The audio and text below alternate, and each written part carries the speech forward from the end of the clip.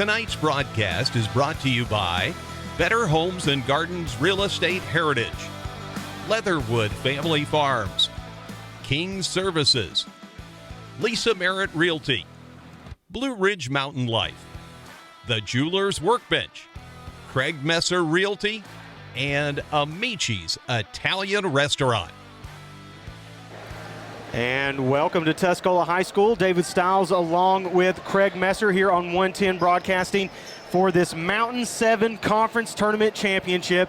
And it is brought to you by Better Homes and Gardens Real Estate Heritage, covering all these counties here in western North Carolina. And we have a slurry of games to bring you tonight here in this Conference Tournament Championship.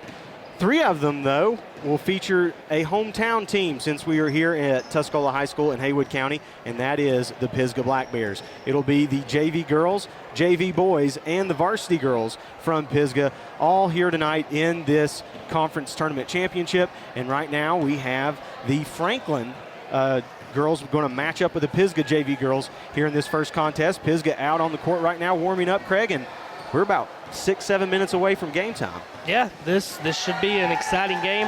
The JV girls for Pisgah come in undefeated, 18-0 on the year, and it looks like the Franklin girls have only lost 2 games this year, and I'm going to go ahead and assume those are both the Pisgah, since Pisgah has played them twice. The last time they played, they played December 16th. Pisgah won 52-45, and the second time they played was at Pisgah, and that was on January 24th. And Pisgah won 49-36.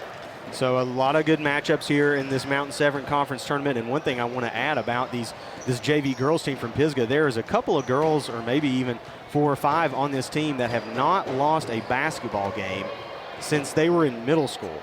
The Canton middle school girls have been very successful. They went undefeated for 2 years in a row. So we have ladies that are on this current roster for the Sugar Bears for this JV team that have not lost in 2 or 3 years, Craig. Yeah, that's a long time to go without losing. So they're not accustomed to it, and I'm going to go out on a limb here and say I don't expect them to lose tonight either. And we are in the pregame show here for this Mountain 7 Conference Tournament Championship, and that is brought to you by Better Homes and Gardens Real Estate Heritage. And you know, they're serving the mountains of western North Carolina. If you're ready to buy or sell, we're ready to start working for you and all your real estate needs. Just contact us at any of our 3 offices located in Maggie Valley, Canton, Bryson City, or visit our website at bhgheritage.com. Expect better. Great sponsors there at Better Homes and Garden Real Estate Heritage for bringing us these games here tonight. And we'll take a quick break and be right back with a few other quick little stats and get you guys geared up and ready to go here in this first game of the night. Again, you're listening to 110 Broadcasting's coverage of the Mountain 7 Conference Tournament, brought to you by Better Homes and Gardens Real Estate Heritage. Looking to buy or sell real estate in western North Carolina? Look no further than Lisa Merritt of Better Homes and Garden Real Estate Heritage. With a background in general contracting, education, and nursing, Lisa has honed her interpersonal skills and attention to detail to put them to work for you in your search for a new home. Reach out to Lisa today. Call or text 229-254-1269. That's Lisa Merritt at 229-254-1269. Are you ready to add that covered carport to the driveway? Maybe a pergola for the backyard. No, I've got it. How about a fence for the dogs? Oh, this is the best one yet. How about a deck and a hot tub pad for those romantic summer evenings? If you are in need of a contractor to make your outdoor enhancement dreams a reality, call or text King Services, 828-442-5043. That's King Services, 828-442-5043. Service fit for a king. At Amici's, you get the authentic taste of Italy right here in North Carolina. Located in Hazelwood Village, Amici's offers true Italian classics and daily specials. Open Tuesday through Saturday 4 to 9 p.m. Enjoy the best Italian food Haywood County has to offer. Call us at 828-246-6475 or visit us at 454 Hazelwood Avenue in Waynesville. Amici's, where friends gather and become family.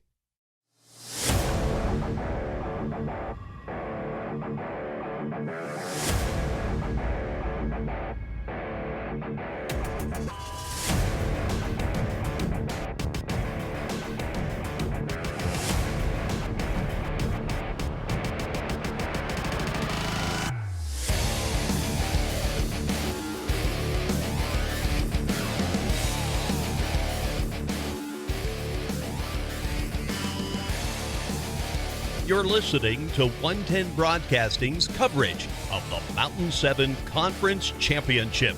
Brought to you by Better Homes and Gardens Real Estate Heritage.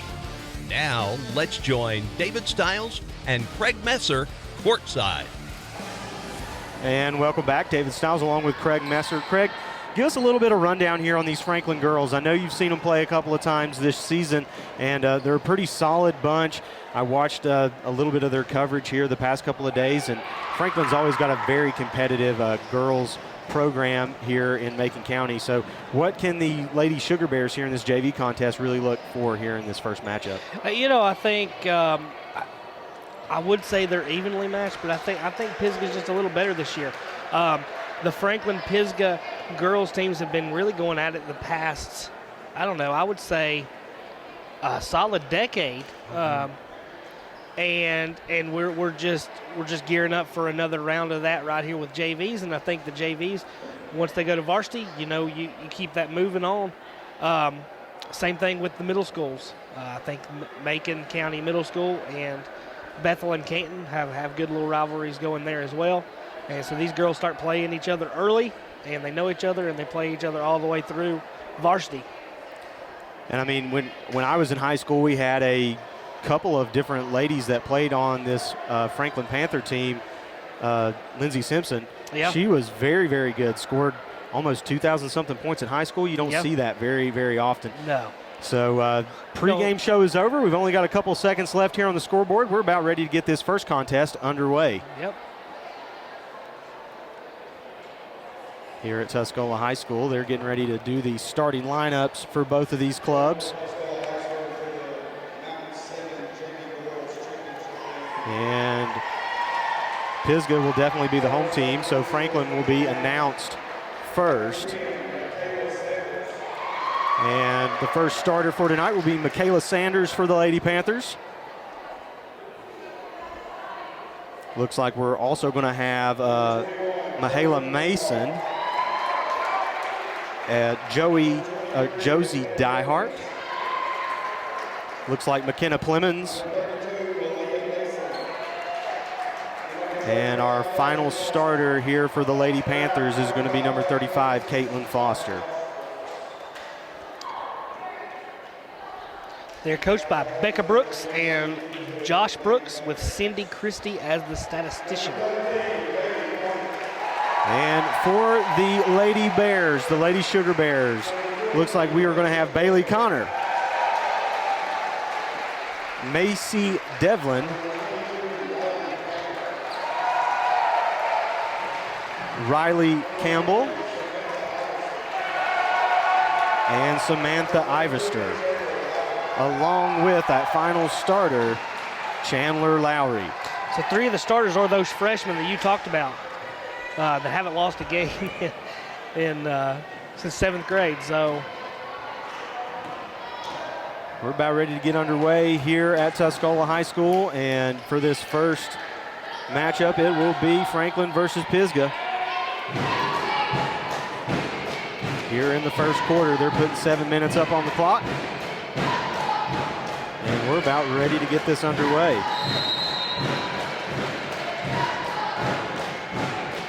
Lowry and Ivester to tip it off, and it'll be Franklin basketball passed over to the right side down on that low block.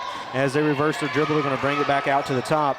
That is Plemons. Her shot up no good, rebounded by Foster. She goes up, and there'll be a travel called, so that'll be a turnover for Franklin. Pisgah now inbounding underneath her own basket.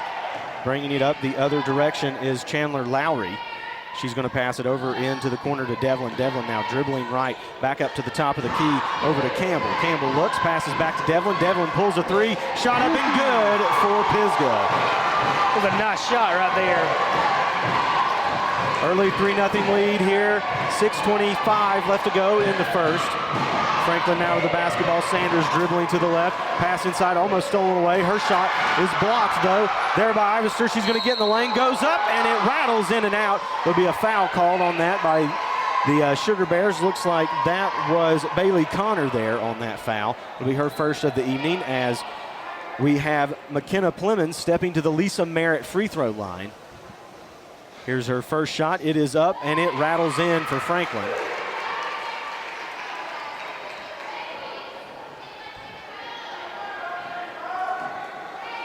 steps to the line, another dribble. Second shot is up and good for the Lady Panthers. Pisgah now with the basketball coming the other direction. Lowry at the controls across half court, dribbling to her right. She picks up her dribble, cross court pass over to Devlin. Devlin now passes over to Connor. Her shot up, no good. Rebound fought for. Connor follows it, gets the ball back over to Devlin. She drives in the middle of the paint. Little jump stop, no good as it's blocked by Franklin. That was Foster, and they're going to say that there was a foul call, a block. Jump ball, thank you. 5:55 left to go here in the first quarter. Pisgah leading 3-2. Inside pass. That was nice. And it's up and good for Pisgah. That was Chandler Lowry there in the middle of the paint. As Pisgah gets 2 more here early in this one. Now they're going to try to trap, and they're going to say that she passed it out of bounds over there on the end line. So that'll be a turnover for the Lady Panthers as Sanders was trying to pass it down that left sideline, and it was no good. Again, Pisgah in the white and red tonight. They're going from right to left. Back at the top of the key now, over to Connor. Connor drives in, shot up, no good. Rebounded by Franklin, looking for the outlet pass. They get it to Sanders. She reverses her dribble now up the middle of the court. She passes it ahead to Plemons. Plemons loses control in the middle of the paint, pulls her shot up, and it's good for Franklin. 5-4 now is the score. Pisgah leading by a point.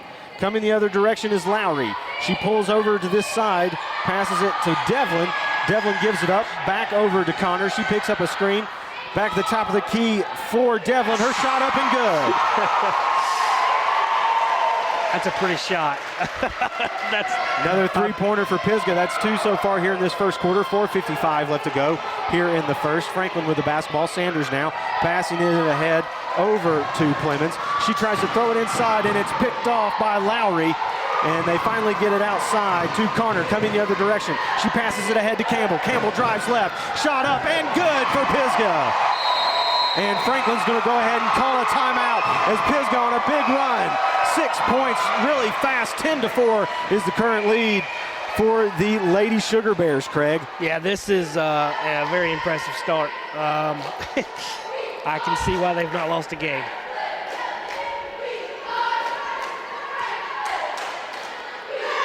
If this continues, I don't know what Franklin's going to do. I mean, Pisgah scoring at will, and then on top of that, they're causing turnovers just about every time down the paint. Very active hands on this defense for the Lady Sugar Bears. And Franklin right now they're in this game still, only 6 points, but they're a little bit shell-shocked. Pisgah came out firing on all cylinders, and for me, it shows why this group of young ladies is undefeated.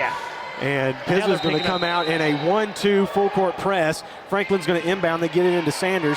She's going to pass it back over to Diehart. She dribbles up the right side, and she's trapped. Tries to reverse dribble. Finally gets across half court. Back over to Sanders, and she's going to have it stripped away, but it's off of the foot of Connor, out of bounds. So it'll stay Lady Panther basketball. Yeah, this defense is pretty stifling. I know when we did the Bethel and Canton game, that defense was impressive. There's another steal, this time picked off by Lowry, going the other direction, up on the right side, and good for the Sugar Bears.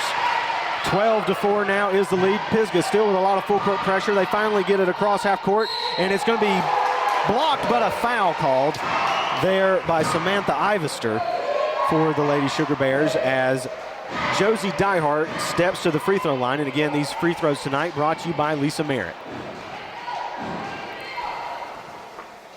First shot for her is up and good. So far, Franklin perfect on the night, shooting free throws.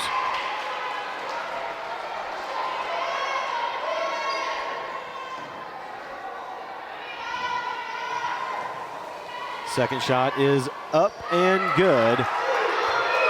Pisgah now inbounds. They get it in to Lowry as she brings it up the court. Passes over to Devlin. Devlin now looks across, passing inside to Campbell. Campbell drives, middle of the paint, pulls up, and it's going to be a foul called. 4 minutes left to go here in the first quarter. As I think they called that one on Mahala Mason. As Campbell steps to the free throw line. Her first shot up, and it rattles in. Good shooter's touch for her.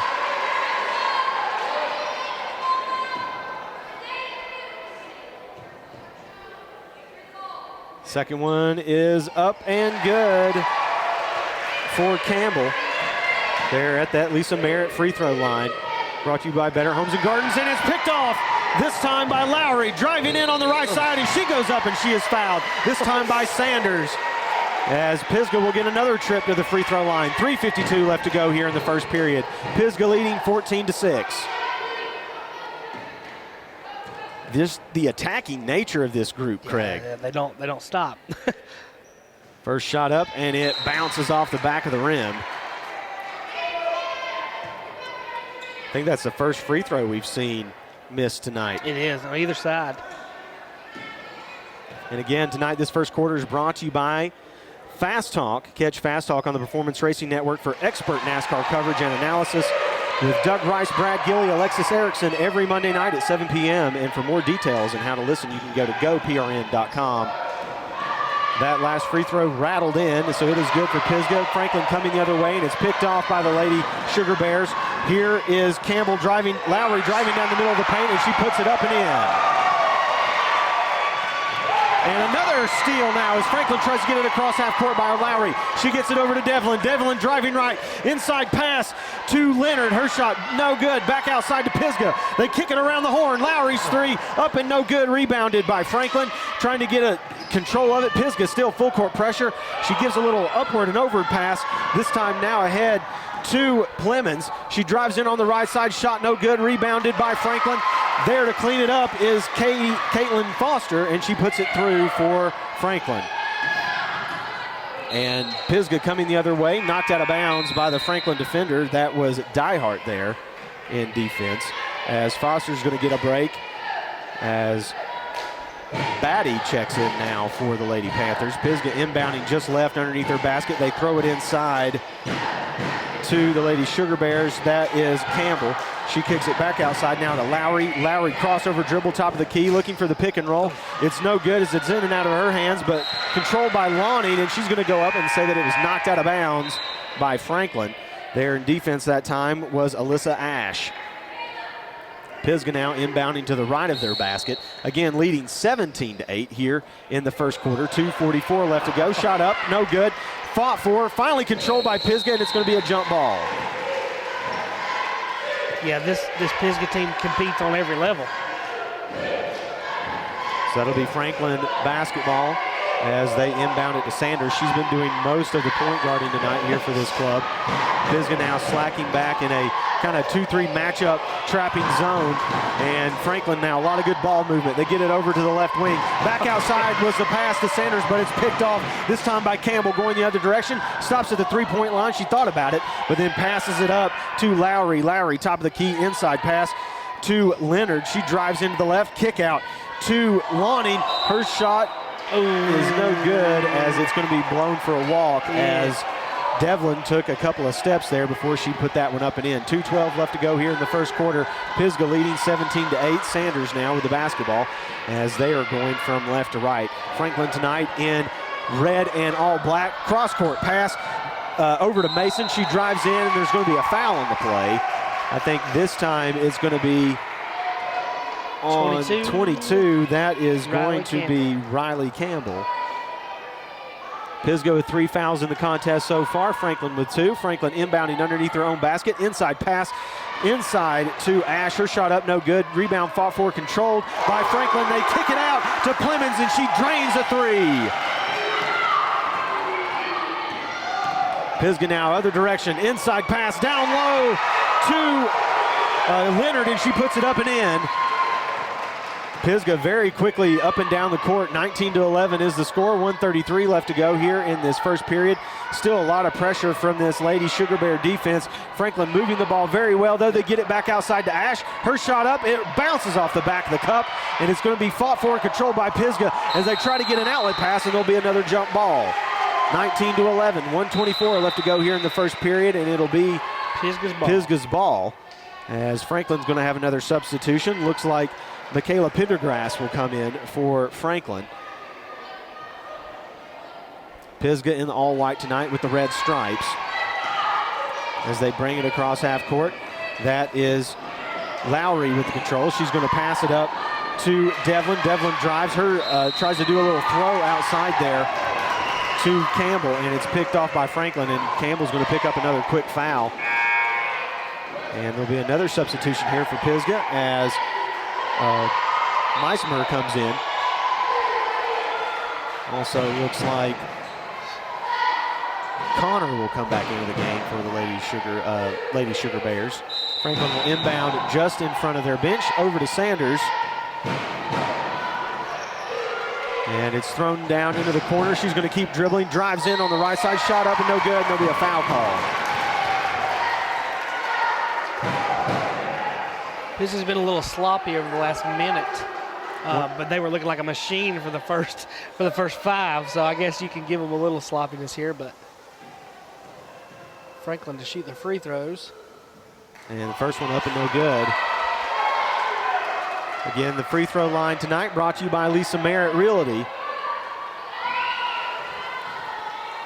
As Diehart hits her second one, brings the contest to a 7-point game. Pisgah leading 19-12. Inside pass down low to Leonard. Her shot up and good for the Lady Bears. 21-11, 10-point lead. 55 seconds left to go. Franklin now across the middle of the court. Sanders, wild pass picked off by Leonard. They're going to give it up to Lowry. She's streaking down the court into the middle. A little kick out pass now to Campbell. She picks up her dribble, and there will be a tie-up, so that'll be a jump ball possession arrow favoring Franklin. Been a lot of jump balls in this game. 40 seconds left to go here in the first period. 21-12 is your score. Sanders now with the basketball. They're going to try to kick it inside. They get it to Batty. Her shot up, and they'll draw a foul.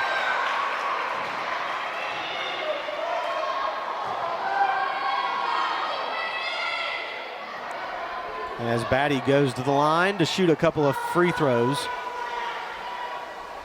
First one is up, and it rattles in and out.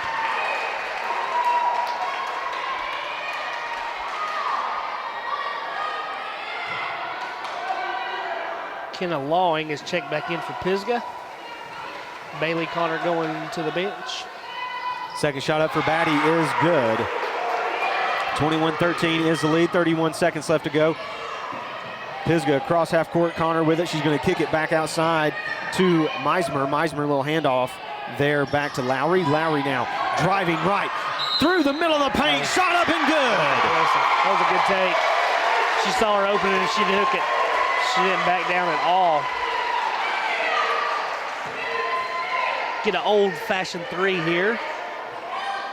As they call that one on Diehart, her second. 18 seconds left to go here in the first. Pisgah leading by 10, 23-13. Shot up, and it rattles in and out. But there to control the rebound is Lawning, and she pulls it in. It'll be an over-the-back call. As Pisgah now will inbound underneath their own basket just to the right of the cup.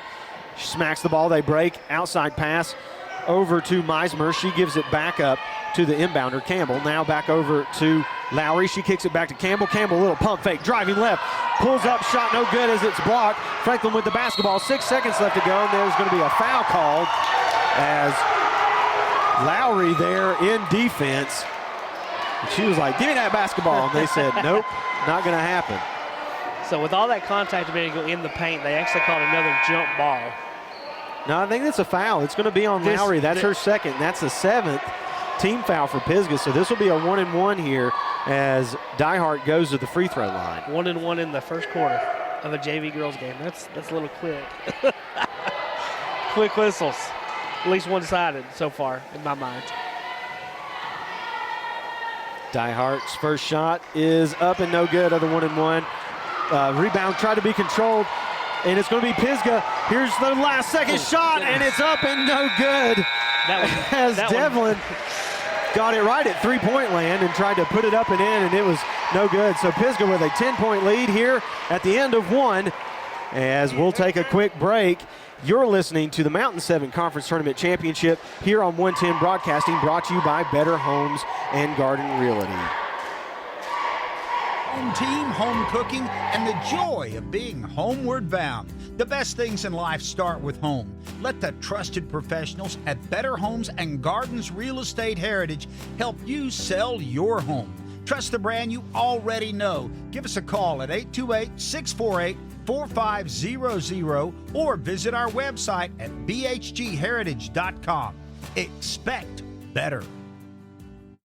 The foundation of any family starts at the dinner table, and our local Haywood County farmers at Leatherwood Family Farms can help. From fresh produce to excellent cuts of beef and pork, Leatherwood Family Farms has it all. Stop by their seasonal location this winter on the first Saturday of every month, and opening this spring Monday through Saturday, 9:30 a.m. to 6 p.m. through late October. Leatherwood Family Farms, 1241 Pisgah Drive, Canton. Your local produce from your local farmers.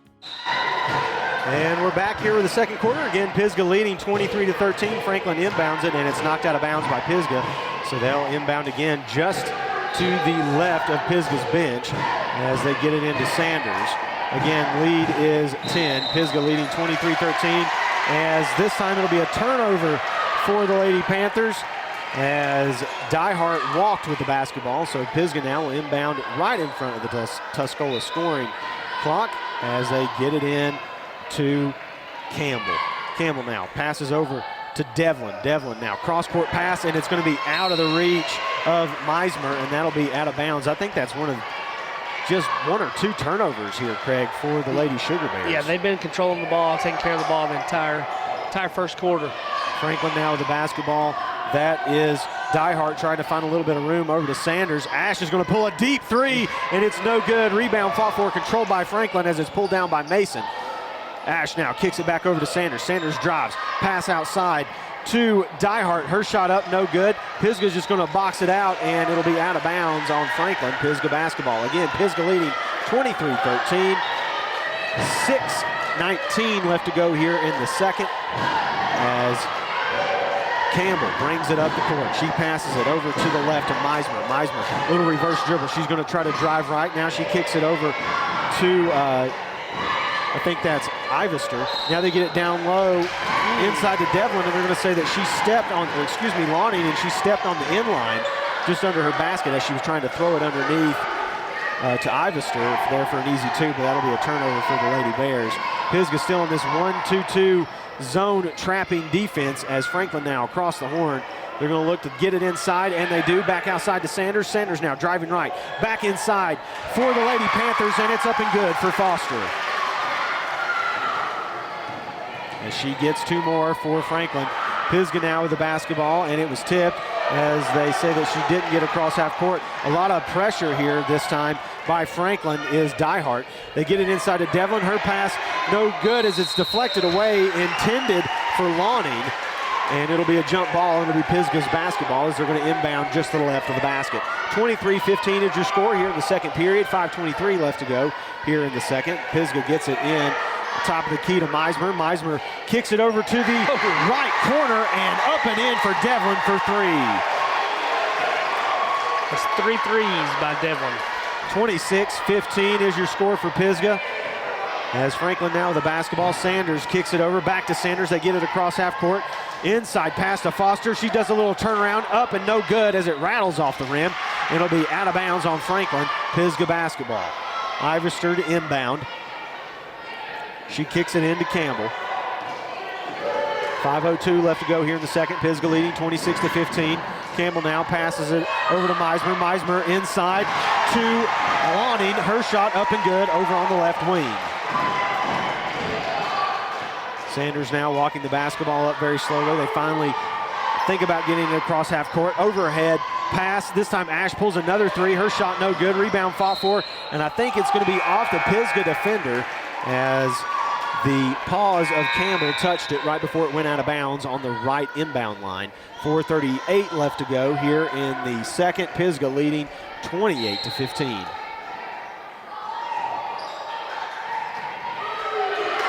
Inside pass now over to Diehart. She's going to dribble over to the side. She's going to hand off to Pendergrass. Pendergrass now to Saunders. Saunders hands back off to Diehart. They're going to say that she stepped on the out of bounds line. And that'll be a turnover for the Lady Panthers.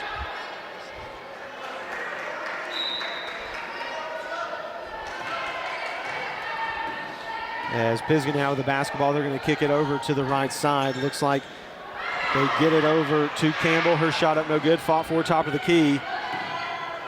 Devlin now passing over to Campbell, and it's going to be tied up. That'll be a jump ball.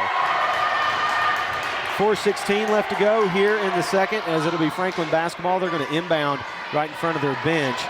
Again, Pisgah leading 28-15. Pass inside to Saunders. She gets it inside over to that left wing. Pass picked off, going the other direction for Pisgah. It's going to be knocked out of her hands as Lonning streaking down the court. Franklin there in defense. Looks like Ash is going to drive in on the right side. Her shot up no good, off the side of the backboard. Kicked ahead to the streaking Sugar Bear of Devlin. Now they're going to pass it over to that left wing. Cross-court pass to Campbell. She thought about a three. Franklin there trying to trap. Top of the key for Lowry. Lowry back over to Devlin. Devlin pulls a three. Shot up and good. 4 threes from Devlin now. 31-15 is the score, and Franklin's going to have to take another timeout. Yeah. 3:34 left to go in the second. Pisgah leading 31-15. And Craig, this team is just relentless. Yeah, they don't stop. They started out on fire, and they're still on fire. They had their one little moment of turnovers right in the second quarter, but after that, you know, they've turned it back on. 31-15, 3.5 to go. 7 fouls for Pisgah, 4 for Franklin. But I'm not sure that's going to come into play here. We're about to inbound the ball. All right, Franklin has inbounded the ball. After that timeout now, over in the corner, looks like Pendergrass, and not going to be controlled. She tried to throw it back up the top of the key. I don't think that's what they drew up in on the sideline, is it?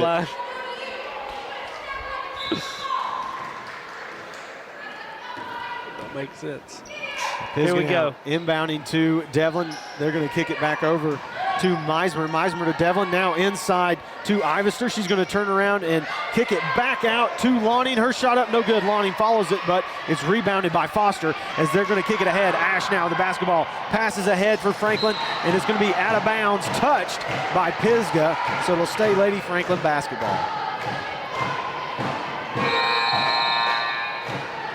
2 substitutions here for Franklin, bringing in number 32 and 24.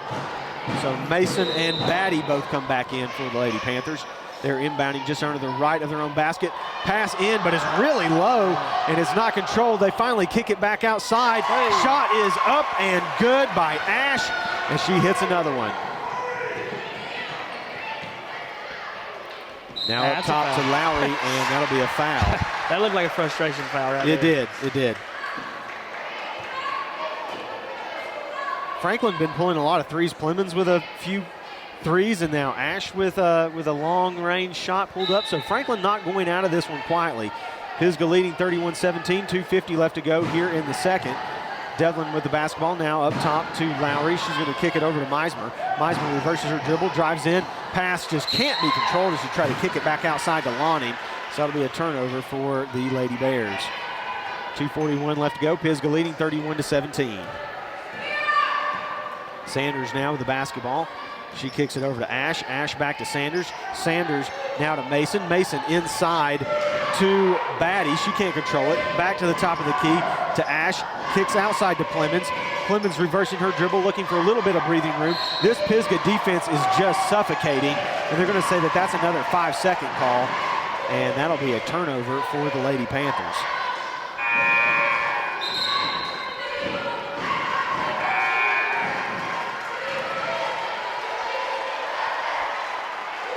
A few other little substitutions as Foster comes out of the game.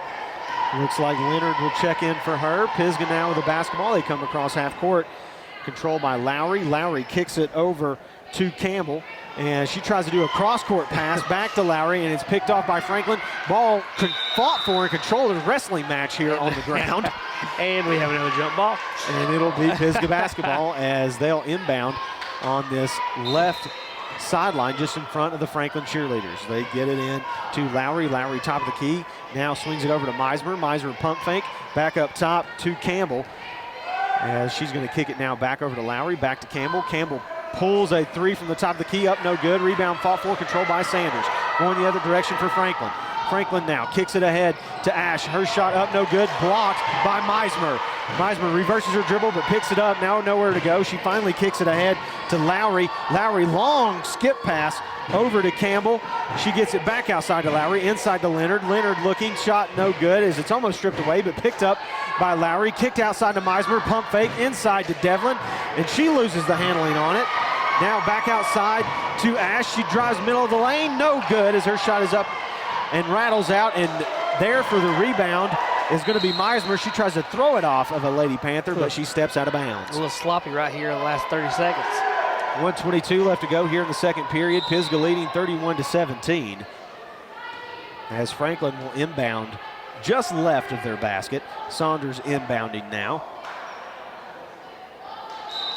A little delay there by the ref. Over to Ash. Her long shot up and good. Two more for Franklin. 19-31 is the score. Kicked over to Meismer. Meismer, a little reverse dribble. Now back up top to Campbell. Campbell reverses, throws it over to Lowry. Her shot up no good, rebounded by Franklin. That's Plemons with the rebound. Now back outside to Sanders. Sanders looking over to the right side. 57 seconds left to go. Ash driving, shot up, no good, as it's blocked, and they'll say that that was a foul. They must have got it right there on her left wrist. Here's who? 33. Ash is going on Meismer. Meismer with her first foul of the contest as Ash steps to the Lisa Merritt free throw line. Her shot up and good.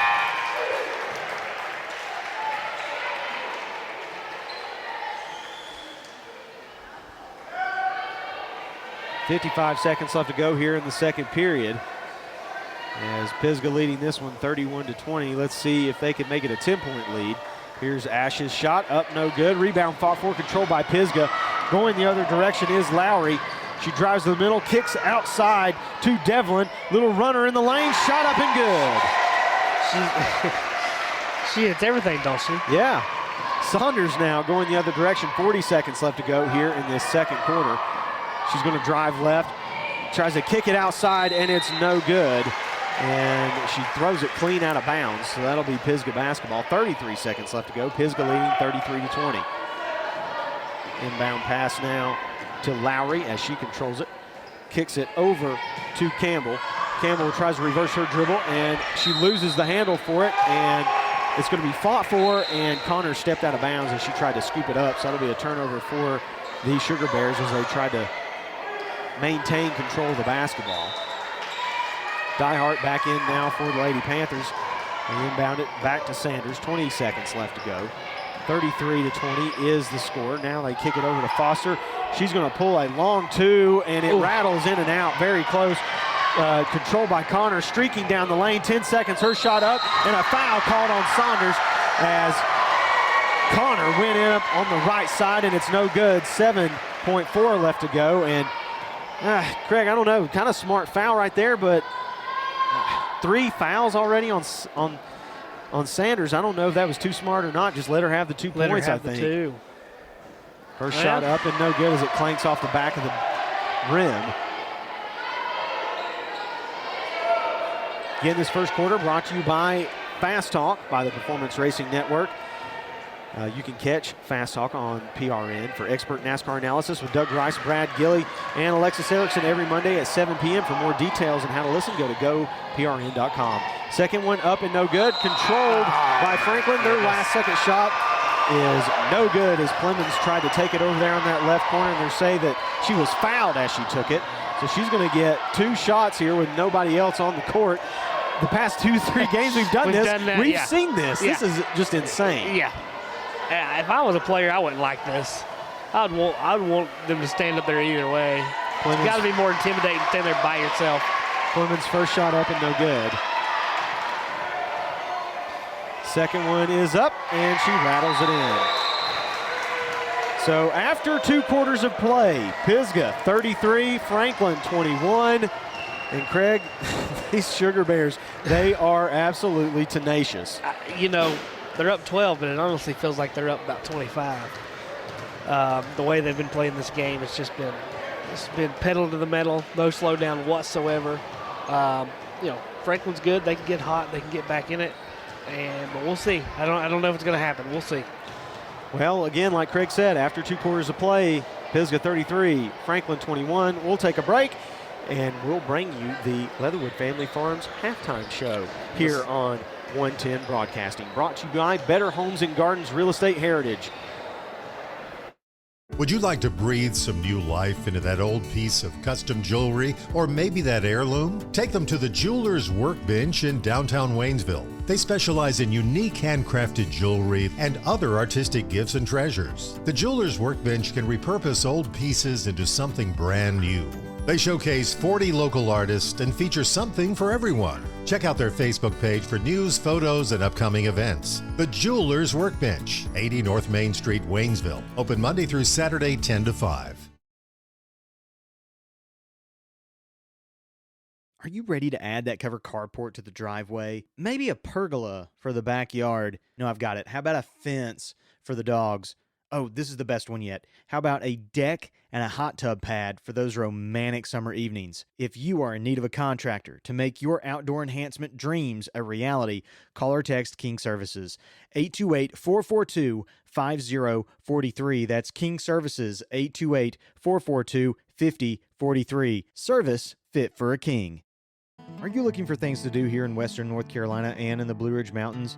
Then you need to visit BlueRidgeMountainLife.com with tons of guides on towns, attractions, places to eat, places to stay, hiking trails, waterfalls, family activities, and much more.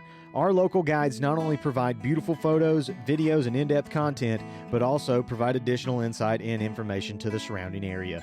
Again, that's BlueRidgeMountainLife.com. Find us on Facebook and YouTube, Blue Ridge Mountain Life. Find your next adventure.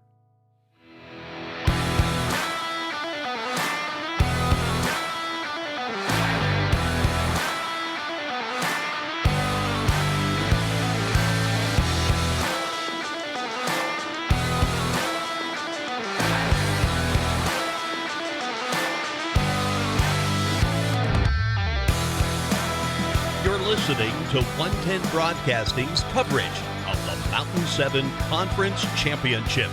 Brought to you by Better Homes and Gardens Real Estate Heritage. Now, let's join David Stiles and Craig Messer courtside.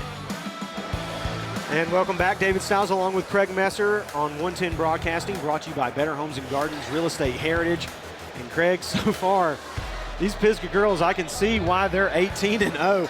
Defense is almost stifling, can't breathe, can't do anything. No. As they play a very 1-2-2 pressing, trapping kind of defense, and it has not allowed Franklin any breathing room at all. And frankly, Franklin has had a hard time bringing the ball up the court. I mean, Sanders is really their only ball handler, and she has 3 fouls so far here in this contest. That's going to play into the second half, I think. Pretty good extent when your best ball handler is in foul trouble. There's only so many options. But let's run through some stats real quick. So starting with Franklin, the leading scorer was McKenna Plemons with 8 points. Next up for them was Caitlin Foster with 4 points. Alyssa Ash added 3 points. Malaya Mason added 2. And Josie DeHart had 2 as well. For the Sugar Bears, we've got leading scorer Macy Devlin with 14 points. 4 threes, and then a 2 to just sprinkle in there a little diversity. A little diversity is right. 14 points, and I mean, she was spraying it all over the court. I mean, she's she on miss? Fire. No, I don't know if she missed. I think she may have missed 1. She may have missed 1, but it's a pure shot to see from is she a freshman? Devlin is a freshman. Yeah. She's going to have from what I've seen tonight, she's going to have an impressive career at Pisgah. Chandler Lowry come in with 8 points. Kylie Leonard with 4. Riley Campbell with 5. So even scoring, I guess you could say, across the board for both teams. Getting a lot of people in on the action. And Kenna Lawing with 2 points. I actually feel like I may have missed one with her, but I'm not sure. She's got at least 2. Yeah. So, but yeah, I mean, a lot of scoring. All these girls can score from what we're seeing. Yeah, I mean, it's so far Pisgah has just been as good as advertised. And, I mean, they are just laying it to Franklin so far in this one. Again, they are leading 33-21 as we are here at Tuscola High School for coverage of the Mountain 7 Conference Tournament. And this next matchup we will feature Franklin and Pisgah again, but it'll be the JV boys matchup. And in that contest, I mean, Pisgah coming in as the 3 seed, Franklin the 1 seed. So I think another good, solid matchup here for the Mountain 7 Conference Tournament Championship. Again, David Stiles along with Craig Messer. This is the Leatherwood Farms halftime show. Thank you for tuning us in tonight. Leatherwood Family Farms, local farmers, local produce. You can stop by their seasonal location there on, 1241 Pisgah Drive, Canton. And you can get the best local produce, beef and pork. Again, Stephen Leatherwood, Katie Leatherwood, Lisa and John, and yeah, you might even see little John Lee in there every once in a while. I know right now they're doing, the first Saturday of every month is kind of a meat day where they'll sell, fresh cuts of meat and beef and pork. So we've got about 4 minutes left to go here before the JV girls come back. We'll take another little quick break. You're listening to 110 Broadcasting's coverage of the Mountain 7 Conference Tournament Championship.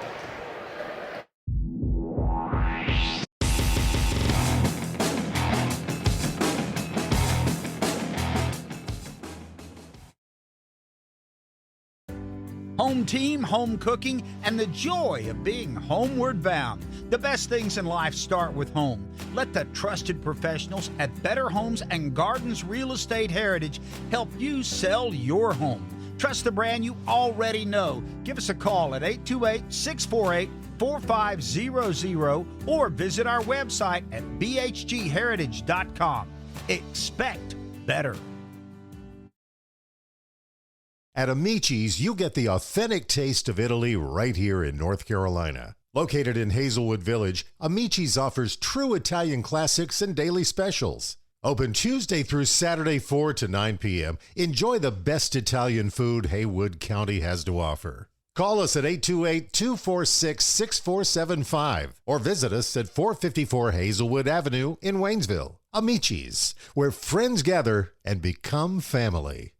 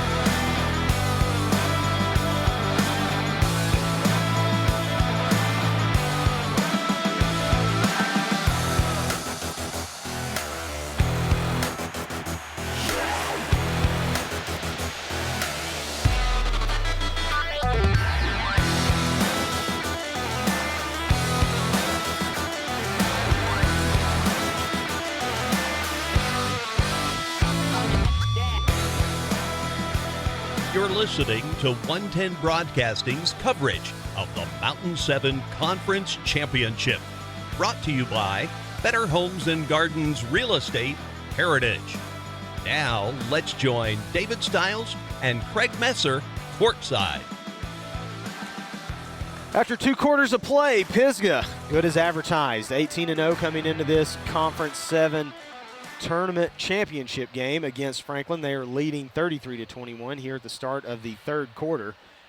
And it's been all Pisgah so far here in this one, as Franklin will start with the basketball here at the start of this contest for the second half.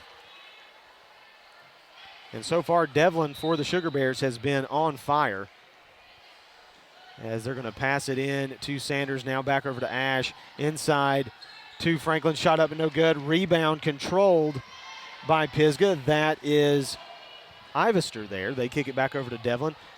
Kicks to the top of the key to Lowry. Her shot up and good as it rattles through for Pisgah as they continue the assault. 36-21, 6:35 left to go here in the third period. Franklin now with the basketball, and it's going to be stolen away this time by Lowry. Lowry going the other direction, tries to throw it inside to Devlin, and it's swatted out of bounds by the Lady Panthers. 6:26 left to go here in the third quarter. Pisgah leading 35-21. Inbound pass to Lowry, little pump fake. She's going to kick it outside to Connor.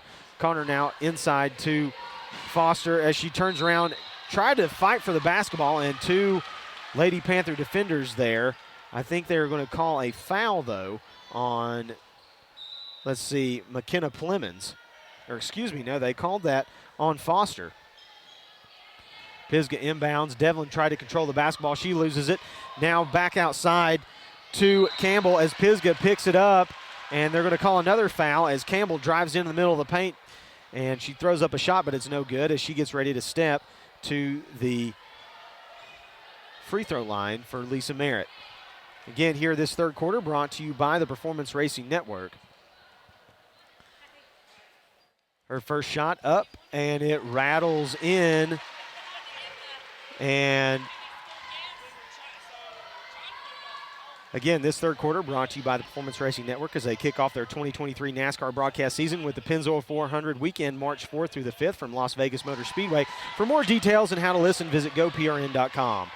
Second shot for Pisgah up and good there as it's stolen away again as Franklin tries to inbound it. Shot up and no good. Sanders there to rebound. She finally kicks it back inside to Plemons. Plemons pulls back. They try to get it to Saunders. Pisgah full court pressure. And they're going to say a foul as Devlin reached in. And that'll be, I think, her second.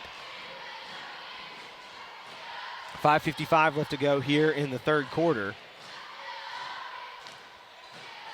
38-21 is the lead for Pisgah. Saunders now with the basketball. She's dribbling up the middle of the court.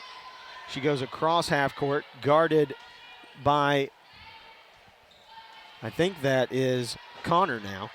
Cross court pass over to Foster. She gives it up to Diehart. Diehart drives in on the left side, shut up, no good, as there will be a foul called.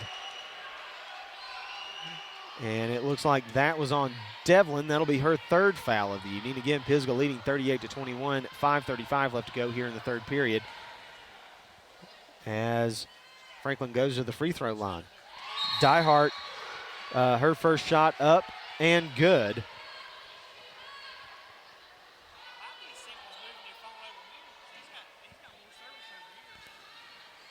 As second shot up for Diehart is up and good for the Lady Panthers. 38-23 is the score. Kicked inside to Ivester. She turns around, shot no good. Rebound fought for, controlled by Franklin, and Pisgah there to wrap it up. Devlin there to put both of her hands on it. Or excuse me, that's not Devlin. She checked out. That's Connor.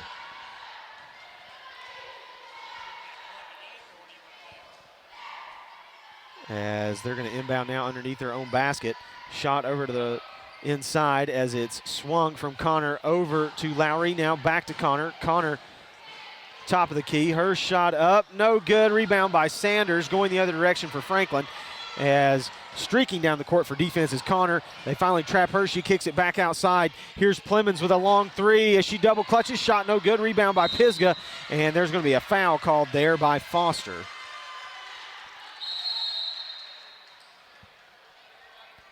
It'll be Pisgah basketball just underneath the Franklin basket, just on the right side. Again, Pisgah now going from left to right as they kick it inside to Lowry. She's been doing most of the ball handling tonight for this club. She dribbles over to the right side, top of the key, little crossover, cross-court pass over to Meismer.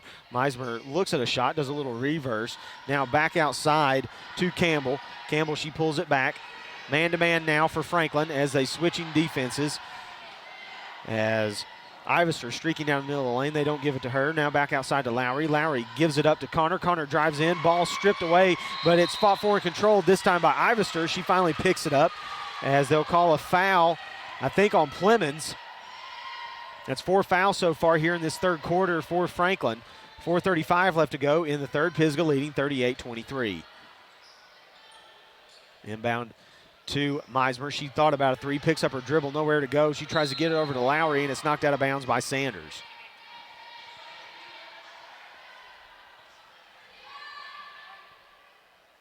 Pisgah now inbounding just underneath their own basket. Back up top to Lowry. Lowry driving left, looking for somewhere to go. Back outside to Campbell. Campbell now reverses her dribble, drives in, shot stolen away there. Good defense by Franklin. Franklin going the other direction. She kicks it ahead to Diehart. Diehart now over to Mason. Her shot up, no good. Rebound fought for, controlled by Pisgah as they get it out to Ivester. Ivester now kicks it ahead to Lowry. Lowry across half court. Kicks it forward to Campbell. Campbell drives in on the right side, up and good. Pisgah 40, Franklin 23. 3:55 left to go here in the third quarter. As Franklin trying to get it across half court. Diehart now dribbling all the way over, and it's off of her foot, and then she just gets run over, and that'll be a foul called on her as Lowry was trying to scoop the basketball up and, start going the other direction.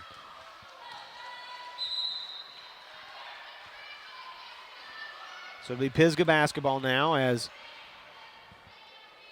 Diehart was just a freight train out of control there and driving in on the baseline, just ran over the Pisgah defender. Now back outside to Campbell. She drives in, gets it stripped away again by Diehart. She's going the other direction, and it's going to be off of the Pisgah defender. I think that's Meismer, as it was off of her foot.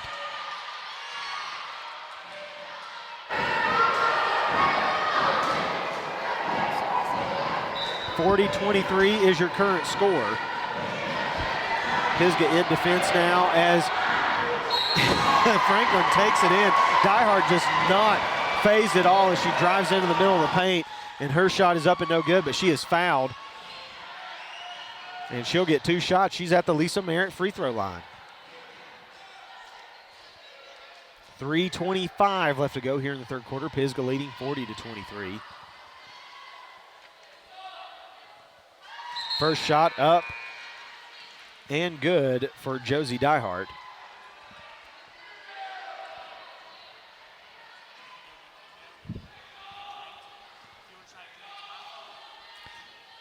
Second one up and no good.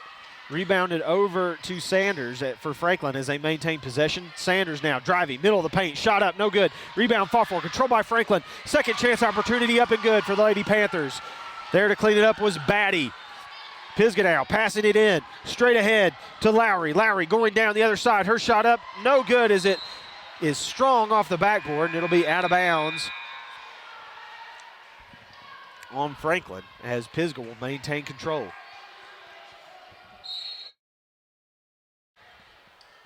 Pisgah now inbounding. Lowry, top of the key, looking for somewhere to go.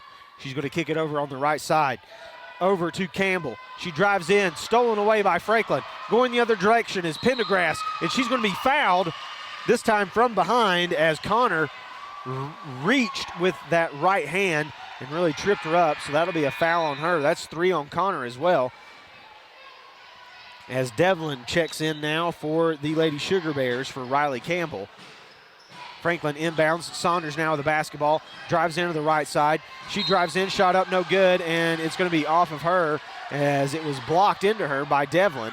So it'll be Pisgah basketball. Franklin now with full court pressure. Connor looking for somewhere to go. She gets it to Devlin. Devlin now back over to Connor. Connor dribbling up the left side. She kicks it over to Meismer. Meismer pulls a 3, rattles off the back of the rim. Fought for, controlled by Pisgah, and they're going to say that was tied up as Carter was down low trying to fight for the rebound.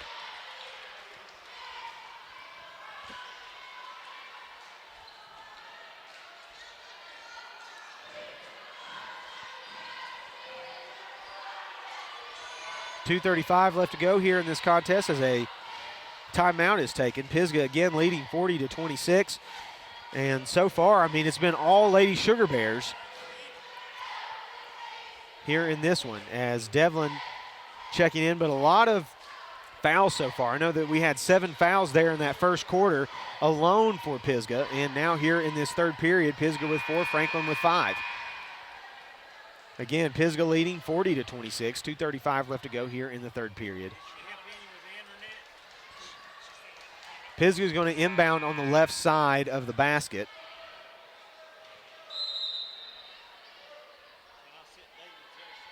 Here's the inside pass from Lowry inside to Leonard. She's going to fight for the ball, and it's going to be a tie-up.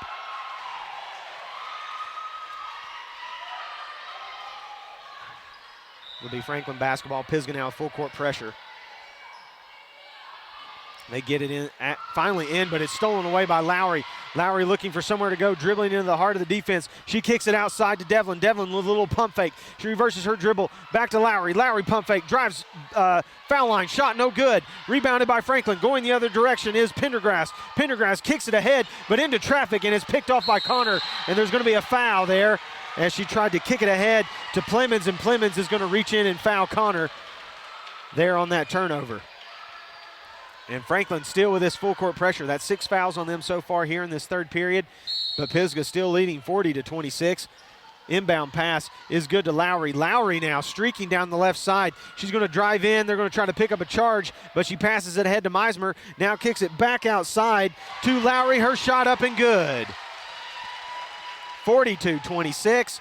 As Pisgah still on a route, picked off by Lowry again. Inside pass to Connor. She turns around, nowhere to go, over to Meismer. Meismer now kicks it back outside to Devlin. Devlin for 3, rattles out, controlled by Connor. She goes up in another foul. 1:44 left to go here in the third. Pisgah leading 42-26 as Connor will go to the free throw line again here in this contest.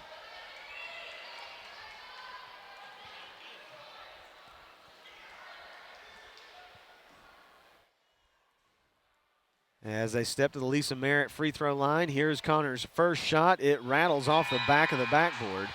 It's no good.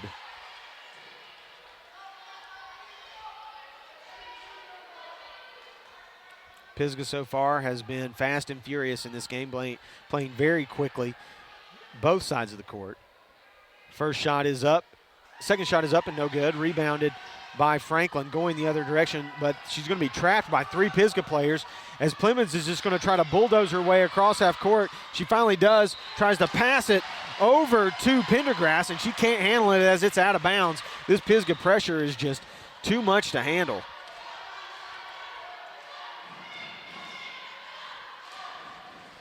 Pisgah now with the basketball. Lowry kicks it outside to Leonard. Her shot up, no good. They're trying to fight for control of the basketball is Devlin, and it'll be out of bounds on her as Plemons was there trying to box her out for the basketball. So Pisgah now in a 1-2-1-1 full court pressure. 1:25 left to go here in the third period. They break, they throw it into Sanders. She's going to be immediately trapped. Long pass ahead to Batty. She's going to drive in on the right side, and Lowry there with some good defense as she knocks it off of her shin as she tried to go up for a layup there on the right side. Franklin to inbound. They get it inside to Batty. She tries to go up, and they'll say that it's a shooting foul, this time on Leonard, and she's going to go to the free throw line. Again, this third quarter brought to you by the Performance Racing Network as they kick off their 2023 NASCAR broadcast season with the Pennzoil 400 weekend, March 4th through the 5th from Las Vegas Motor Speedway. For more details on how to listen, visit goprn.com. Batty's first free throw up and good from the Lisa Merritt free throw line.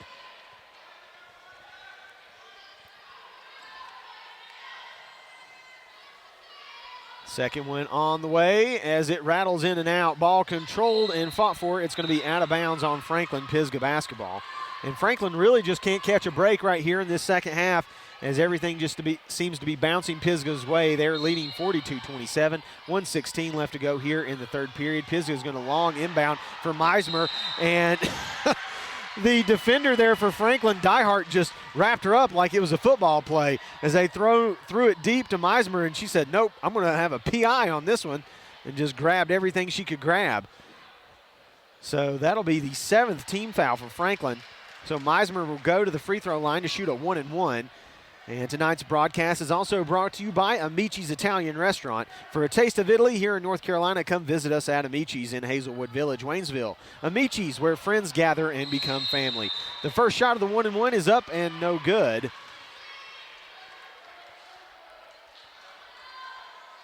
So it's I think there was a lane violation, so they're going to shoot another 1-and-1. Meismer's shot is up and it goes. So she's going to get a second free throw now after that lane violation. Pisgah leading 43-27.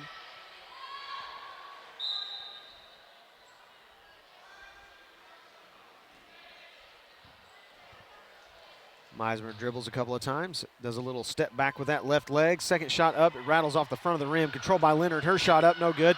As Leonard still trying to fight for control of it, and they're going to say that there was an out of bounds on Pisgah, so that'll be Franklin basketball. Pisgah still in this 1-2-1-1 full court press, leading 43-27. Franklin finally gets it in, and they're just going to steamroll right ahead with Saunders. She tries to push it ahead, and it's going to be fought for and controlled as the Pisgah player dives out of bounds. Looks like that was lawning, as Franklin just still can't control the basketball, and it's going to be fought for and finally tipped out of bounds by Devlin for the Lady Sugar Bears, so it'll stay Franklin basketball. Again, Pisgah leading 43-27, 56 seconds left to go here in this third period.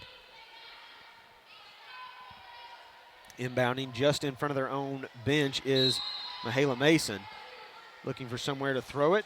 She's going to throw it deep, and it's almost picked off, but controlled by Ash. Her shot up, no good. Rebound fought for, controlled by Franklin. Outside to Saunders, inside to, I think that is Diehart. She kicks it back outside to Saunders. Saunders drives, blocked by Connor. Rebound fought for, controlled by Leonard, and it'll be a jump ball, and that'll be Pisgah basketball. Franklin now full court pressure as well. They inbound to Lowry. Lowry takes a little dribble. Now she kicks it over to Meismer. Meismer looking into the middle, over to Leonard. Leonard drives to the right. She picks up her dribble, and it's stolen away this time by Ash. But now stolen back away by Meismer as she reverses her dribble, and looks like it's going to be knocked out of her hands by the defender for Franklin. That is Diehart there in the defense, so it'll be Pisgah basketball. They'll inbound on the right side. Meismer looking for somewhere to go. She gets it into Devlin. Devlin drives to the right, and it's going to be stripped away this time by Ash as she trying to look for somewhere for the basketball to go. They finally get it across half court. Now here's Diehart. She's going to pass it over to Saunders. Saunders inside. Good seal there for Franklin, but no good. Leonard fights for control of the basketball after the Mason miss. As 9 seconds left to go here in the third, and it'll be Pisgah basketball. Or excuse me, Franklin basketball. A little confusion there as it was a jump ball. Saunders inbounds, kicks it right into the free throw line. Shot up, no good for Franklin there by Mason. Ball fought for and controlled, and things getting a little bit chippy now as Diehart gets up after a little bit of a scrap with Lowry, and she's just not happy at all. Inbound pass to Lowry, kicked off of her foot. Franklin basketball. Diehart there in the defense. Franklin in this full court press. 1.9 left to go here in the third. Again, Pisgah leading 43-27. Inbound pass for Franklin, no good. Lowry just picks up the basketball, and that'll be it for the third quarter. Pisgah leading 43-27 here in this contest in the first game of the Mountain 7 Conference Championship, brought to you by Better Homes and Garden. You're listening to 110 Broadcasting with David Stiles and Craig Messer. We'll be back after this quick break. The foundation of any family starts at the dinner table, and our local Haywood County farmers at Leatherwood Family Farms can help. From fresh produce to excellent cuts of beef and pork, Leatherwood Family Farms has it all. Stop by their seasonal location this winter on the first Saturday of every month, and opening this spring Monday through Saturday, 9:30 a.m. to 6 p.m. through late October. Leatherwood Family Farms, 1241 Pisgah Drive, Canton. Your local produce from your local farmers. Home team, home cooking, and the joy of being homeward bound. The best things in life start with home. Let the trusted professionals at Better Homes and Gardens Real Estate Heritage help you sell your home. Trust the brand you already know. Give us a call at 828-648-4600 888-4500 or visit our website at bhgheritage.com. Expect better.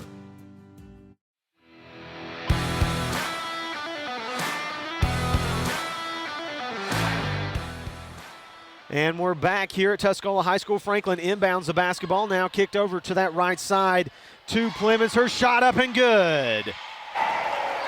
Pisgah now inbounds to Lowry. Lowry kicks it over to Devlin. Devlin looking in the middle of the court, over to Lowry. Lowry across half court, over to Ivester. Ivester looking inside. Cross-court pass, can't be controlled by Pisgah. Intended for Campbell, and it's in and out of her hands. That'll be a turnover for the Lady Sugar Bears. And head coach Taylor Clark not happy with that one. She's going to take a full timeout. 6:39 left to go here in the fourth quarter. Pisgah leading 43-30. This has been such a clean game. There was a few moments in the end of the second, or really the beginning of the second quarter, and now this here the beginning of the fourth, and she's not going to have none of it. So, yeah, and I mean I can completely understand. By all sense of the means, this game feels like it should be very lopsided. Yeah. Like Pisgah has been playing at such a high level, but Franklin has just kind of been hanging in there. They're only down by 13 here with 3:39 left to go in the fourth quarter. Again, Pisgah in the bonus right now. Franklin with 8 fouls, Pisgah with 5 fouls, and a couple of Sugar Bears in foul trouble. I know Devlin has 3, and a couple of others have a number of fouls as well.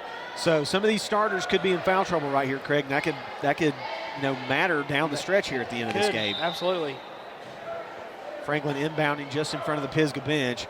They get it into Sanders. She's been doing most of the ball handling tonight for the Panthers, but she's really all they've got bringing it up the field. Here's a shot by Clemens. Her shot up, no good. Rebound fought for, control by Pisgah. That's Lowry going the other direction on the right side. She's going to drive down to the right. She's going to look inside. Now kick back up top to Campbell. Campbell now kicks over to Devlin. Devlin to Ivester. They're just going to hold the basketball. Yeah, there's no reason to even try to pressure it right here, as this is what Clark wants. She's like, yeah, everyone bring it back outside unless we get an easy layup. Campbell inside. Pass down inside low to Lawning, and she's fouled. And she'll go to the Lisa Merritt free throw line. Yeah, I think their goal there was just, let's take some time off this clock. Might as well, up 13.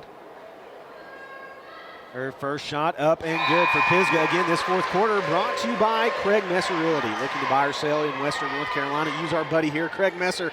Born and raised, he knows these mountains, and he's ready to help you on your real estate journey. Reach out to him by calling or texting 828-400-2343. That's Craig Messer of Better Homes and Gardens Real Estate Heritage. Second shot up for Lawning is good, as she increases the Pisgah lead 45-30. 15-point lead, 6:06 left to go here in the fourth. Pisgah now still in this full court pressure in the 1-2-1-1. And Craig, this has been working for them all night. They finally get it inbounded, as they're just going to try to punch it ahead, and Franklin does. They get it inside. Ivester there in defense, and she blocks the first one. They're going to say that's a jump ball, and it'll be Pisgah basketball. And Ivester, she's a very tall young lady, and she went straight up and blocked that one cleanly. They get it inside to Lowry, now back over to Connor. Connor dribbling, splits a couple of defenders. Nifty ball handling, but stolen away by Franklin. Kicked ahead to Plemons. Plemons with a little pump fake and a jump stop. Shot up, no good, and it'll be out of bounds on Franklin as it rolled off the rim just outside the double E's and Mountaineers here at Tuscola. Pisgah now inbounds. They're going to get it over to Lowry. Back up top to Devlin. Devlin drives, kicks it outside to Connor. Connor back to Devlin, and they're just going to be content to hold it again here for this possession. No reason to really push the envelope.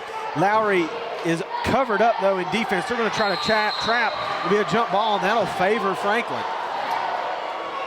It should. That Pisgah got the last one. Yeah, it should. I mean, the possession arrow was pretty clear. There it goes. Yeah, they just taking them a second to get over there. Pisgah still in this 1-2-2. They inbound, picked off, shot up, no good as it clanks off from Devlin. Lowry with the rebound, back to Devlin. Devlin on the right blocker, shot up again, no good. Rebound fought for, controlled by Lowry, as she just said, give me that rock. Drives down to the middle of the lane, fouled as she's just run over. Right in the middle of the paint by Diehart. Fouled is saying it lightly. That's an understatement. Yeah. Double bonus now for Pisgah. They'll get 2 free throws anytime there's a foul now the rest of the way. And that's 5 on that young lady, Diehart, so she'll have to come out as the substitution is made.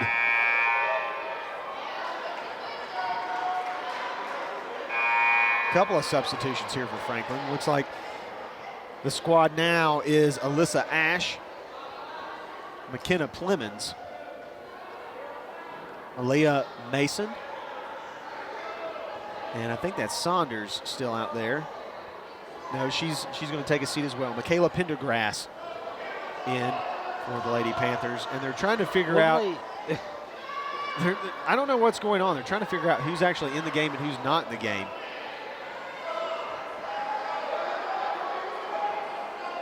And Saunders is checking in. That's what I thought.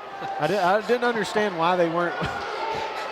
Caitlin Foster was just kind of standing in bounds, and Saunders was like, I'm trying to check in here. Shot up and good for Lowry. She extends the Pisgah lead, 46-30, 5:03 left to go here in the fourth period. Her second shot is up, and it's off the front of the rim. Rebounded by Devlin inside to Ivester. She turns around and puts it in.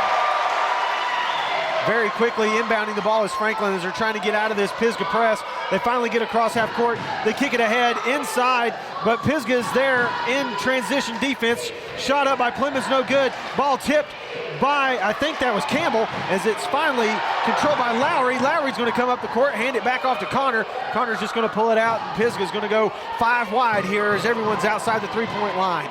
Lowry with the basketball, kicks it over to Devlin.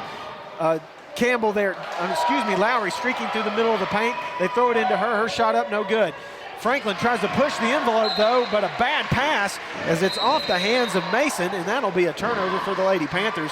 And nothing is just really going their way tonight, Craig. And I don't really understand. Pisgah has been content with running the clock this entire quarter. And Franklin's just letting them. They are bringing up the pressure a little bit more here, but, I mean, if your girls aren't listening to you from the sideline, call a timeout and tell them what to do. Basketball now top of the key for Campbell. Devlin now with it as finally full court man-to-man is going to be called. They're going to kick it back outside to Connor. Connor drives. She goes up, and they're going to say that she was fouled before she puts it in. So she won't get a chance for a three-point play, but she will go to the free throw line because it is the double bonus.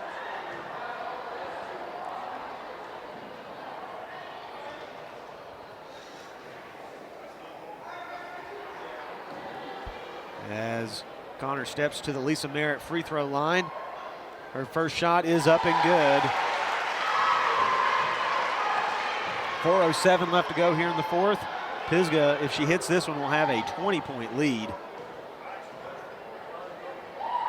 Second shot is up and no good. Ivester there trying to control the rebound. Not really going over the back, just kind of tipping, but controlled by Franklin. Saunders is going to bullet one ahead, and it's in and out of her hands as Pendergrass just couldn't hold on to it. And she really reared back and launched that one. Looked like Patrick Mahomes out there. Inside pass now. Franklin in full court pressure. They get it to Connor. Connor streaking down. They're going to give it to Ivester. Ivester layup on the right side, up and good. And that's how you beat the press. Yeah, layup drills here. And Franklin trying to move the ball very quickly. Pisgah still full court press in this 1-2-2 trapping zone, and they're going to say that there's a foul. Before that, they're going to call another timeout. And Coach Clark extremely happy with these young ladies. 51-30 is the lead here in the fourth quarter. 3:40 left to go, and Craig, it's been all Pisgah all night. It's been all Pisgah. Yeah. They had, 23 points in the first quarter? And it's taken the rest of the game to really double that, but they've been on it. First quarter and fourth quarter especially on it. And that's not to say they weren't on it in the second or third, but they turned it on when they needed to for sure. And that defensive intensity has not let up yet. And another thing, as hard as Franklin is trying to create turnovers and going into full court press, everybody on Pisgah's team can handle the ball. Yeah. I mean, they're not effective when everybody can dribble and they get out of it. And their passing has been crisp. It's a good ball team. Go ahead. I've seen a lot of varsity girls teams that this JV girls team could beat. Yeah, definitely. Well, it's something to say, too, when you've had a group of young ladies together that have not lost in 3 calendar years. Yeah. Saunders now the basketball, top of the key, driving right. She's going to try to control it, and she's just trying to look. I don't know what she's looking for. She was in the middle of the paint. They finally get it inside to Clemens. She turns around. Her shot up, no good. Amongst the trees there as Pisgah pulls down the rebound. Lowry just going to walk it up the court now. She I think gets we're across. having a clock problem here. It says 6.5 minutes, and that's not right. And the referee's noticing that too. He's like, hold on. And they are having a clock issue. We're going to go and talk to, I think that's Zach Shepard down there, along with Laura Turner, the AD here at Tuscola. And they are trying to get that solved. 6:37 left to go here in the 4th quarter. Pisgah leading 51-30. As this game feels like it should have been a lot more lopsided than this. Like, Yeah, it feels does. like Pisgah is up by more than 21 points. Yeah, they've dominated in every facet of the game. Okay, they finally get it reset. Got it. 3:13 left to go here in the 4th. We really don't want 3 extra minutes of this game. I think the outcome is more than determined. So Pisgah will inbound just in front of the Tuscola scoreboard, or excuse me, score table. They inbound to Ivester. She's going to get across half court. She's going to kick it over to Lowry. Lowry now looking inside. She's going to reverse her dribble. Kicks it back outside to Devlin. Devlin now up top to Campbell. Campbell pulls it back. Drives to the right side. Loses control. Almost a carry, but she maintains possession. Now Lowry inside over to Ivester. Ivester back out to Devlin. Devlin inside to Lowry. Lowry little pump fake, and Pisgah's just content to not shoot. And Franklin just really can't do anything about it other than just, play man-to-man defense. They're going to say that Lowry stepped on the out-of-bounds line just under the basket, so that'll be a turnover for the Lady Bears. 2:41 left to go here in the 4th. Pisgah leading 51-30. Inbound pass.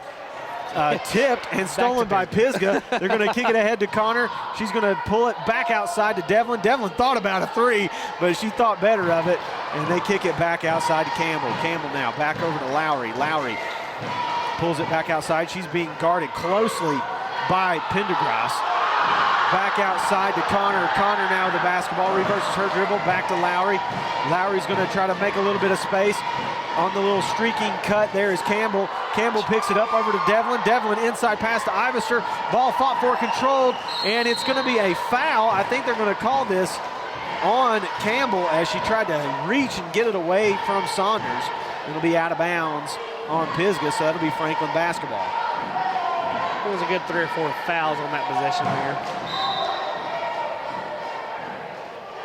As they get it in, and it's going to be tipped away, but picked up by Saunders as they streak down the other side. She's going to kick it over to the middle, now inside, and Ivester just content to stand straight up. They're going to say that it was tipped. That was clean.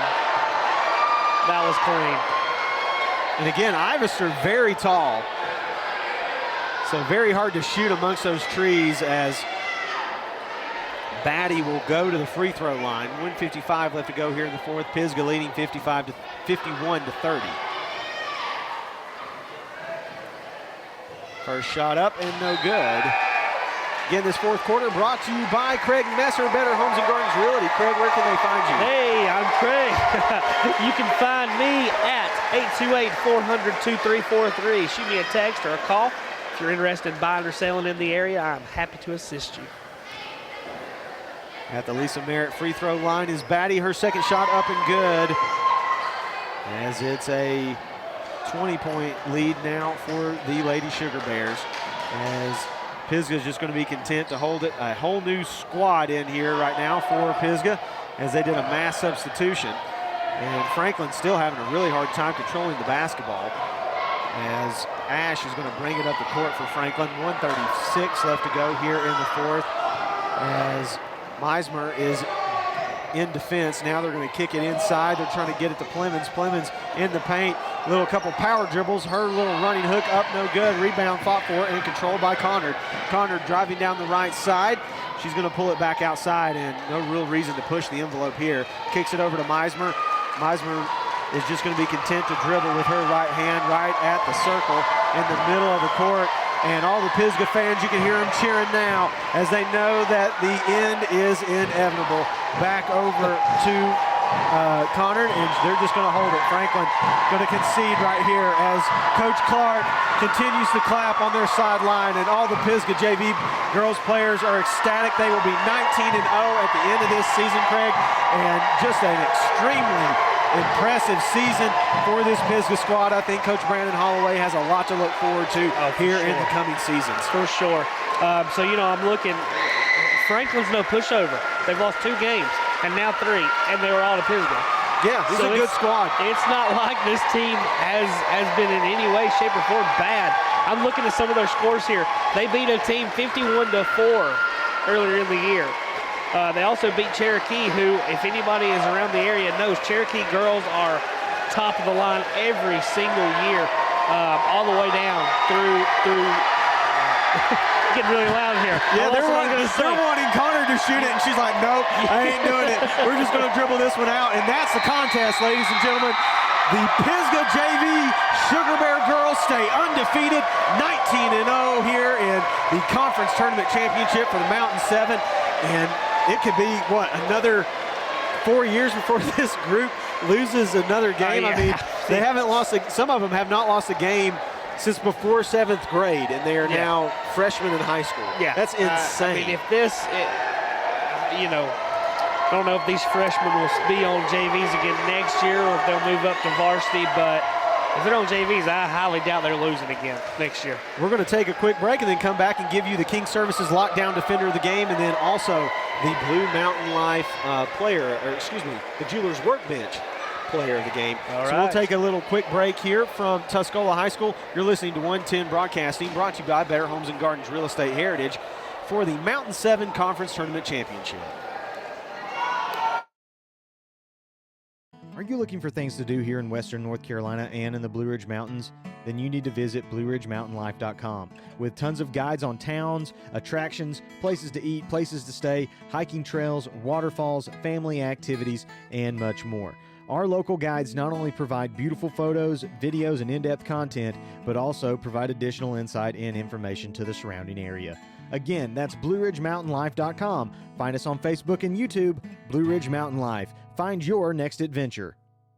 Would you like to breathe some new life into that old piece of custom jewelry or maybe that heirloom? Take them to the Jewelers Workbench in downtown Waynesville. They specialize in unique handcrafted jewelry and other artistic gifts and treasures. The Jewelers Workbench can repurpose old pieces into something brand new.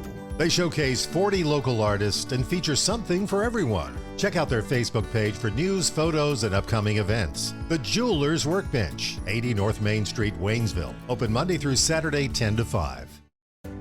Home team, home cooking, and the joy of being homeward bound. The best things in life start with home. Let the trusted professionals at Better Homes and Gardens Real Estate Heritage help you sell your home.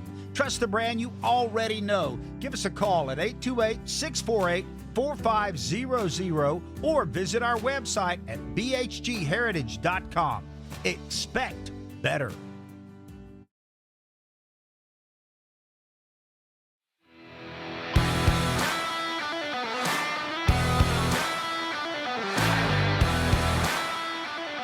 Welcome back to 110 Broadcasting's coverage of the Mountain 7 Conference Championship. Brought to you by Better Homes and Gardens Real Estate Heritage. Now, let's go courtside with David Stiles and Craig Messer. David Stiles and Craig Messer here at Tuscola High School, bringing you the Mountain 7 Conference Tournament Championship. And the Pisgah JV girls stay undefeated, 19-0 on the season, as they eclipse the Franklin Panthers 51-31. And it's time now for our King Services lockdown defender of the game. And that is brought to you by King Services. For all your outdoor enhancements, call King Services at 828-442-5043. And Craig, who's that lockdown defender of the game? So we had a hard time picking that, but this might be cliche, but we're going with the entire Pisgah team. Why not? I mean, every one of them girls were giving it all on defense, and they didn't really let down at all on defense the entire game. So we're going the whole team. I'll agree with that. And then we've also got our Jewelers Workbench Player of the Game, and I think this one's pretty easy. It's got to be Macy Devlin. Macy Devlin, without a doubt. We didn't get her final points total, but she had 14 at half, and she just kept on going with it. How many threes did she hit in that first half? First half she hit 4. Wow. And missed 1. So she was 4 or 5 in the first half. She was a steady hand the entire game. And, that could have – there's a lot of talent on that team. I think Coach Brandon Holloway has a lot to look forward to here in the upcoming years for Pisgah girls basketball. And to mention, they're pretty good now, though. Yeah. So, like I said, nothing to shake your head at all from this team that's getting ready to come up and be, juniors next year. I didn't watch near the basketball, this year or the past few years that I used to, but when it comes to this conference and girls basketball, usually you got 2 teams that are really good at the top, and then everybody else is a little step below. But I have no problem saying that JV Pisgah team right there would have finished at least 3rd in the conference right now. Oh, no doubt. And they probably could have challenged for 2nd. They're good. They're very good. Everybody on the team was good, so I think Coach Holloway should be very, very excited about the future. And as we did the middle school game, back about a month ago, I think he's got a lot there to look forward to as well. Yeah, the Bethel girls look very good, and then the Canton girls, the records to me really didn't make that much sense. Yeah, because I thought both of those clubs played very well. They did, and they both had pieces that'll equal a very good team. I think so. Even if the teams didn't have great seasons, they both had pretty decent seasons. Bethel had a pretty solid season. I don't know what they finished out at, but both teams had quite a bit of talent. When you pair it together, I think that'll be a very good squad when they get to Pisgah. Well, we're going to take another quick break here from Tuscola, and then we'll bring you this second game of the night. That is the JV matchup. That is going to be a Pisgah-Franklin matchup as well. You're listening to 110's broadcast coverage of the Mountain 7 Conference Tournament Championship, brought to you by Better Homes and Gardens Real Estate Heritage. Looking to buy or sell real estate in Western North Carolina? Look no further than Lisa Merritt of Better Homes and Garden Real Estate Heritage. With a background in general contracting, education, and nursing, Lisa has honed her interpersonal skills and attention to detail to put them to work for you in your search for a new home. Reach out to Lisa today. Call or text 229-254-1269. That's Lisa Merritt at 229-254-1269. Are you ready to add that covered carport to the driveway? Maybe a pergola for the backyard. No, I've got it. How about a fence for the dogs? Oh, this is the best one yet. How about a deck and a hot tub pad for those romantic summer evenings? If you are in need of a contractor to make your outdoor enhancement dreams a reality, call or text King Services, 828-442-5043. That's King Services, 828-442-5043. Service fit for a king. At Amici's, you get the authentic taste of Italy right here in North Carolina. Located in Hazelwood Village, Amici's offers true Italian classics and daily specials. Open Tuesday through Saturday 4 to 9 p.m. Enjoy the best Italian food Haywood County has to offer. Call us at 828-246-6475 or visit us at 454 Hazelwood Avenue in Waynesville. Amici's, where friends gather and become family.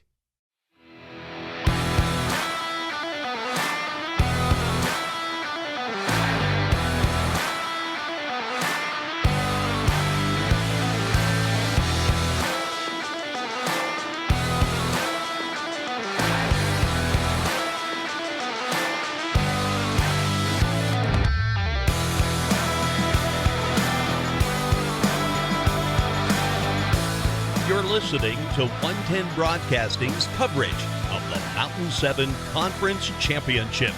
Brought to you by Better Homes and Gardens Real Estate Heritage.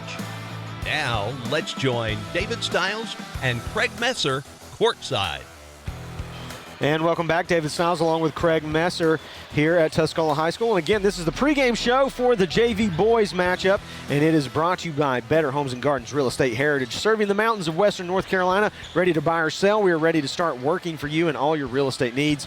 Just contact us at any of our 3 offices located in Maggie Valley, Canton, and Bryson City, or visit our website at bhheritage.com. Expect better. And again, big thanks to Better Homes and Gardens Real Estate Heritage for allowing us to cover these games here tonight at Tuscola High School, and to my buddy Craig here, who's part of that group.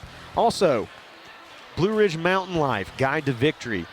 You know, this Guide to Victory is brought to you by Blue Ridge Mountain Life. Plan your next Western North Carolina adventure with Blue Ridge Mountain Life. Visit BlueRidgeMountainLife.com or our Facebook or YouTube page. And Craig, what is your Blue Ridge Mountain Life Guide to Victory here for this JV team?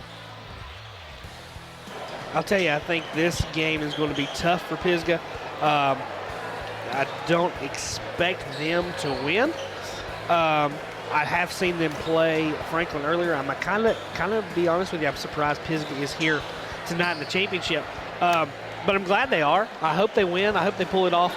But from what I saw the last game, the Franklin JV boys are just pretty good. And I think that from what I remember, the JV boys on Pisgah, you know, you got to have a little bit of outside shooting, and I don't remember anybody being too good of a sharpshooter. So that can hurt you, especially when you don't have size inside as well. You need one or the other to be successful in high school, I feel, and this JV team didn't strike me as having either when we watched them before. I'm hoping that's, you know, maybe they had an off game the night I saw them. Who knows? They are here for a reason. They beat somebody to get here. They earned their right. So let's hope for the best. I'm rooting for them. Yeah, it'll be good to see if they can get back in that winning way. I know that they've dropped a couple of games over the course of their season, but at the end of the night, they are 17-4, and they were kind of middle of the road in conference play. I didn't realize the record. So maybe they were just having an off night on that night against Franklin. Because, I mean, still at the end of that contest, it was only an 8-point difference. I didn't mean anything I said in disrespect. Yeah, exactly. If anybody took it that way, because I definitely did not. And they are on a 4-game winning streak. So they beat Tuscola 53-22. They beat East Henderson by 2 points, 39-37. North Henderson 67-48, and then they beat East Henderson by 6, 59-53. What was the first Franklin game score? So the first Franklin game score, they won 59-41. Well, so that changes everything. A little bit closer. And tonight, Pisgah will be in the black with red and white stripes down the side with red numbers, bears on the chest. Franklin still has their warm-ups on, but it looks like they will be in white with red accents. See, so that's why you shouldn't speak on things you don't know. Like yeah, there you go. Because I would have never dreamed they'd only lost 4 games. But like I said, you can't base everything off of one performance. Yeah, and you can just throw the rest of these records kind of out of the book when you get to this point, especially for these JV games, because this is it for these kids. This is the last game of basketball that they're going to play this season. So, I mean, anything could really happen.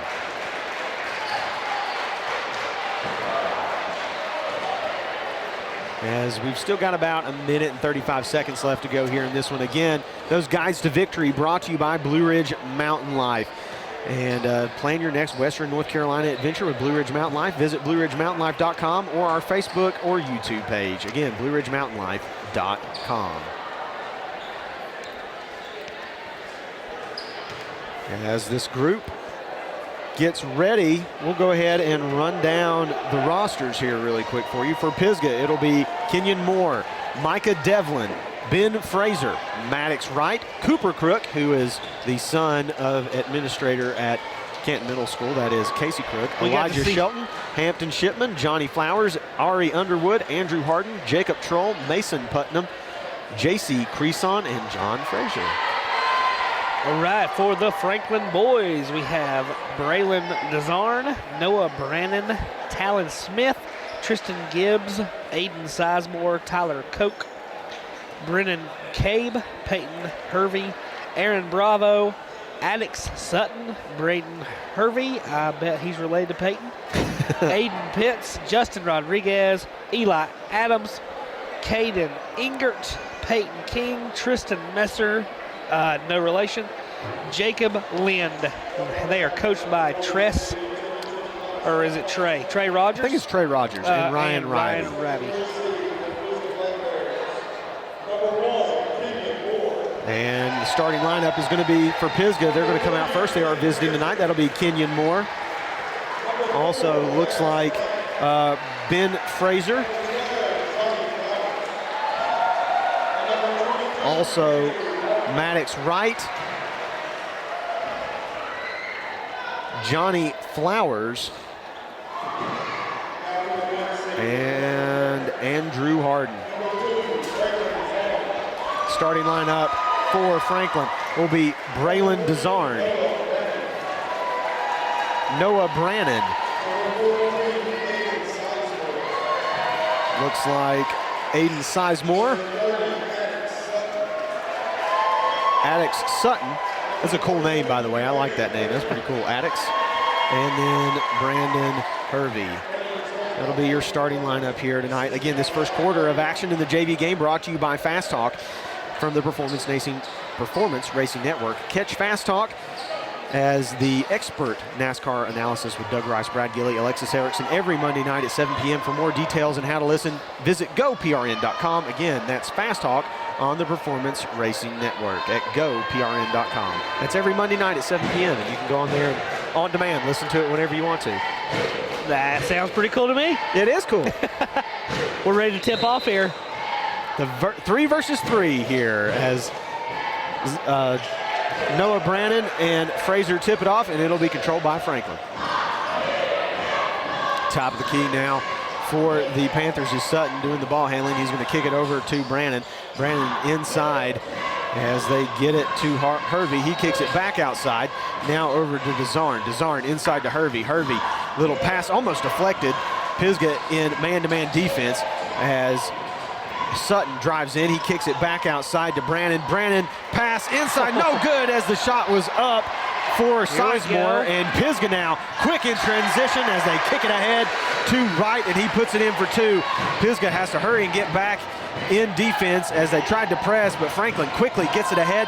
Shot over in the corner, up and no good for Franklin. Rebounded by Sizemore as he kicks it out. Ball fought for on the ground. Scrapping are the two teams. It's a wrestling match. It'll be a jump ball, and that'll favor the Black Bears.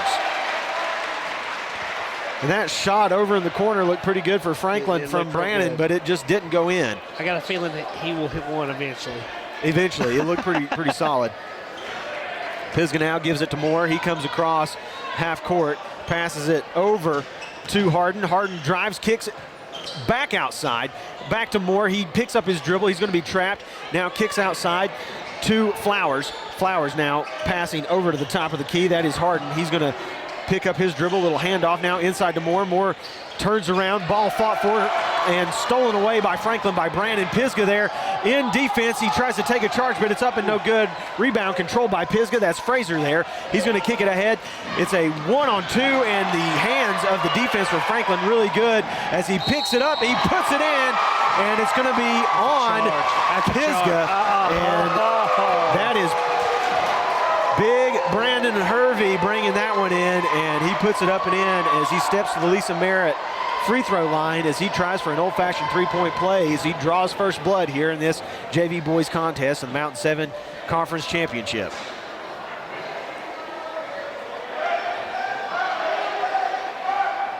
A little bit of jawing so far as Pisgah definitely wanted the charge call. Okay, so Hervey now steps to the line. A little bit of bob and sway from him. His shot up and good. 3-0 is your lead for Franklin as Pisgah inbounds it to Moore. Moore walking it up for the Black Bears. He passes it over in the corner. Looks like they're going to dribble into the middle of the lane. Little pass over on this right side. Shot up, no good for the floater. That time by Fraser. It's going to be controlled by Moore. Up and in on the right side for Pisgah. 3-4 is your score. Well, this JV team, they are getting after it, and there's going to be a timeout quickly here by Franklin as he got trapped over there in the corner. Yeah, I'm starting to think the game I saw was a one-off, but this is not what I was expecting at all. Pisgah right now with the lead 4-3.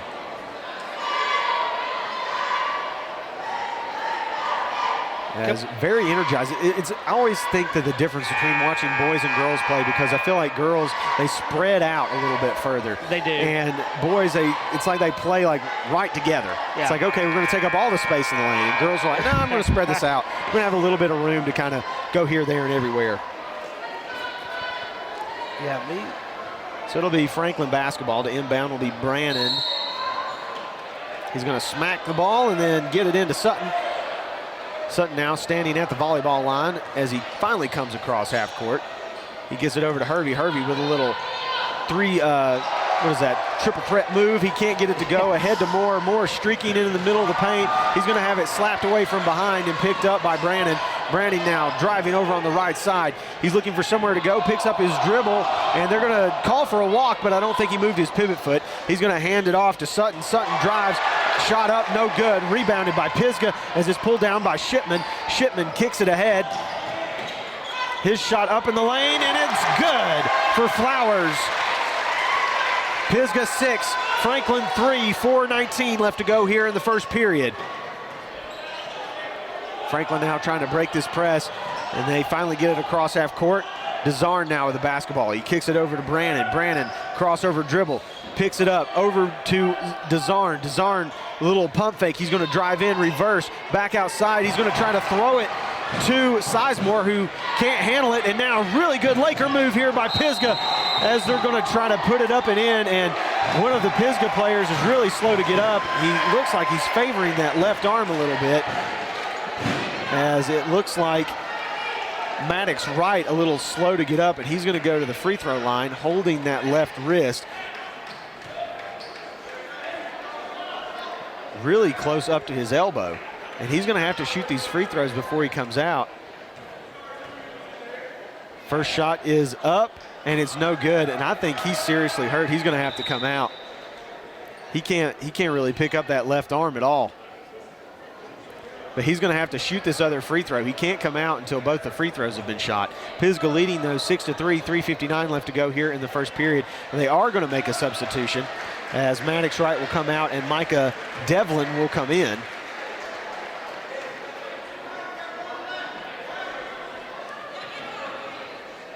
Devlin will shoot the second foul shot. It is up and good. Franklin now inbounds. They get it over to Sutton. Full court pressure from Pisgah. He passes it in the middle to DeZarn. DeZarn breaks the pressure.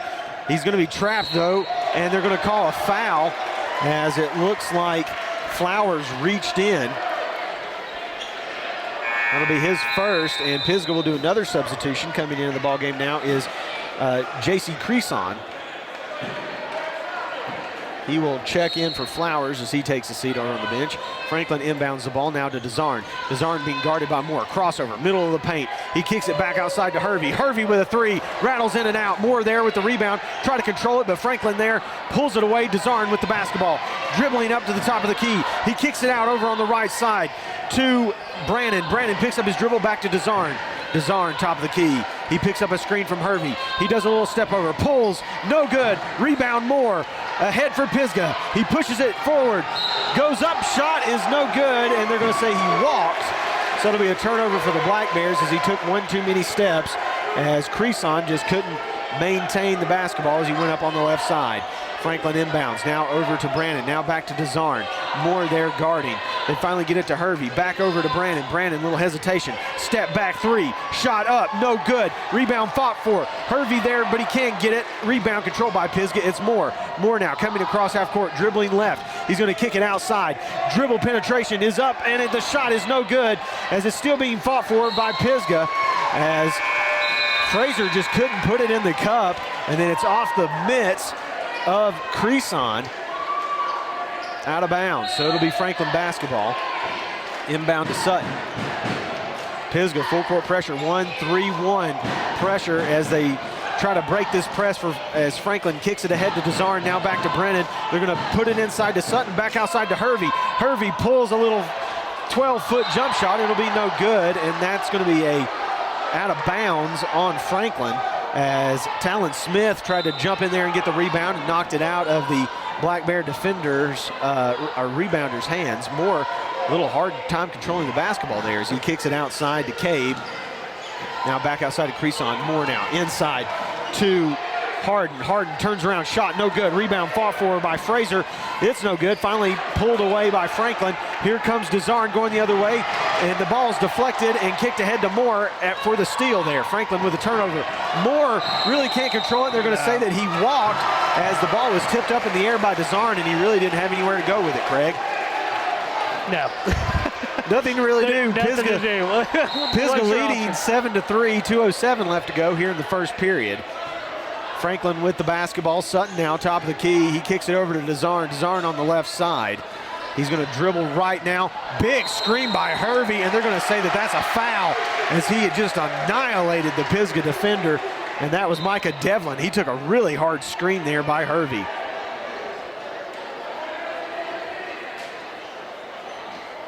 .156 left to go here in the first period. Pisgah again leading 7-3. They finally get it in, and it's to Fraser. Fraser now across half court. Now they kick it over to Harden. Harden now pass over to Moore. Moore with the little jumper from the free throw line. Shot up, no good.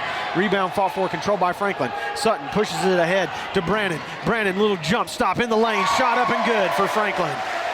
Two more for them. 7-5 is the score. 1:35 left to go here. Over to Moore. Moore with the basketball. They kick it over to Harden. Harden drives in on the left block. Pass outside. Little shot pump fake for the Pisgah shooter, but it's no good as they swing it around the corner. Harden on the inside. Shot up and good as they push it into Harden.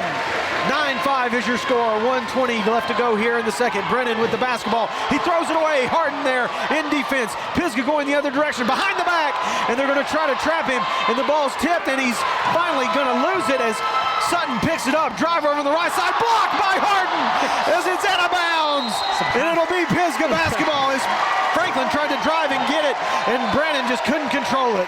There's a high-flying block right there. And it's inbounded now to Moore. Moore now for Pisgah. He's being guarded by Sutton. He comes across half court. Fraser in on this right wing. They're going to kick it inside to Harden. Little give and go. Moore on the left side. He puts it up and in. 11-5, 46 to go. Pisgah leads. That was a good take right there. Sutton now, top of the key. They kick it back over to Brandon. Brandon dribbling on the left side. Little stutter step. Moore there in defense. Back at the top of the key to Sutton. Back over to, I think that in the corner is Brandon. Shot up, no good, as it's pulled down by Pisgah. Pisgah kicks it ahead to Moore. Moore coming up on the left side, over to Harden. Harden with a little step back. He hands it off to Shelton. Shelton drives. Shot up, no good. Rebound by Moore. Moore goes up. His shot, no good. Third chance rebound, shot, no good. Pisgah again pulls it down, and it's finally taken away by Franklin. Talon Smith going the other direction. Shot up on the left as it rolls in, and it's good. As the block is called there, as Smith takes it in on the left side for an old-fashioned three-point play. 7 seconds left to go here in the first as Franklin now cuts to within 4. Yeah, that was that was an interesting play there. What did we have, 3 shots at it? Yeah. 3 or 4 shots at it. And 3 Franklin, offensive rebounds back-to-back. Couldn't put it in. Couldn't put it in. Talon Smith's left-handed free throw is up and good. That's a big swing right there. 8-11 is the score. Moore now tries to push it ahead. He was a shot. I don't think he knew he had more time. 3 seconds left to play, and Moore's just like, man, what did I do? I just freaking rocket launchered that at the cup. That's the second time I've ever seen that. Talon Smith with the long 3. It's up and no good. That's the end of the first quarter. Pisgah leading 8-11 here in this one. And oh boy, that's just such a weird shot. There was 3 seconds left on the clock. So I saw a girls game one time. This has been a few years. And she thought, I guess there was, I don't know what time she thought it was, but she heaved the thing, and it was a good 5 seconds. She was a half court, and she heaved it. We'll take out of bounds and just go ahead, take your break. We'll take a quick break, and we'll be right back. That's funny. Home team, home cooking, and the joy of being homeward bound. The best things in life start with home. Let the trusted professionals at Better Homes and Gardens Real Estate Heritage help you sell your home. Trust the brand you already know. Give us a call at 828-648-4500 or visit our website at bhgheritage.com. Expect better.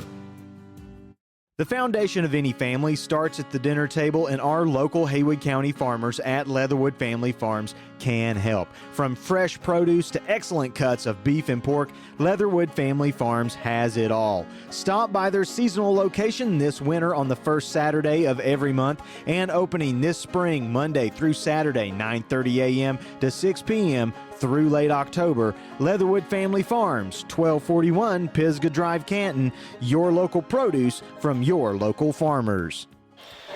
And welcome back here at Tuscola High School. Franklin will start the ball here in the second period. 6:48 left to go here in the second. Pisgah leading 8-11. Sutton with the basketball. He drives inside. They get it down low to Hervey. Hervey, little jump stop. He goes up and banks it in off the glass for Franklin. So that is a 1-point lead now for Pisgah. 10-11 is the score. They kick it ahead, though, and there's going to be a carry as Shelton just couldn't control it. He really got in between on what he wanted to do, if he wanted to shoot or drive, and he just palmed the ball. So it'll be a turnover for the Black Bears. 6:28 left to go here in the second period. Pisgah leading 11-10. Sutton with the basketball now, top of the key. He's going to drive to the left side, kick it outside to the shooter for Franklin. It's up and no good. That was Smith there on the shot, and it's going to be rebounded by Hervey, and he puts it up and in. So now Franklin with their first lead of the ball game, 12-11. Moore now kicks it over to Harden. Harden on the left side looking for somewhere to go. Inside to Moore. Moore down low in the paint. Kicked inside to Harden, and it's going to be off of a Franklin defender. I think that was Desarn that last touched it. Have a substitution here for Pisgah as Shelton will take a seat. Looks like Ben Fraser will come back in. Moore now top of the key. He kicks it over to Harden. Harden now back to Moore. Moore thought about a three. He does a little pump step. Now pulls it up. No good. Rebound fought for by Pisgah. And that is right. He's still nursing that left wrist as Franklin pushes it ahead. And a big three is knocked down by Brannon in transition, as now they have a 3-point lead. And they're going to say that Pisgah stepped in and out over the end line. And Wright is still nursing this left wrist. I think he is going to try to come back out of the game. And he will. They're going to set him back down, and Creson's going to check back in for him. Franklin with the basketball. They inbound it to Sutton. Over to Brannon. They're going to look over on the right side. There's Talon. Talon up. Shot and good. Awesome body control there by Talon Smith as he puts it in. As Franklin grows their lead 17-11 now. 5:23 left to go. Moore now inside to Creson. Creson drives, puts it on the deck. It's stolen ahead by Brannon. He's going to kick it ahead to Smith. Smith driving, dishes it over to Desarn. Desarn shot up, no good. His second chance opportunity does go, though. However, on the right side, 19-11 is the score.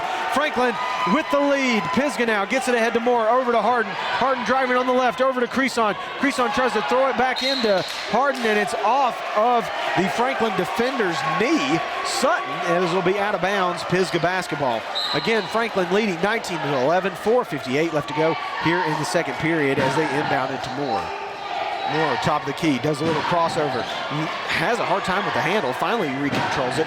Little Euro step there in the paint, picks up his dribble over to Harden. Harden, triple threat, picks up his dribble, looking for somewhere to go. They kick it back outside on the drive, now over to Devlin. Devlin shot up, no good, in and out of the hands of the Pisgah defender. It's controlled by Brandon, but then he loses the handle out of bounds. Franklin, though, with a 8-point lead, 19-11, 4:35 left to go here in the second period. Kind of all of a sudden, too. Quick spurt here. Moore is going to inbound right in front of the cheerleaders for Franklin as they get it into Harden. Harden's going to kick it inside to Flowers. Flowers back outside to Harden. Harden thought about a shot. He drives in left side. Shot up and good nice for Andrew Harden. 19-13 is the score. Franklin leading. 4:21 left to go here in the second. Franklin gets it inside to Hervey, top of the key. He turns around, drives in, kicks back outside, pulls a shot from deep for Franklin, no good. Hervey there with the rebound, goes up again on the right side, no good. He continues to fight for the rebound, and it's going to be out of bounds on Hervey, Pisgah basketball.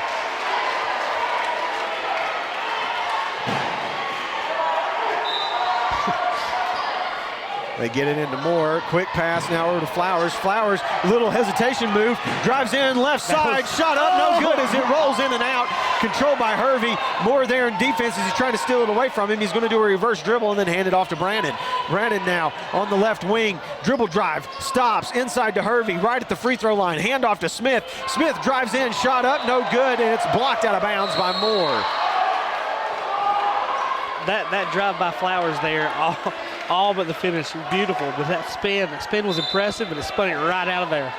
Inside to Talon Smith, his shot up, no good, and it's going to hit nothing but the backside of the backboard and then bounce out of bounds, so it'll be Pisgah basketball. Again, Franklin leading 13-3 as they get it into Harden. Now over to Flowers. Flowers driving in on the right side. He pulls it back outside, inside to Harden. Active hands by Franklin just keep Pisgah from having clean looks. Back outside to Flowers. He pulls a three, shot no good. Moore there for the rebound, and it's off of his fingertips. Out of bounds, 3:23 left to go here in the second period. Pisgah trailing 19-13. Franklin now the basketball. DeZarn a little bit out of control, and it's stolen away by Flowers. They kick it ahead to Harden. Harden goes up on the right side, and his shot is up and in. That's a good take there. Good defense there by Flowers. Active hands. They push it ahead to Smith. Smith gets across half court. He's being trapped. He finally gets it over to DeZarn. DeZarn thought about a three. Kicks it over to Brandon. He will pull a three, and he knocks it down for Franklin, and Pisgah's going to call a full timeout. 2:57 left to go here in the second period. Pisgah trailing by 7 as Franklin leads this one 22-15. Pisgah's got to slow down, man. They're out of control right now. Yeah, a little willy-nilly everywhere. And again, tonight's broadcast is brought to you by Amici's Italian Restaurant. For a taste of Italy here in North Carolina, come visit us at Amici's in Hazelwood Village, Waynesville. Amici's, where friends gather and become family. So far, does this look like a different team than what you saw the other night? It does, but at the same time, the out of control. Yeah. They did a lot of that against Franklin the first time I saw them. They're rushing, I think. I think if they'd slow down a little bit, they'd be a lot better off.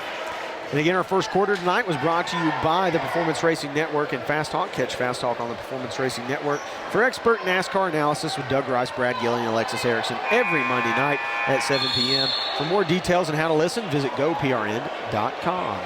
Let's see what they do coming out of this timeout. I'm always interested to see that. A lot of times, it doesn't go as you would think. Moore gets it inbound to Harden. Now over to Flowers. Flowers tries to throw it inside and that would have to worked. Micah Devlin. That would have worked perfect. It was kicked out of bounds by Franklin. It was a good draw up right there. They're going to inbound to Harden. Harden's going to kick it out to Devlin. Devlin drives right, kicks it back outside to Fraser. Fraser now outside to Harden. Harden kicks it outside to Moore. Moore the basketball driving right, outside to Fraser. Fraser drives left. His runner in the lane is up and good. 22-17.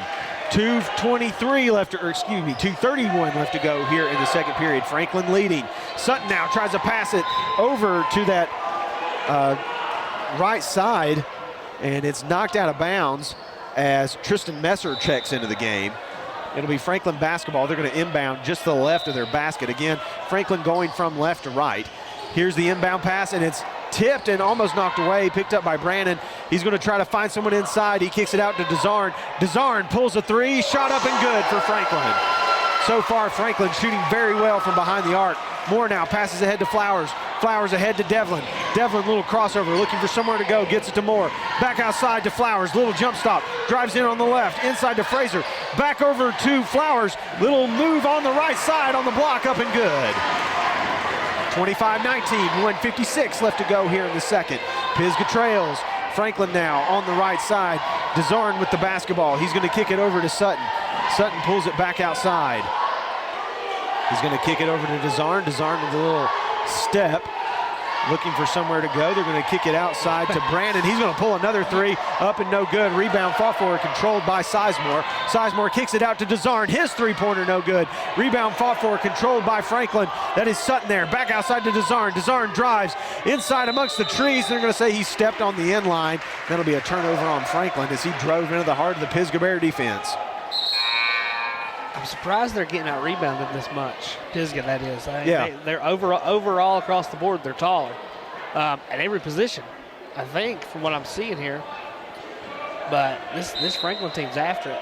Fraser inbounding the basketball. He gets it into Moore. They kick it ahead to Harden. Harden now looking. They're going to have Devlin on the block, and he moves. And Harden was a little bit late there on the feet. They kick it ahead to Zorn. DeZorn up and good on the right side. Quickly into Harden. Harden looking for somewhere to go. He's going to dribble now to the right side. They're going to pass inside to Moore. Moore goes up on the left side, and he puts it in for Pisgah. Pisgah has the press broken.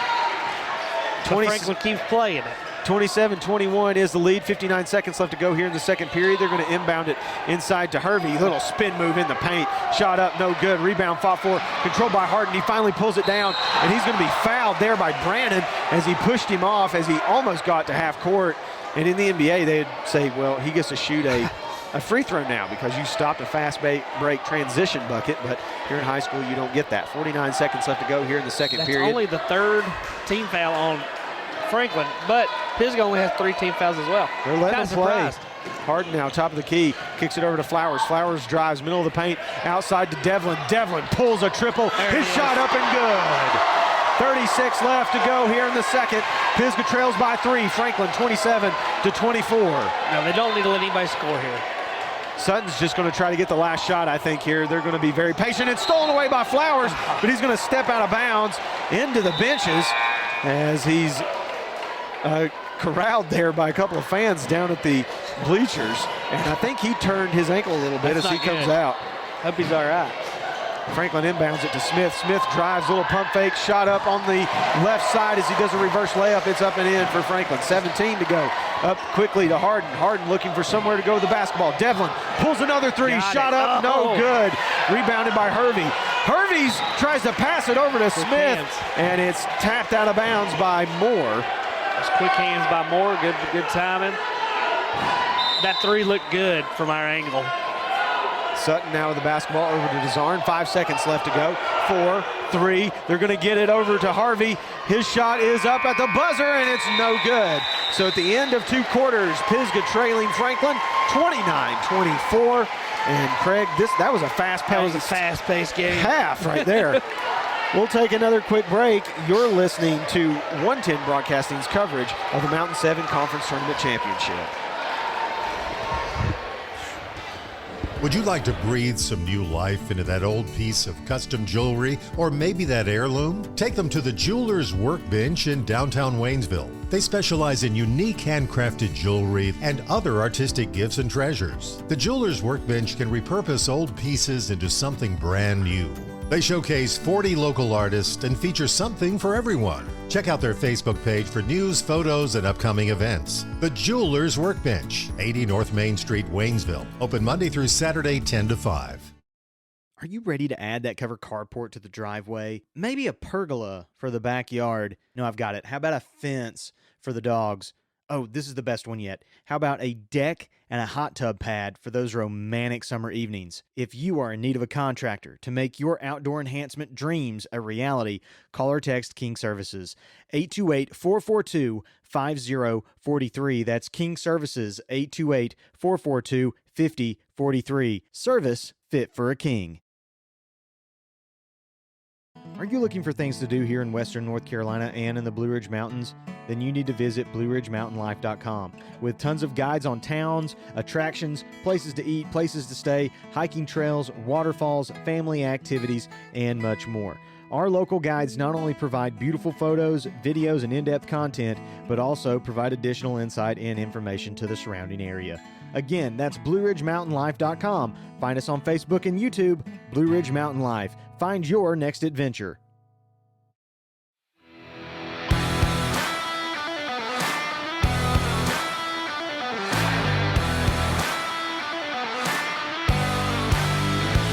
To 110 Broadcasting's coverage of the Mountain 7 Conference Championship. Brought to you by Better Homes and Gardens Real Estate Heritage. Now, let's join David Stiles and Craig Messer courtside.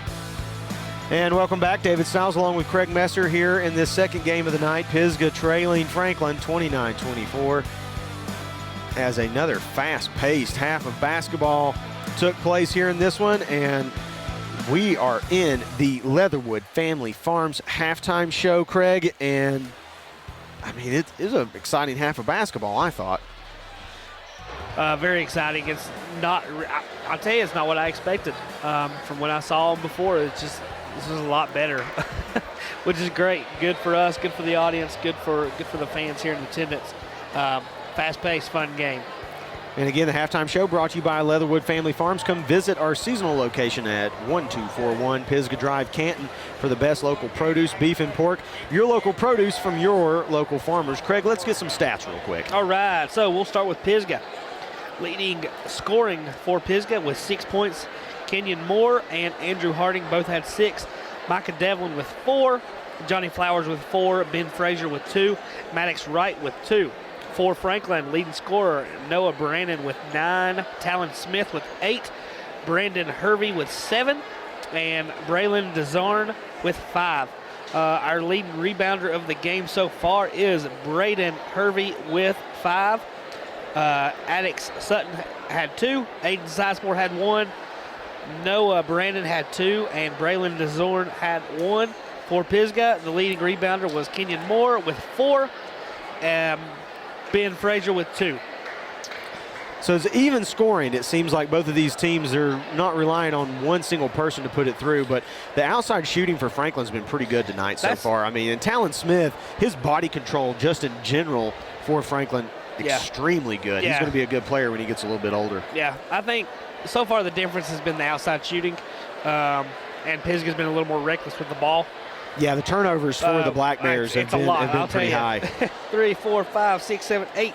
8 turnovers, and Franklin has to 1. Yeah. So that's really the difference maker, even more than the threes.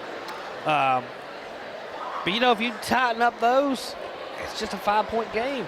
Yeah, it is. So we'll take another little quick break and come back and give you some more stats here at Tuscola High School for this Mountain 7 Conference Tournament Championship. You're listening to 110 Broadcasting with David Stiles and Craig Messer. Home team, home cooking, and the joy of being homeward bound. The best things in life start with home. Let the trusted professionals at Better Homes and Gardens Real Estate Heritage help you sell your home. Trust the brand you already know. Give us a call at 828-648-4500 or visit our website at bhgheritage.com. Expect better. At Amici's, you get the authentic taste of Italy right here in North Carolina. Located in Hazelwood Village, Amici's offers true Italian classics and daily specials. Open Tuesday through Saturday 4 to 9 p.m. Enjoy the best Italian food Haywood County has to offer. Call us at 828-246-6475 or visit us at 454 Hazelwood Avenue in Waynesville. Amici's, where friends gather and become family. Looking to buy or sell real estate in Western North Carolina? Look no further than Lisa Merritt of Better Homes and Garden Real Estate Heritage. With a background in general contracting, education, and nursing, Lisa has honed her interpersonal skills and attention to detail to put them to work for you in your search for a new home. Reach out to Lisa today. Call or text 229-254-1269. That's Lisa Merritt at 229-254-1269.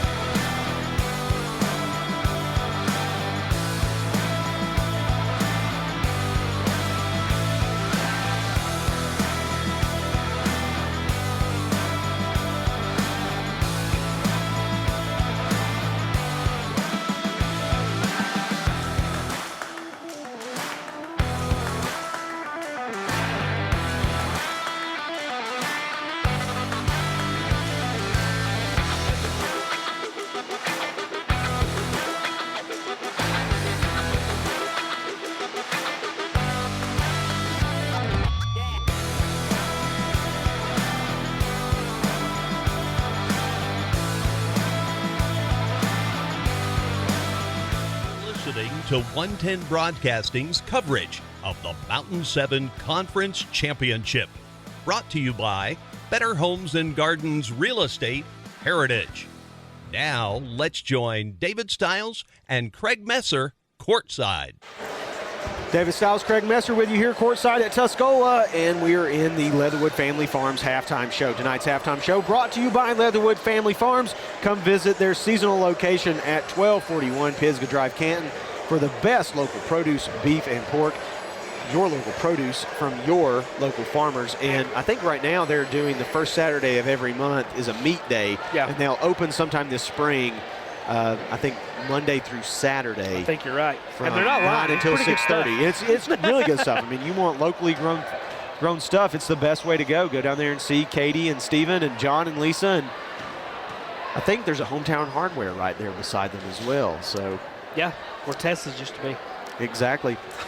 Third quarter is brought to you by the Performance Racing Network. Join PRN as they kick off their 2023 NASCAR broadcast season with the Pennzoil 400 weekend, March 4th through the 5th from Las Vegas Motor Speedway. I've been there, by the way. Oh, yeah? For more details and how to listen, visit goprn.com. It's probably one of my favorite Las speedways. Vegas. The view is really nice. They do the garages really cool because they give you like a 360 view versus like other garages where you just see the rear end of the car. You can see all angles of the car. It's kind of like in a fishbowl.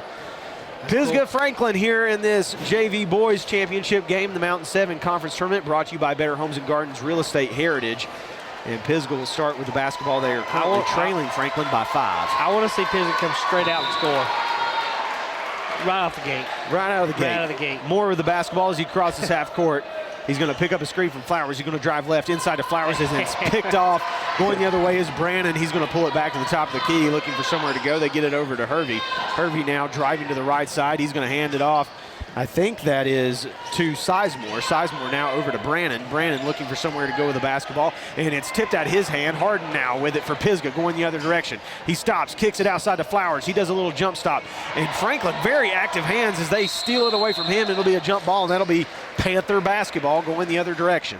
Yeah, this is not the start to the half that I think Pisgah envisioned, at least in my mind. That's not what I would want to come straight out and look like.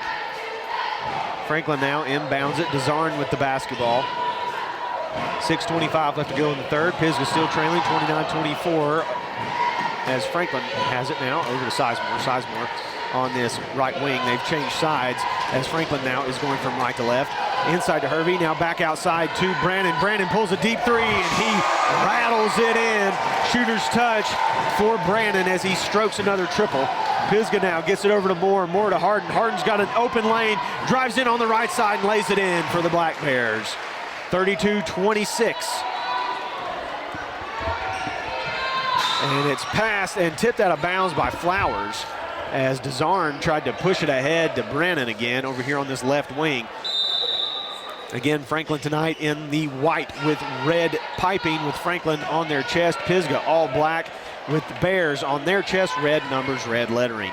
Back outside to Brandon. Brandon pulls another three from deep and it's good. Yeah. He is on fire. That's a heat check right there for him. Moore now. That's 5 threes. 5 threes for Brandon. Moore with the basketball, kicks outside to Flowers. Flowers drives in. He has the paint, and it's up and good for the Black Bears. We're trading 3 for 2s right now. 35-28 is your score. 5:25 left to go here in the third period. Sutton, who I would give the ball to. Sutton with the basketball now as they're going to try to get a play set up here. This is the first time we've seen a real set play run. Desarn now runs off the pick over here on the left wing. He gets the basketball, picks up a screen from Hervey. He pulls a triple in and out. And who's there but Brandon? He recovers it for Franklin. Back over to Desarn. Huge block by Kenyon Moore out of bounds for Pisgah as he launched that one into the bleachers. Yeah, he launched that. That one was a look out. Here it comes. Margaret, don't look. Franklin ball inbounding on the left sideline. They get it into Sutton. Now back over to Desarn. Little crossover dribble inside to Hervey. Hervey being guarded by Fraser. Now back up top to Sutton. And Brandon pulls another triple in and out. Hervey there with the rebound. He loses control of the basketball. Moore fighting for it. It's finally kicked out of bounds by Hervey's heel, and it'll be Pisgah basketball. and he's a little bit visibly upset. He's like, I want the foul call. Moore now with the basketball, really calling for it. Flowers almost had it lost. Moore picks it up, dribbles, crossover in the lane. He can't control it, being fought for outside to Harden. He pulls a triple, it's short, and Flowers there for Pisgah to get the rebound. He goes up in the lane, floater good. That was a good, it looked like a broken play, but, you know, we got the rebound and ended up with some points anyway, so that's a good thing. Pisgah trailing by 5. DeZarn now with the basketball, kicks it over to Brandon. Brandon in the corner, back up top to DeZarn. He's being guarded by Flowers. DeZarn now, a little hesitation, drives left, met by Harden, kicks outside to Brandon. Brandon with a triple, rattles in and out. Very rare miss for Brandon. Zard now with the kick out to Hervey. Hervey now inside to Sutton. Sutton power dribble, shot up on the right side, good for Franklin. 37-30, 7-point lead for the Panthers over the Black Bears here at Tuscola. That should have never happened. We should have had that rebound. Harden now inside to Moore. Moore shot up on the right side, no good.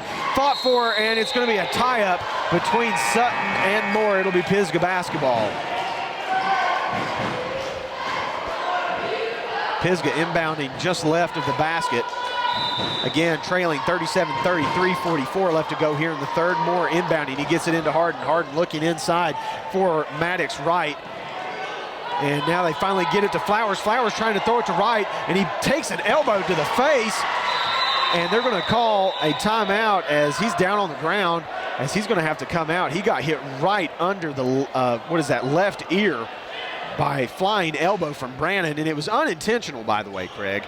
But he got hit pretty hard right there in the neck, throat area. He's holding that neck and throat pretty good. Pisgah trailing by 7, 37-30 to Franklin right now. 3:34 left to go here in the third period as Flowers will have to come out of the ball game. They'll replace him with Micah Devlin. And Maddox still kind of favoring that left arm as we saw him injured there in that first half. He's still kind of grabbing like halfway up in between his wrist and his elbow. We'll see how effective he is for the Black Bears. And they're asking him if he wants to come out. He says no. He says, I'm good. I'm staying in. Moore now driving to the right side, and he's going to pick up a foul as DeZarn there was holding his left arm as he tried to drive. Again, Pisgah trailing by 7, 37-30 here in the third period. Pisgah inbounds, they get it to Fraser, now kick back out to Devlin, outside to Maddox Wright, over to Harden. Harden now inside to Fraser. Fraser, little power dribble, over to Devlin, back outside to Fraser. Fraser now driving right, he's got the lane, he kicks it outside to Moore. Moore hesitation over to Fraser. Fraser back to Moore on the right side. His shot up, no good, as it's pulled down by Franklin. And they're going to be there and tie it up, and they're going to say that that's a jump ball, and that'll be Franklin basketball as Fraser and Moore, or excuse me, Maddox Wright and Moore were all over the Franklin rebounder. Yeah, I think we've got some fans over here on our side that don't agree with that call. Smith now in the ball game as he's on this left side. He's also hit from outside tonight too. He drives in on the left side, gets up and good against Micah Devlin. They give it back to Micah. He's now going across half court over to Harden. Harden with a little hesitation move, looking for somewhere to go. Moore with the basketball, shot up and good! As he's going to go to the Lisa.Merritt free throw line for an old-fashioned three-point play. Here we go, let's see what happens. There's going to be a substitution as Flowers comes back in for Devlin. Glad to see him back out here. Again, Moore steps to the line, and tonight's free throws are brought to you by Realtor Lisa.Merritt of Better Homes and Garden Real Estate Heritage. Call Lisa at 229-254-1269 for help finding your new home. And Moore's shot is up and no good, and it'll be out of bounds on Pisgah as Franklin will inbound underneath their basket. Again, Franklin leading by 7, 39-32, 2:38 left to go here in the third quarter. Sutton with the basketball, drives in, and they're going to say that he walked. He didn't walk, but they didn't call it. It was very close. He was being guarded by Flowers and almost stolen away by Fraser as Smith has the basketball. He's driving right, and it's going to be poked out of bounds by Moore as he has active hands right there guarding Talon Smith. Smith gets away from Moore, puts up a shot, no good. Rebound is going to be fought for and controlled by Fraser. He gets it over to Wright, now back outside to Moore. Moore, top of the key, kicks it over to Flowers. Flowers looking inside. Little crossover in the paint. Kicks it back outside to Harden. Harden looking for somewhere to go with the basketball. Gets it to Frazier. Flowers with a triple. His shot up, no good. Rebound fought for. It's thrown back in by Maddox.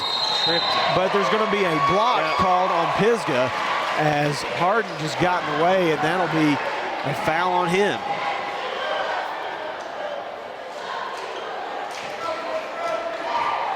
.156 left to go in the third. Pisgah still trailing by 7. Franklin leading 39-32. Still not many fouls called even in this quarter. They're letting them play. Smith now with the basketball. And that's going to be a foul as Flowers put both of his hands on him. And he looks over at his coach. He's like, what did I do? He's like, no, you totally grabbed him. I thought that was, I thought they were going to miss that one there. That would have been tough to miss. Franklin inbounding. They're going to inbound it to Desarn in the backcourt. Comes into the front court as he's guarded by Flowers. Drives into the middle and a big block, but they're going to say that it was a foul on Kenyon Moore as he skied across the paint and took down Desarn. That's a hard foul, Craig. That was a hard foul. So we've seen 2 hard fouls on both sides. One thing's for sure, he's going to earn these free throws. Again, Desarn steps to the free throw line, and those are brought to you by Lisa Merritt. Give her a call today at 229-254-1269 to help find your new home. Again, she's with Better Homes and Gardens Real Estate Heritage. And so am I. You are.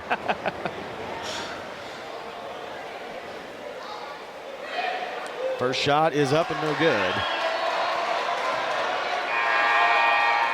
39-32, still the score, 144-45 left to go here in the third period. Franklin leading. And he's going to say, give it back to him. He's like, are you all right? They're going to check on him. I mean, we've seen this. There's been some injuries in this game already. I mean, Flowers has took an elbow to the throat. Maddox has hurt his left wrist. Well, those are just the Pisgah players. Desarn's second shot up and short. I'm not so sure he should have shot those. Moore with the rebound. He's going to get it over to Harden. Harden back to Moore. Moore looking for somewhere to go. They kick it into Frazier. Frazier now is going to turn around in the lane. He's going to pick up his dribble, and he's going to try to pass it outside, and it's intercepted by Sutton going the other direction on the right side. He loses the handle, and it'll be out of bounds. And there's going to be a substitution now here for Franklin as Sizemore comes back into the game. Yeah, they should have took him out earlier. I don't think he should have shot the free throws. I think he might have a little bit of a concussion. Yeah, he looks a little out of it, don't he? Moore now with the basketball. Drives over to the right side. He's going to pick it up over to Harden. Harden now driving left, back outside to Moore. Moore pulls the triple. It's a little long, and it's going to be Harden there for the rebound. He puts it up and in on the right side. I think Brandon wanted the over-the-back call, but the Pisgah rebounder just tipped it forward.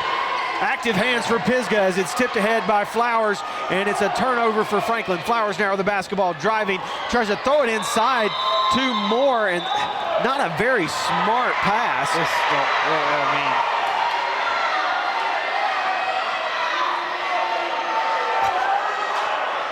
As Flowers, a lot of fans over here wanting a technical called on him.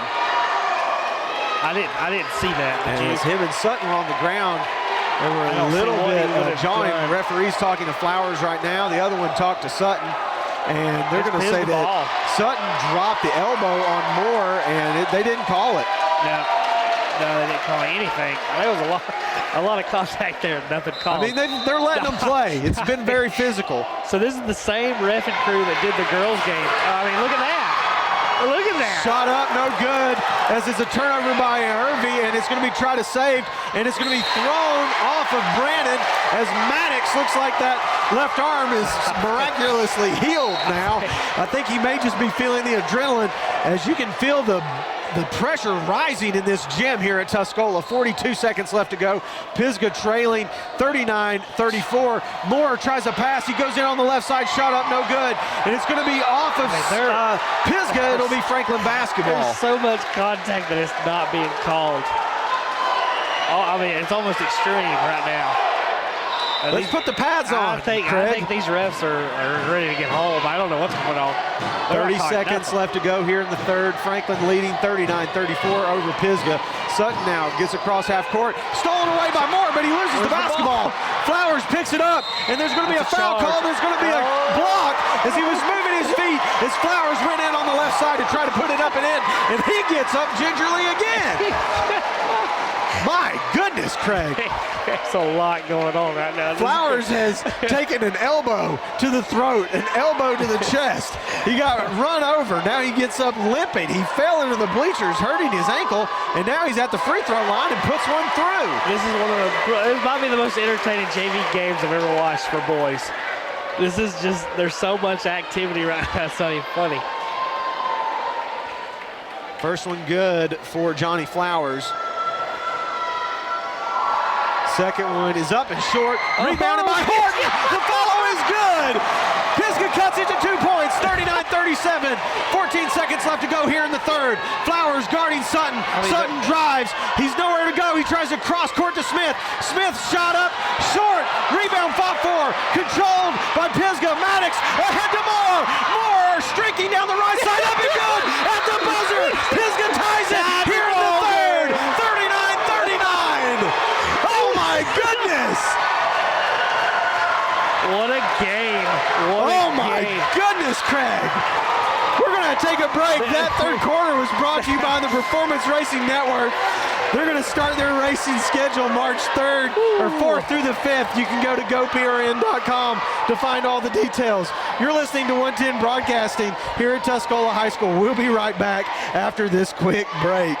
The foundation of any family starts at the dinner table, and our local Haywood County farmers at Leatherwood Family Farms can help. From fresh produce to excellent cuts of beef and pork, Leatherwood Family Farms has it all. Stop by their seasonal location this winter on the first Saturday of every month, and opening this spring Monday through Saturday, 9:30 a.m. to 6 p.m. through late October. Leatherwood Family Farms, 1241 Pisgah Drive, Canton. Your local produce from your local farmers.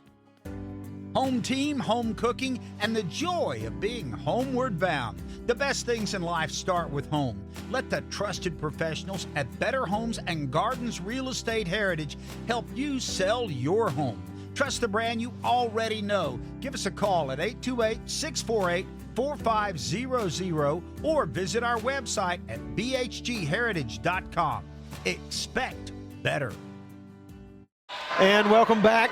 Craig Messer with David Stiles, and Franklin starts with the ball here in the fourth quarter, and they get to work quickly as Smith drives down the lane. His shot up and no good. Pisgah tied the game in the third quarter at the very end of it at the buzzer as everything is knotted up, 39-39. 39-39. I was not expecting that. That third quarter was a lot of activity. If you didn't see it, you missed out.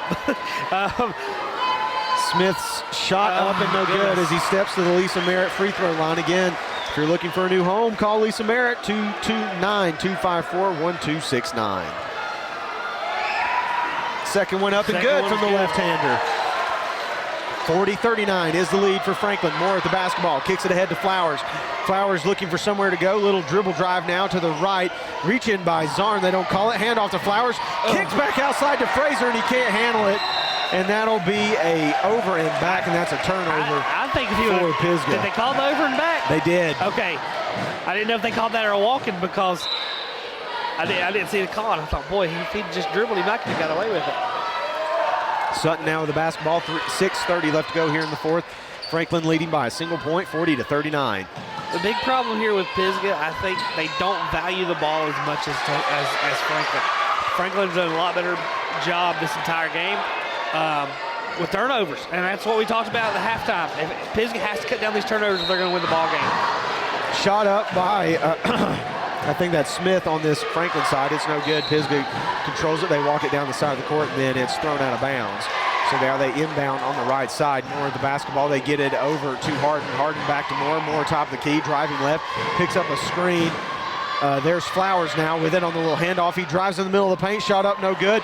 Maddox right soars in from across the paint, and they're going to call a foul on him as he went full extension and just tackled the rebounder for Franklin. So they'll call a foul on him. That's his second of the game. Pisgah 5 fouls, Franklin 3 fouls. Sutton now walking the basketball up. He's going to go left. They kick it over to DeZarn. DeZarn, little drive, pump fake, shot up, no good on the side. Rebound by Johnny Flowers. Flowers streaking down the middle of the court, pulls it back outside. He's going to kick it over to Fraser. Fraser drives, shot up and good with the little runner on the right side. Pisgah takes the lead, 41-40. Have they landed early first? Early first, 3-2. Ever since then, Franklin has held the lead. DeZarn with the basketball, guarded by Moore. He pulls a three. Moore there in defense. Shot up, clanks off the back of the rim. Ball controlled for Hervey there. His shot blocked by Moore. Moore with the basketball, driving down to the right. Kicks it ahead to Fraser. Fraser in the lane, back outside to Moore. Moore pulls the jumper, and it's good. Pisgah up by 3, 43-40.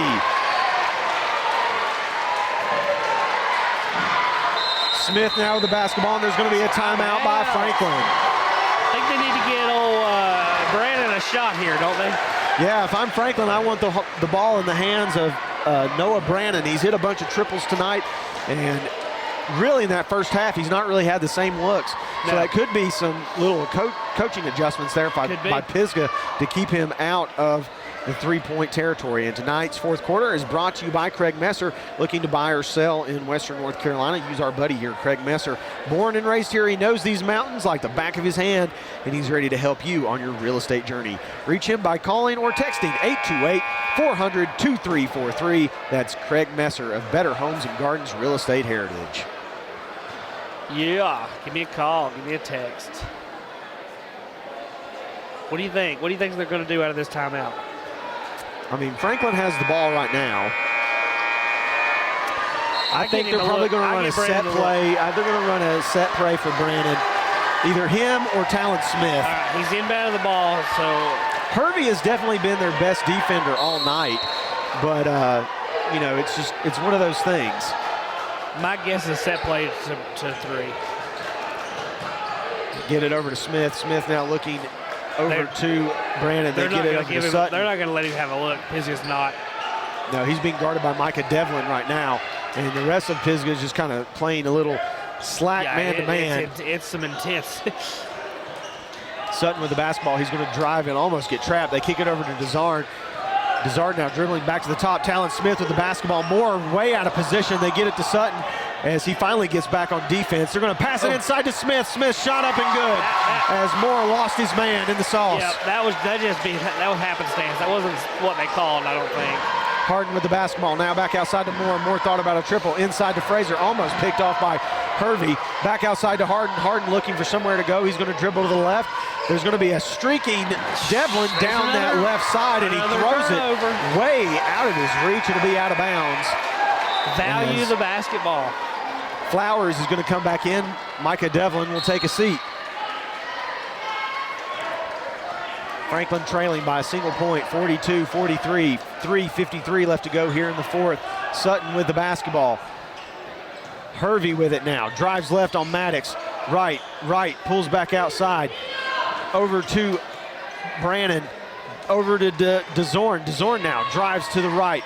He's going to go back left. He's guarded by Flowers. Inside to Hervey. Hervey's now going to hand it off to Smith. Smith shot up, and it rolls in. Talon Smith with the up and in. He'll head to the Lisa Merritt free throw line, and he's got one of those black sweatbands there on that left hand. And he's been pretty solid tonight in the paint, Craig. He's been able to get his shot pretty much whenever he's wanted it. Well, he's going to need to hit this one. Both teams going to have to hit. Oh, shot up and good for Talon Smith. Smooth free throw.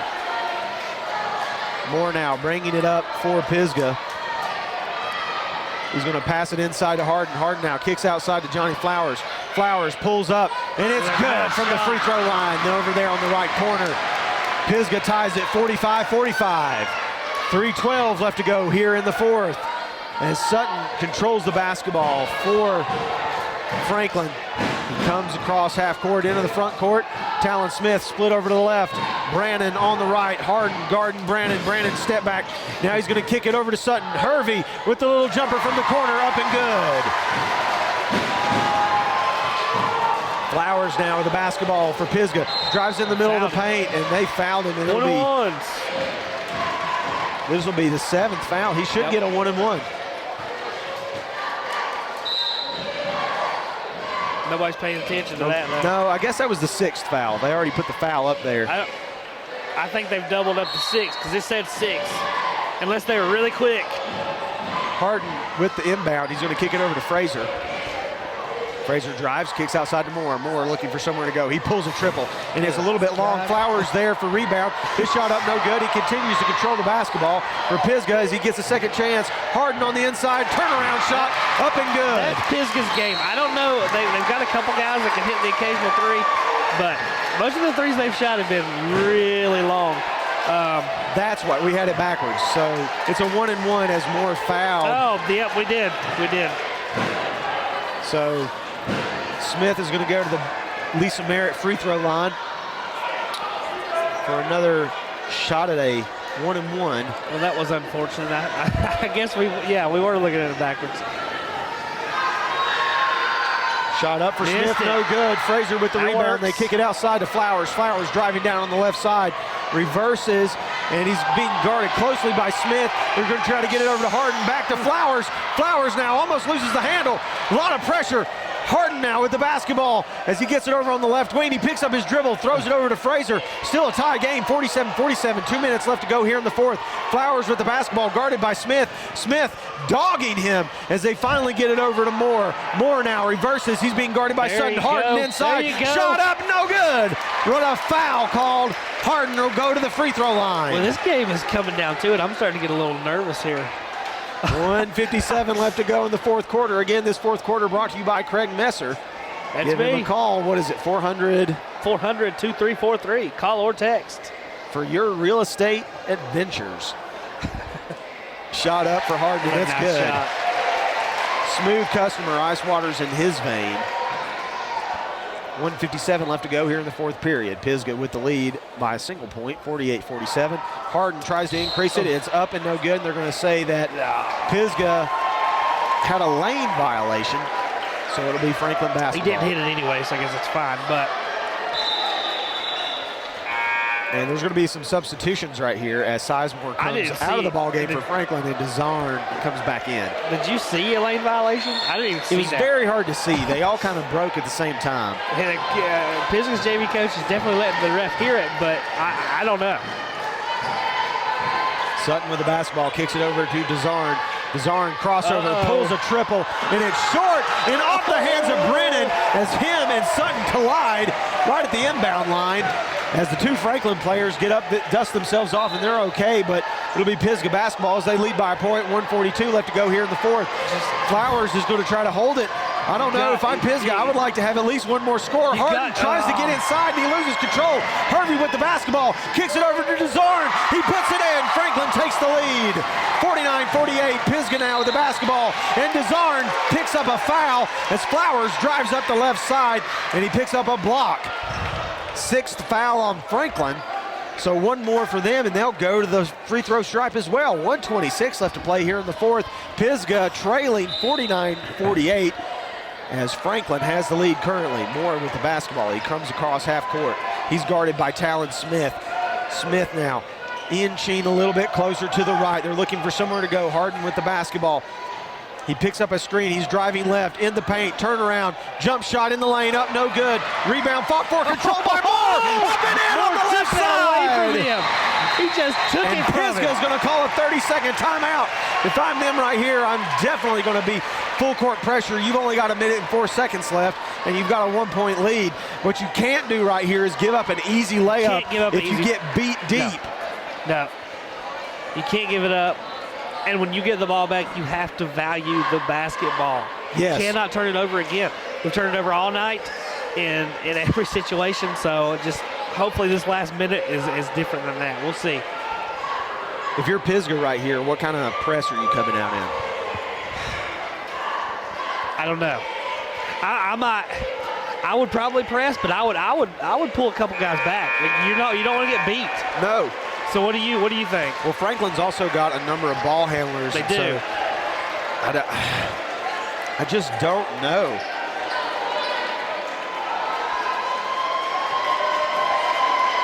I might just match up, straight up match up. But that's what they're going to do. They're going to pull it back, no full court pressure. Yeah, I mean, I would probably have someone on the ball handler if it was me, but I understand not at the same time. They've got best on best. Moore is going to be guarding Brennan. Fraser guarding Smith. Don't give up a 3, though. Harden guarding Brennan now. He does a little pullback over to Sutton. 56 seconds left to go. Franklin trailing by a point. Sutton with the basketball, looking for somewhere to go. He's going to dribble. He's being guarded by Flowers. Drives in, shot up, and it's no good as Moore fouls him. And he'll go to the free throw line. 48 seconds left. I'm not unhappy with that. No, that's, You're going to make him earn the points. They make him earn it. They didn't give anything up. And he's got the only problem is that Moore has 4 fouls. He doesn't have any more to give. So if someone's going to foul, it's going to have to be another Pisgah Black player. First shot up for Sutton is no good. Now you box out. You do not let them get a rebound here if he misses. If you're Franklin, you have to have at least one person back deep, but you might want to have one of your guards crash just in case. I would have a guard crash. Second shot by Sutton is no good. Pisgah controls the ball. Harden now with it. Franklin almost has to foul, and Pisgah's going to call a timeout. They were pretty reckless there. Just don't turn the ball over. No, but that's been Pisgah's problem all night. I mean, in the first half, they had 8 turnovers alone to Franklin's 1. I'm just telling you, this game has far exceeded my expectations. This has been fun. Pisgah with the lead currently 50-49 over Franklin. 43 seconds left to go here in the fourth quarter. Do you come straight out and foul if you're Franklin? I don't think so. I don't either. I think you're going to try to force a turnover. If you don't get the turnover and then you force them into a half-court set, then I foul almost immediately. I think I agree. I think, though, at the same time, there's 43 seconds. I don't want the ball. I don't want the time under 30 before I foul. No. I think you try to steal full court, but like you said, once it gets to half-court set, go ahead and foul somebody. Well, you've got to be smart right here, too, with who has the fouls. Yeah. So, I mean, and it's just 1-and-1. Once they do foul, it's just a 1-and-1. So Pisgah needs to be smart of that too and know who needs to have the ball. I mean, you got the fouls. Why not use them? Yeah. I mean, they're on the stat sheet for a reason. Right. But see, Pisgah right here, they need to be careful because a turnover here is detrimental. And if Franklin scores, they have the lead. I mean, you've only got a 1-point lead. Moore's going to run deep. They're going to inbound it to Flowers. Flowers is just going to hold. He's going to get it to Harden. Harden gets across half court, and I think they've got a foul, but they're not going to.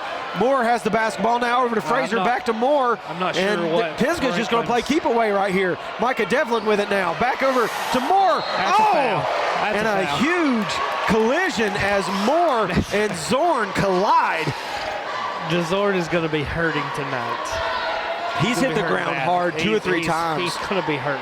Flowers checking on him right now. He's like, dude, are you all right? Yeah, that was hard. Zorn's going to come out. That's his 4th foul. And he's telling his coach, he's like, look, I'm okay, coach. But coach is like, nah, you took a hard lick. 28 seconds left to go. Moore on the free throw line. Here's the shot. It's up and rattles in and out. Pisgah got the rebound. White puts it up and in. No threes. You got to be on this guy like crazy. And good timeout there by Franklin as they get it into the front court. And they're going to set up a play right here. And I'm like you. You've got to get it to Brandon. Either Brandon or Smith. You're down by 3. I don't let him shoot it if I'm Pisgah. At all costs, I don't let him shoot a 3. I mean, do you almost take a 2 right here and have it 52-51 versus them taking a 3 and potentially going up or tying If I'm it? Franklin?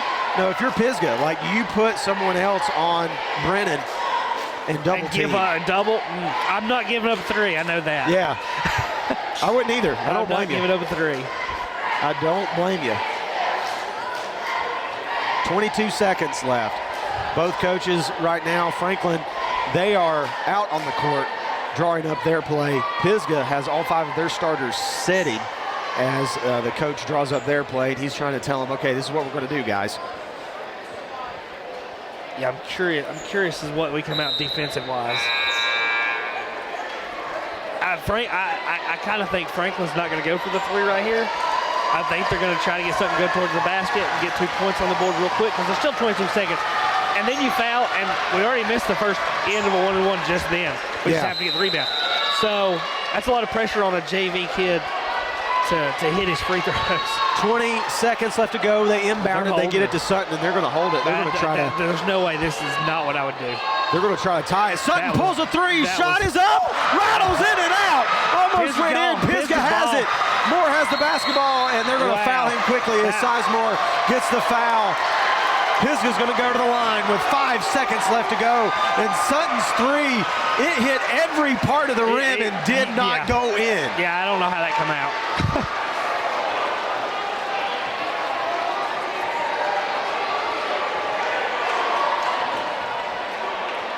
Moore steps to the Lisa Merritt free throw line.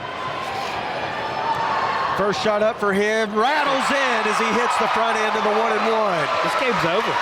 Yeah, this is it. Two-possession game now. I'm shocked. Happily shocked. Second shot is up and no good right there with the rebound, and he can't put it back in. They get it over to Brandon. His shot blocked and controlled by Pisgah, and that's the ball game. Pisgah wins 53-49 in a shocker as they upset the #1 seed on the JV side for the Mountain 7 Conference Tournament. 53-49. That was awesome. That was an awesome game. We'll take a little break here at the end of the fourth quarter, come back and give you some stats. You're listening to David Stiles and Craig Messer here at 110 Broadcasting of the Mountain 7 Conference Tournament Championship, brought to you by Better Homes and Gardens Real Estate Heritage. Are you looking for things to do here in Western North Carolina and in the Blue Ridge Mountains? Then you need to visit BlueRidgeMountainLife.com with tons of guides on towns, attractions, places to eat, places to stay, hiking trails, waterfalls, family activities, and much more. Our local guides not only provide beautiful photos, videos, and in-depth content, but also provide additional insight and information to the surrounding area. Again, that's BlueRidgeMountainLife.com. Find us on Facebook and YouTube, Blue Ridge Mountain Life. Find your next adventure. Would you like to breathe some new life into that old piece of custom jewelry or maybe that heirloom? Take them to the Jeweler's Workbench in downtown Waynesville. They specialize in unique handcrafted jewelry and other artistic gifts and treasures. The Jeweler's Workbench can repurpose old pieces into something brand new. They showcase 40 local artists and feature something for everyone. Check out their Facebook page for news, photos, and upcoming events. The Jeweler's Workbench, 80 North Main Street, Waynesville. Open Monday through Saturday, 10 to 5. Home team, home cooking, and the joy of being homeward bound. The best things in life start with home. Let the trusted professionals at Better Homes and Gardens Real Estate Heritage help you sell your home. Trust the brand you already know. Give us a call at 828-648-4500 or visit our website at bhgheritage.com. Expect better.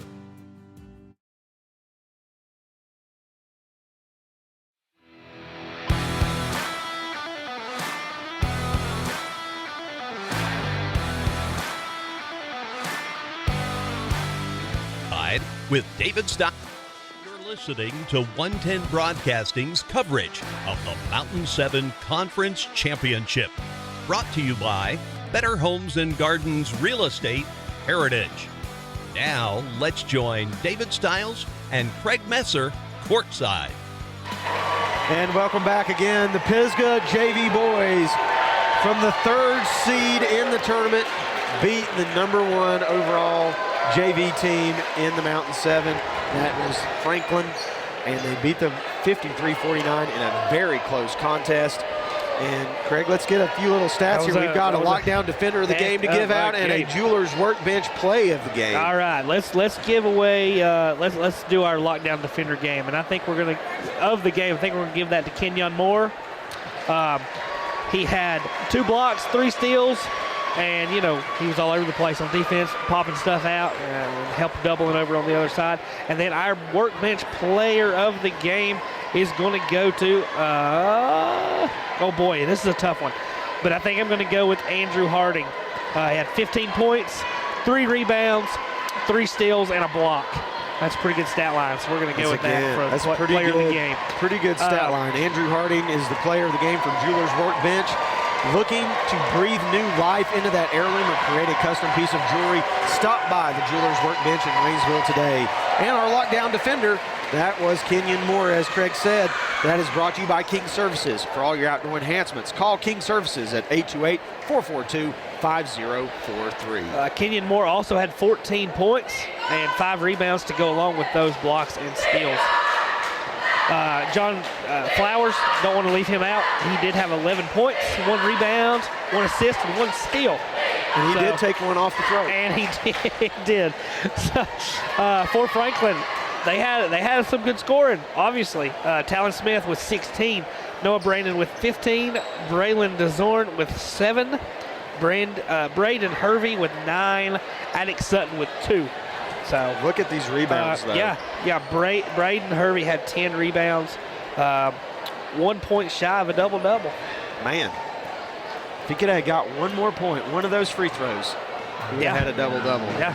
Well, we are now in another pregame segment here as we get ready for the varsity girls matchup, and that will be between Pisgah and West Henderson. And Craig, these clubs have been pretty decent all year long. Pisgah very strong, and I mean they're led by a couple of different ladies that score on their side. I know you've watched them before in a couple of contests. Yeah, I'll tell you, and my pregame synopsis of the JV boys wasn't too accurate, but I'm going to go ahead and give you one for here. If Pisgah doesn't win this game, I'll be more shocked than usual. I'll be very, very shocked. I just don't see that happening. This Pisgah girls team is very good. They were very good last year, and they pretty much brought everybody back. So I think they're good here. I agree, and I mean they've been solid all year long. And the JV girls, 19-0, they won the conference championship a little bit earlier if you were not tuning in. Yep. So again, we are here in the pregame show. It is brought to you by Better Homes and Gardens Real Estate Heritage, and you know, they're serving the mountains of Western North Carolina, ready to buy or sell, and we are ready to start working for you and your real estate needs. Just contact us at any of our 3 offices located in Maggie Valley, Canton, and Bryson City, or visit our website at bhgheritage.com. Expect better. We'd like to thank them for sponsoring this venture here tonight at Tuscola High School. As me and Craig are having a great time, we've seen 2 really good games so far. We've saw good games. This has been fun. I'm hoping the varsity lives up to the hype of the JV because those JV games were pretty dang good. And Craig's little synopsis there was brought to you by Blue Ridge Mountain Life, and that's kind of the guide to victory. I think if Pisgah continues to play the way that they have been, they got up to a big lead against Smoky in the game before this, and I mean it was tight there in the first quarter, and then the second quarter they had a really big point surge and went up by 25. So if Pisgah continues to do things the way that they know how to do, shoot the basketball, take care of it, and really just play hard defense, then I don't think they'll have an issue tonight against West Henderson. No. And again, that guide is brought to you by Blue Ridge Mountain Life. Plan your next Western North Carolina adventure with Blue Ridge Mountain Life and visit BlueRidgeMountainLife.com or their Facebook and YouTube page to find your next adventure. We're going to take a quick break, and then when we come back, we'll give you a little bit more of a preview here in the Better Homes and Gardens pregame show. You're listening to 110 Broadcasting with David Stiles and Craig Messer. Buy or sell real estate in Western North Carolina? Look no further than Lisa Merritt of Better Homes and Garden Real Estate Heritage. With a background in general contracting, education, and nursing, Lisa has honed her interpersonal skills and attention to detail to put them to work for you in your search for a new home. Reach out to Lisa today. Call or text 229-254-1269. That's Lisa Merritt at 229-254-1269. Are you ready to add that covered carport to the driveway? Maybe a pergola for the backyard. No, I've got it. How about a fence for the dogs? Oh, this is the best one yet. How about a deck and a hot tub pad for those romantic summer evenings? If you are in need of a contractor to make your outdoor enhancement dreams a reality, call or text King Services, 828-442-5043. That's King Services, 828-442-5043. Service fit for a king. At Amici's, you get the authentic taste of Italy right here in North Carolina. Located in Hazelwood Village, Amici's offers true Italian classics and daily specials. Open Tuesday through Saturday 4 to 9 p.m. Enjoy the best Italian food Haywood County has to offer. Call us at 828-246-6475 or visit us at 454 Hazelwood Avenue in Waynesville. Amici's, where friends gather and become family.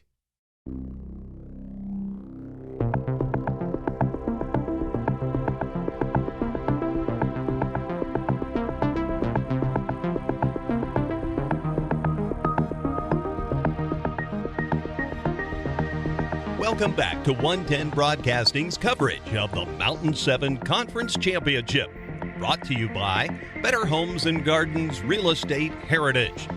Now let's go courtside with David Stiles and Craig Messer.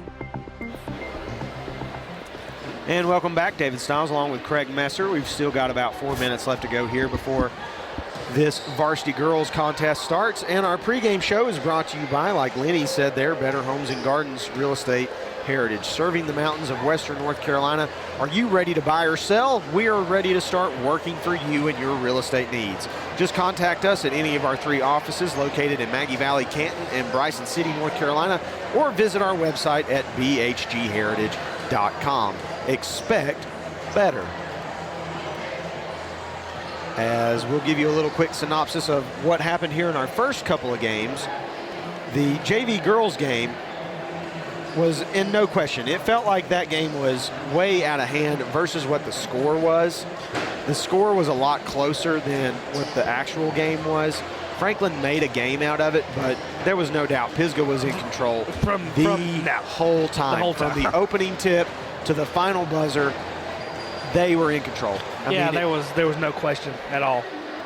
And then in this last game, Pisgah trailed the whole game except for the first 2 minutes, where they were ahead 2-0. Yeah. And then Franklin surged, and Pisgah had to play catch up pretty much the whole game. Yeah. And somehow they squeaked it away from Franklin here in the last couple of minutes, and they won that contest 53-49. So both the Pisgah JV teams winners in the Mountain 7 Conference Tournament. Yeah, and we're about to see a third Pisgah team win. I have full confidence in this girls team, this girls varsity team to win. I've not seen West, but West may be very good. I don't know. They're here. They're pretty good. Yeah, I mean, to get to this far, you have to be pretty decent. And they beat Franklin, and I know Franklin girls are pretty good. Yeah, so.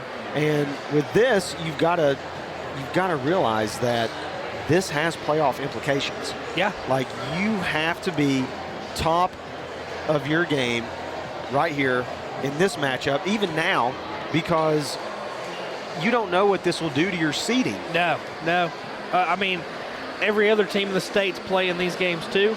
You get to a championship game and there can be upsets and all sorts of stuff that it changes all that seeding. So you got to come out the best and hopefully win.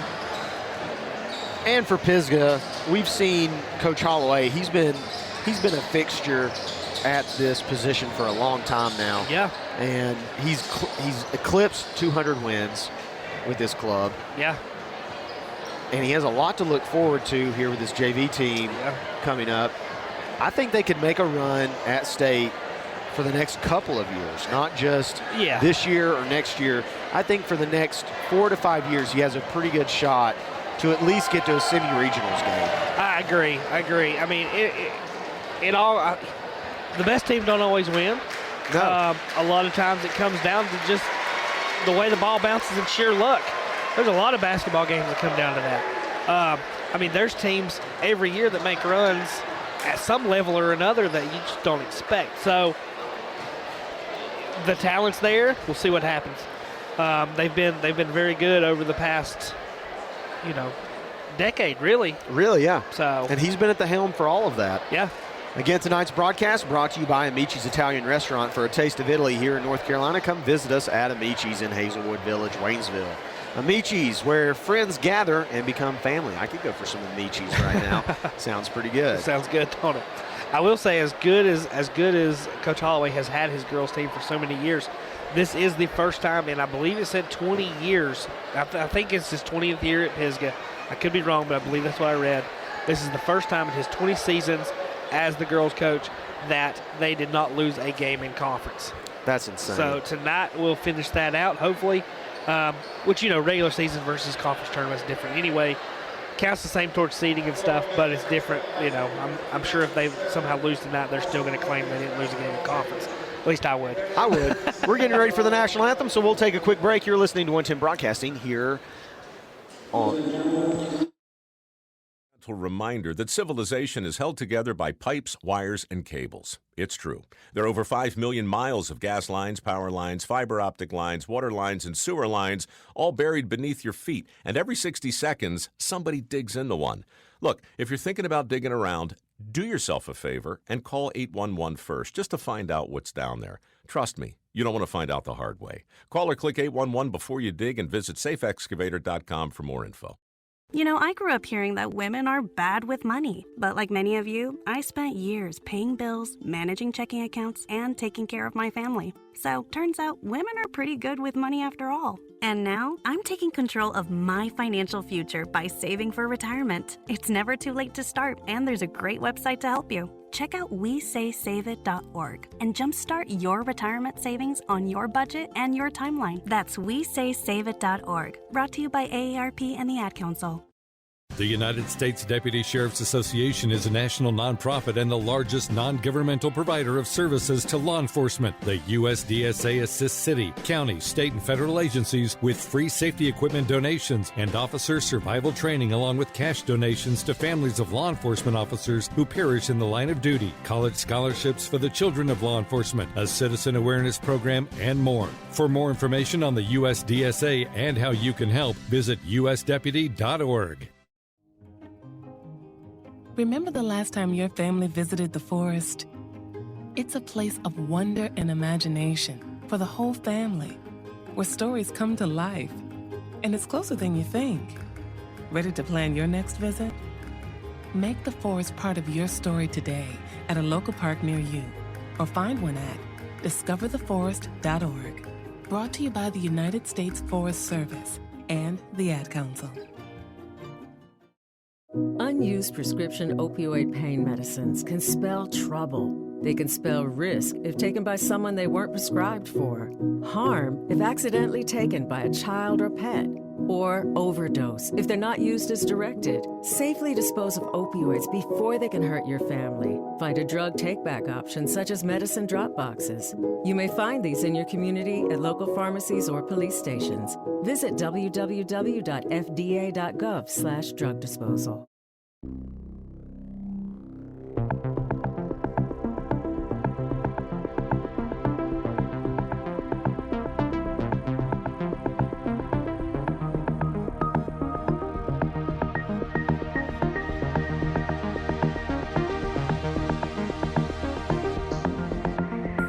Welcome back to 110 Broadcasting's coverage of the Mountain 7 Conference Championship, brought to you by Better Homes and Gardens Real Estate Heritage. Now, let's go courtside with David Stiles and Craig Messer. And we're getting ready for the starting lineups here for this varsity contest. I will say the national anthem that was played was not very good. It was a recording of Carrie Underwood that skipped back and forth, and I was not thoroughly impressed. So, haven't been really impressed with a lot here at Tuscola, but that's here nor there. Tonight, we do have a yellow table, and we do have some seats, and they brought us some food. That's about as far as I'm going to go. Other than that, it's been suboptimal. Tell them how it's going, David. I will save that for a later day. So it looks like the starting lineup here for the Lady Falcons will be Allison Garcia. She can shoot it outside very well. Caden Lyda. Looks like Ava Hefner. So I'm missing somebody here. Wilson. We're missing a number here. Missing a number. No, I just can't see her number. Oh, far left. For Pisgah, it's Birch, Mills, Lovelace, Ray. And Boone. Oh, and Boone. Yeah, can't forget Whitney. Pisgah with the basketball on the opening tip. Lovelace with the basketball, hands off to Mills. Mills now back to Lovelace. Lovelace looking for the middle. She kicks it back outside to Boone. Boone drives right, kicks it back over to Mills. Mills top of the key. She's being guarded by Drusky.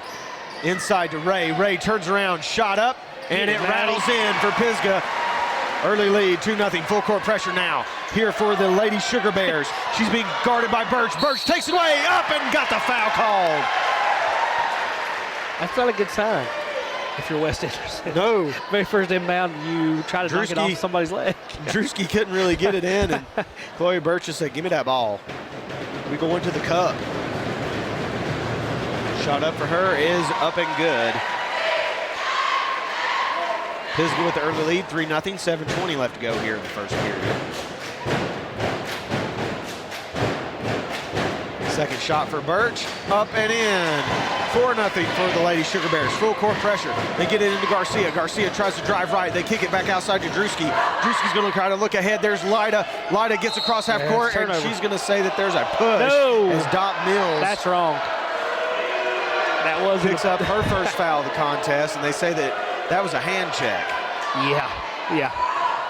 Inside to Drewski now as Wes Henderson has it top of the key. She's going to pass it inside to Hefner. Hefner now kicks it over to Wilson. Wilson shot up, no good. Rebounded by Pisgah. Dot Mills streaking down the left side.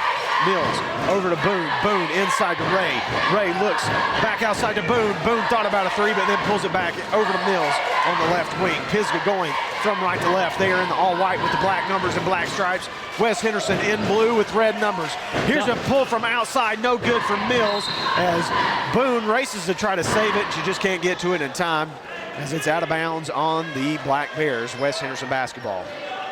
Still full court pressure here from the Lady Sugar Bears. Falcons get it in. It's over to Drewski, now over to Garcia, back to Drewski. Drewski with a little head bob. They're going to pass it up the court as it goes ahead to Lida. Lida likes to shoot from outside. She didn't pull it there. Over to Garcia. Garcia inside to Hefner. Hefner turns around in the middle of the paint. Shot up, no good. Rebound fought for. Passed ahead from Boone to Mills. Mills driving, middle of the paint. Kicks outside. Shot up from Lovelace, no good. Rebound Wes Henderson. She kicks it out to Drewski. Drewski driving up the middle of the paint. She's going to stop, pull back outside. Little handoff there to Wilson.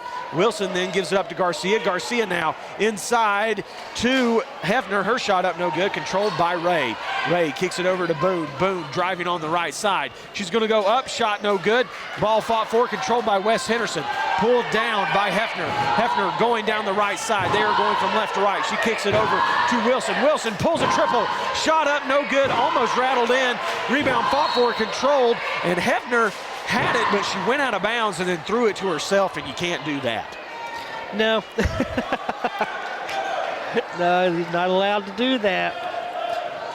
Let's see if Pisgah settles in a little bit here. 5:36 left to go. Pisgah leading 4-0. Dot Mills with the basketball. She hands it off to Boone. Boone driving right. Little step back. Back to Mills. Mills pulls the trip. It's up and good for Dot Mills. Another steal for Pisgah. Pisgah steals it. Lovelace there. Lays it in on the left side. Full timeout for Wes Henderson as Pisgah comes out guns a-blazing.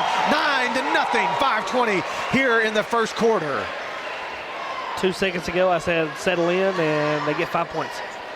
Lovelace. Lovelace with the layup there on that last one. Our statistician, Nick Messer here, doing a fabulous job tonight. He is doing a good job. It's not easy. I tried to do it in the first game before he got here, and I missed plenty, I'm sure. Have to give some props to old Charlie Stiles. He's here with us again tonight. I rehired him after I fired him from the deal at the middle school where he was supposed to keep stats, and we had no stats. He sat there and watched the game, which that's okay. He's been pretty helpful. He brought us an extension cord, so. That we may not even need. Yeah, we probably won't even need it. But he did bring us. He did bring us an extension cord. For me, it's watching these JV team from Pisgah and the varsity team from Pisgah and watching them almost be carbon copies of one another. I was thinking that. They're running the exact same thing.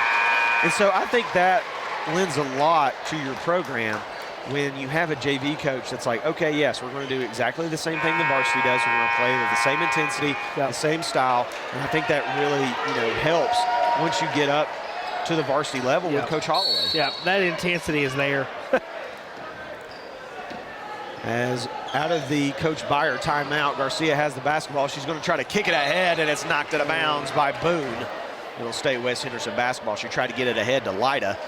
Lida had a big game in that win over Franklin. A couple of triples the other night on Valentine's Day.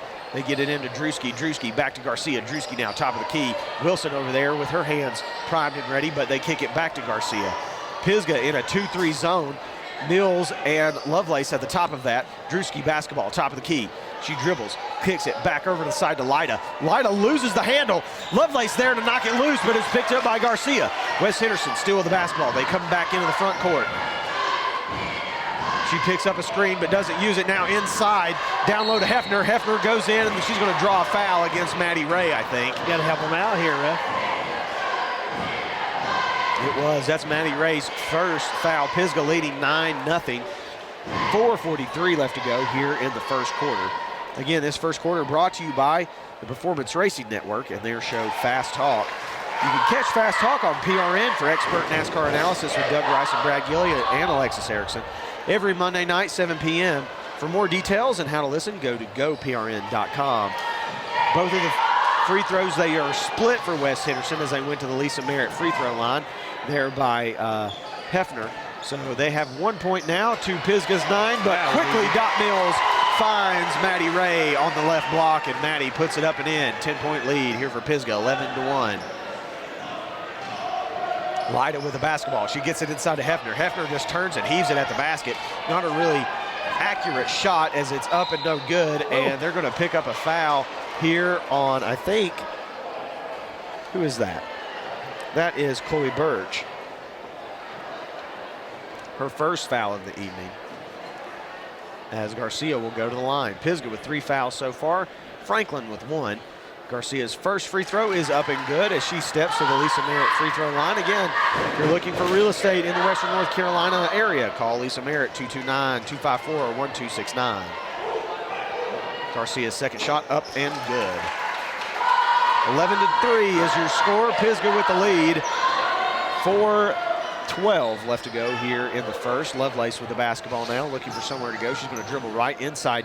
Pass is trying to control by Birch. Birch, quick move into the middle, no good. Who's there? Maddie Ray. She gets the rebound, but up and no good. And out of bounds on West Henderson as Wilson tried to control it. And Lovelace had good position there on that rebound. She just wasn't able to get it up on the backboard the right way to put it through for Pisgah. Pisgah now is going to inbound. Mills going to inbound. 4 players on each one of the corners as they set some picks and roll. They're going to throw it out to Lovelace. Lovelace inside. She found Boone, but Boone had her back to the basket. They're going to throw it inside to Maddie Ray, but she loses the handle. Picked up by Drewski. Drewski ahead to Wilson, and her pass is going to be errant, and it's out of bounds. I was a little too unselfish on that play. Yeah, she had a wide open lane to drive. 3:43 left to go here in the first. Pisgah leading 11-3. Mills with the basketball now. She's going to hand it off to Boone. Boone driving to the right. She reverses her dribble. Back over to Mills. Mills now attacking the middle of the defense. She goes up and draws a foul. And this little offensive set right here, Craig, is very interesting to me because at the top of the key, they're basically running a little handoff, and then the person that hands it off, they're going to come back down and then do a little ball screen. And when that person on the top swings back, they're basically wide open, and then they just reverse and they can drive back the other way like we saw Dot do right there. Her first shot up at the Lisa Merritt free throw line is good. Again, Lisa Merritt, 229-254-1269. Pisgah ball. Ooh. And it's going to be fought for on the second free throw. Is no good, and it's hit out of bounds on Pisgah. Birch now guarding the inbounder of Garcia underneath their own basket. They get it to Drewski. Drewski back to Garcia. Garcia ahead to Wilson. Wilson driving down the middle of the lane. She kicks it outside. Shot fake up. West Henderson shooter pulls the shot, and it's no good. That was Garcia there for that shot as well, and her shot no good. They're going to drive it back outside. Here's Chloe Birch. Her shot no good. Maddie Ray with the rebound. She kicks it back outside to Mills. Mills over to Boone. Boone thought about a three. Little triple threat power move there. She drives in the middle of the lane, gives it to Ray. Ray inside to Birch. Birch, turnaround jumper is good. Pisgah 14. West Henderson 3 as they finally get it over to that side to Wilson. Wilson now driving. She's going to throw it over to Drewski. Drewski inside to Hefner. Hefner looks, turns around, pulls, shot up, no good. Rebound fought for, kicked ahead to Birch. Birch, middle of the key. She kicks it over to Lovelace. Lovelace drives, pulls up a left-handed shot, no good. As it was tipped a little bit there by Hefner. Going the other direction now for West Henderson is Garcia. She hands it off to wide Wilson. open lane. And Wilson drives, no good. Boone with the rebound. She's going to cross over top of the key. And then there was a squeak. And Boone thought that the play stopped, and then it's picked up by West Henderson, and it's going the other direction and laid in by Jana Wilson. I thought there was a whistle, so I'm there right there with her because I thought the same thing. Boone now over on the right side. They get it into Birch. Birch goes to work down on the block. Her shot up, no good. Ray there to put it in as she picks it up off of the rebound. And already Maddie Ray a number of rebounds here in this game as Jazza Wilson now with the ball. They're going to kick it over inside to Hefner. Now back outside to her the other Wilson. That is Jana Wilson. Jazza with it. She's going to pull back, pick up her dribble, covered by Dot Mills. Now over to Jana. Back to Jazza, now to Garcia. Back over to Jana. Inside to Jazza. Jazza is going to run outside over to Hefner. Hefner drives in, little runner in the paint. Shot up, and it rattles in for West Henderson. A little bit of life here from the Falcons. 16-7 is your score. 1:24 left to go in the first. Kicked ahead to Boone from Mills. Boone in the paint. Kicks it over to Ray. Ray loses the handle. It's pushed ahead to Wilson. Wilson driving in. Huge check there as Lovelace got her hands on it, and she knocks it out of bounds. A little bit of platoon change here for both teams as some substitutions come in. Look like Maya Aman comes in for West Henderson. And for Pisgah, Maddie Ray will take a seat along with Lovelace. Chloe Birch now guarding Amaya as she has the ball. Now she's going to kick it back over to Wilson. Maya pulls a deep three, shot up, no good. Rebound fought for. It's controlled by the smallest person on the court. That is Lida. Lida, she gets it back over to one of the sisters, Wilson. Whitney Boone there in defense. Shot up, no good. Rebounded by Birch. Birch going the other direction. Lida's directly behind her, and she steals it, but it's out of bounds. A lot of hustle out of that young lady as she came from way in the backcourt, ran up behind Birch and just knocked it out of bounds. Carly Robinson in for Pisgah, as is Alyssa Smith. Little inbound play here as Smith rotates in. They're going to throw it deep to Boone. Boone receives the pass from Dot Mills. She kicks it back over to that side to Smith. Smith now back outside to Mills. Mills, top of the key. Little stutter move outside to Boone. Boone, open triple. Shot up and good for Whitney Boone. 19-7, 30 seconds left. Pisgah with the lead. West Henderson with the basketball. Sisters Wilson change the ball back and forth, and there's going to be a foul called. And they're going to call this on Whitney Boone. And she's going to have to come out. I think that's her second. Second, yeah. Lovelace checks back in for her. 2-3 zone for Pisgah as they inbound it to Lida. Lida thought about a three to get it over to one of the sisters, Wilson. The other Wilson pulls a triple, and she hits it. Jazza Wilson puts it in. Pisgah with the basketball. They kick it over to Lovelace. Lovelace, little stutter step. Inside pass, and she tried to get over to Birch. Only 9 seconds left, and it's kicked out of bounds by West Henderson.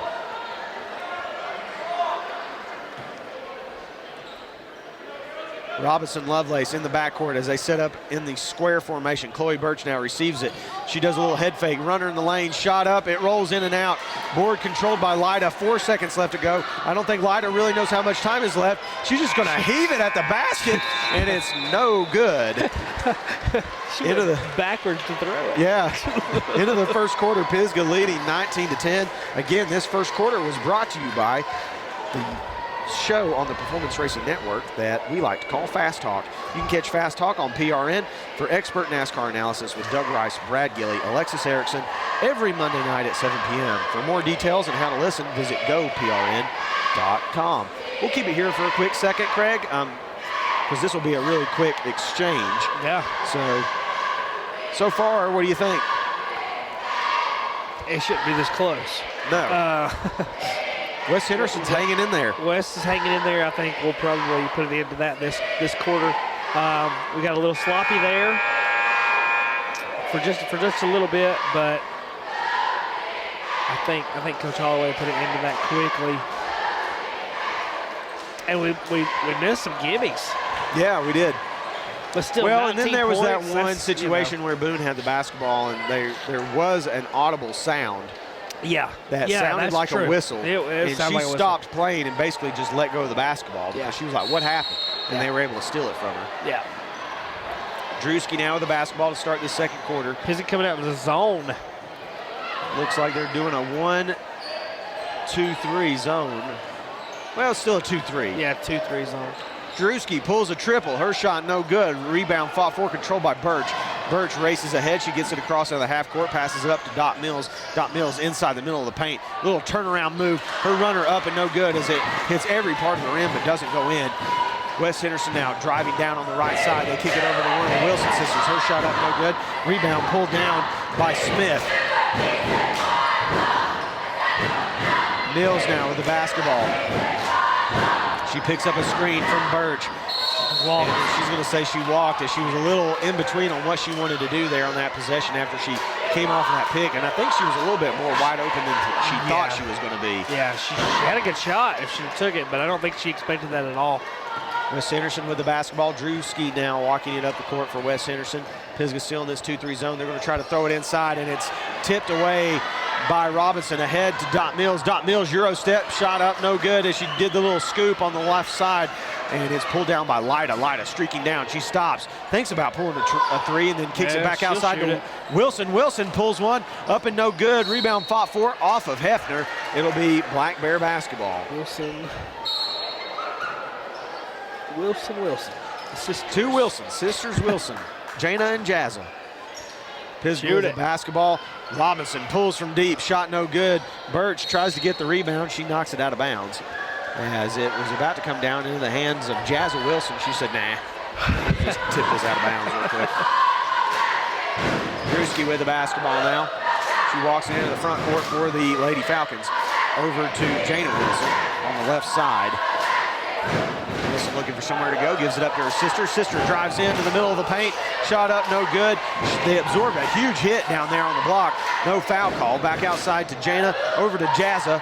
Jazza looking inside. They get it to Hefner. Hefner, turnaround shot. Little push shot, no good. Rebounded by, again, the smallest person on the court is Lida, who comes up with it. And then a big triple by Jana Wilson. They cut it to within 6. 19-13, 6 minutes left to go here in the second period.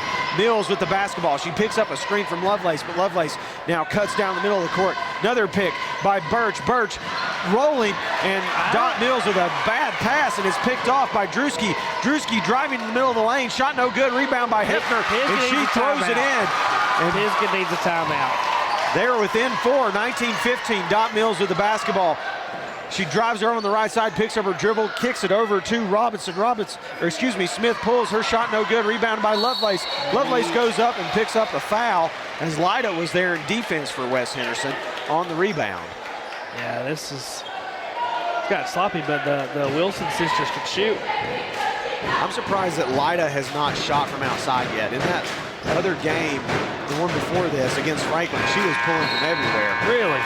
Lovelace's first free throw is up and no good.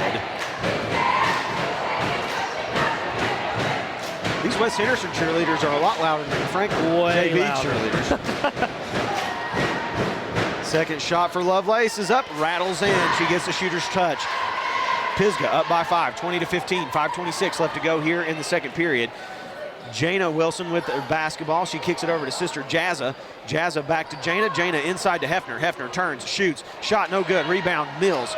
Mills for Pisgah, driving the other direction, driving down the left side. Lovelace there on the outside. Corner three. Shot up, no good, as it's pulled down by Jazza Wilson. Jazza now driving up the left side. Again, Wes Henderson going from left to right there in the blue tonight with the white stripe. Lida with three, and it's good. Oh, my goodness. West Henderson within 2, and Pisgah's going to take a timeout. I don't know why it took that long. 4:53 left to go here in the second period. Pisgah up by 2, 20-18. We'll take a quick break. You're listening to 110 Broadcasting. Home team, home cooking, and the joy of being homeward bound. The best things in life start with home.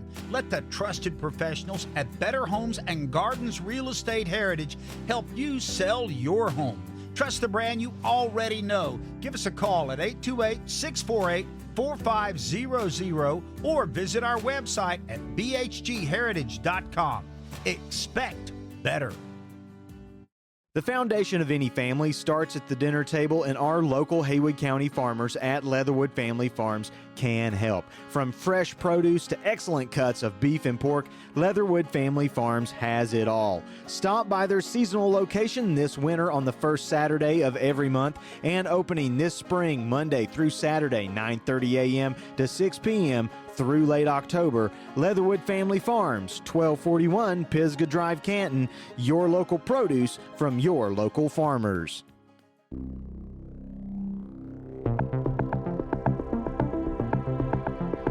Welcome back to 110 Broadcasting's coverage of the Mountain 7 Conference Championship.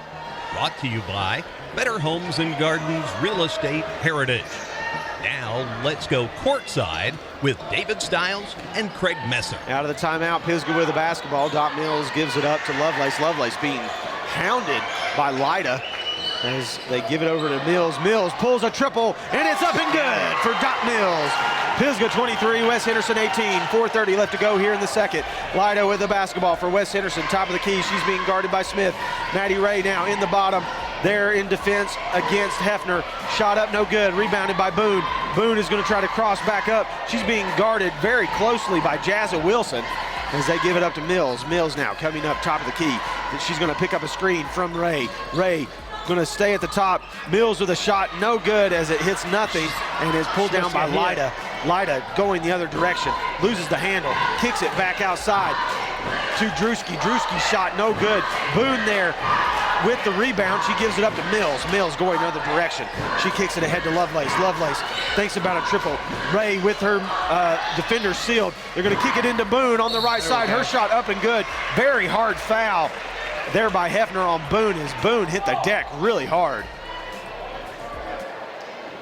She's going to go to the Lisa Merritt free throw line. Again, if you're looking for real estate here in the Western North Carolina area, give Lisa Merritt a call, 229-254-1269. Pisgah leading 23-18, 3:42 left to go here in the second period. Shot up by Boone is good. She increases the lead by 1, so it's 24-18.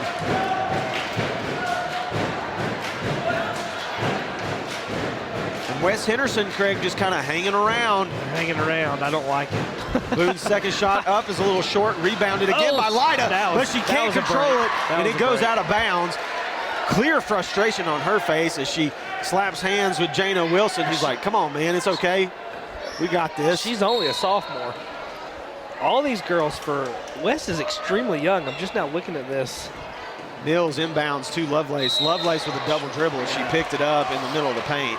It'll be a turnover for her. So trading turnovers right here. We'll just have what we were supposed to have originally.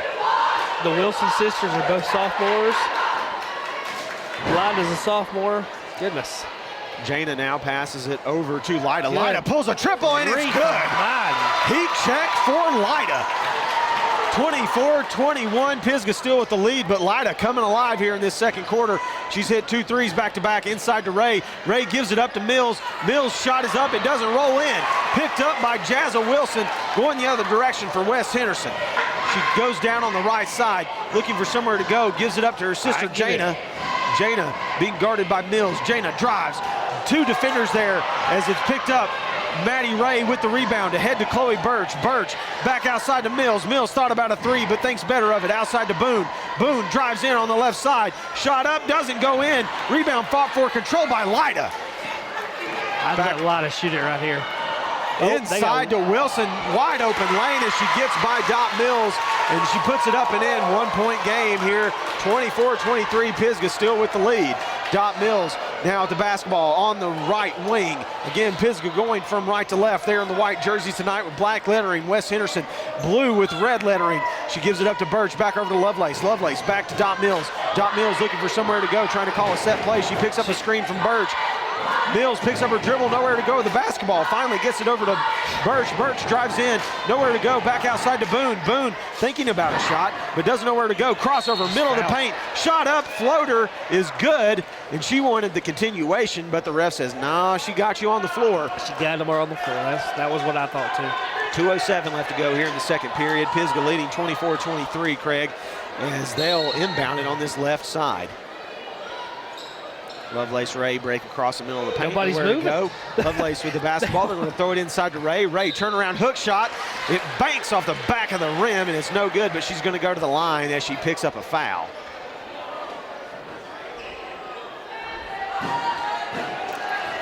So Maddie Ray now steps to the line. That is the first foul on Jazzo Wilson. Ray's shot is up and good. Good touch from the big girl down inside for Pisgah. She's been handling all the center duties here tonight for this team. Has a little bit of a height advantage on everyone for Wes Henderson. She has some good down low post moves. Her and Chloe Birch have been playing very well in those post positions tonight. Maddie gets those rebounds.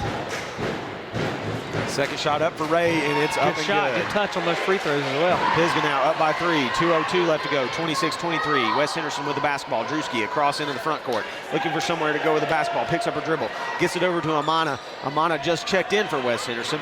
Now into the hands, I think that is Garcia. Her shot no good, picked up by Dot Mills. Dot Mills trying to streak down the left side, being guarded very closely by Jazza Wilson, and then she pulls it back outside. Pisgah now running a little cross action in the bottom of the offense. She kicks it outside to Boone. Boone, top of the left key, over on the wing, over to Birch. Birch inside pass to Ray.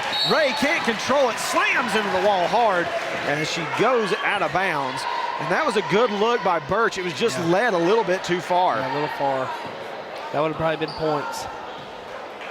Drewski now with the basketball. Amana in on this right wing along with Lyda. One Wilson's sister, and then Garcia. Here's Lyda, little fake handoff to Drewski. Over to Garcia. Garcia pulls a triple, top of the key, up and good for Wes Henderson, and that's a 2. Her feet were on the line. Good eagle eyes there, Craig. I'm glad the ref saw it, because I saw it from here. If he'd have missed that, I'd have been pretty upset. Mills with the basketball, top of the key. Kicks it over on that right wing to Lovelace. Lovelace driving middle, top of the key now for her. She's looking for somewhere to go. She kicks it over to Ray. Ray, power dribble, kicks it over to Birch. Birch, top of the key. Dot Mills now with the basketball. Wes Henderson playing really good man-to-man defense right here. Birch inside, nowhere to go. She's going to pick up a foul as Lyda held that left arm as she tried to come up the middle of the lane. See if we can get some points at the line. I think that's Lyda's second foul. Yep, you're right. She's been pretty hot. Well, all these shooters for Wes Henderson have been pretty good from behind the arc tonight. I mean, Jazza Wilson has hit a couple. Lyda's hit a couple. We saw a long 2 there from Garcia. These Pisgah girls look gassed. They do look a little worn out. They look worn out, and I don't know. They had a bye. But they look, as a whole, like they were just being run to death out here. 1-and-1 by Birch is up and no good on the Lisa Merritt free throw line. Ray with the rebound, and then she's fouled as he tries to put it up and in, so she'll go to the line and shoot 2. 39 seconds left to go here in the second quarter. First shot for Ray is up, and it clanks off the left side of the rim. Couldn't get the shooter's touch on that one. Just a little bit off.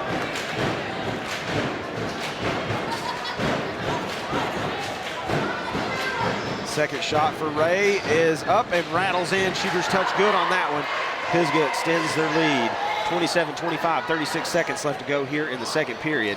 They kick it over to Garcia. Garcia has Amon running over on that right side, inside to Hefner, outside to Wilson. Wilson looking inside. Dot Mills there to tie it up, and it's going to be a jump ball. And it'll be Pisgah basketball. 25 seconds left to go here in the second period.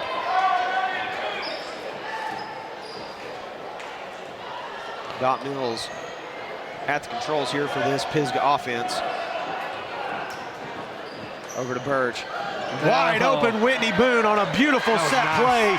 And she picked up a big screen from Ray and then just was wide open here on the left block, and she does a little reverse layup and puts it in. Pisgah leads by 4, 29-25.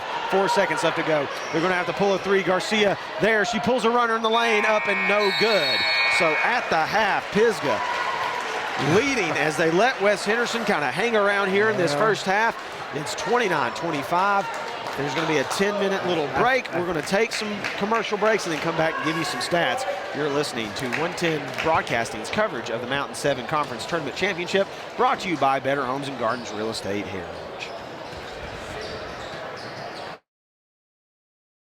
Breathe some new life into that old piece of custom jewelry or maybe that heirloom? Take them to the Jeweler's Workbench in downtown Waynesville. They specialize in unique handcrafted jewelry and other artistic gifts and treasures. The Jeweler's Workbench can repurpose old pieces into something brand new. They showcase 40 local artists and feature something for everyone. Check out their Facebook page for news, photos, and upcoming events. The Jeweler's Workbench, 80 North Main Street, Waynesville. Open Monday through Saturday, 10 to 5. Are you ready to add that covered carport to the driveway? Maybe a pergola for the backyard. No, I've got it. How about a fence for the dogs? Oh, this is the best one yet. How about a deck and a hot tub pad for those romantic summer evenings? If you are in need of a contractor to make your outdoor enhancement dreams a reality, call or text King Services, 828-442-5043. That's King Services, 828-442-5043. Service fit for a king. Are you looking for things to do here in Western North Carolina and in the Blue Ridge Mountains? Then you need to visit BlueRidgeMountainLife.com with tons of guides on towns, attractions, places to eat, places to stay, hiking trails, waterfalls, family activities, and much more. Our local guides not only provide beautiful photos, videos, and in-depth content, but also provide additional insight and information to the surrounding area. Again, that's BlueRidgeMountainLife.com. Find us on Facebook and YouTube, Blue Ridge Mountain Life. Find your next adventure.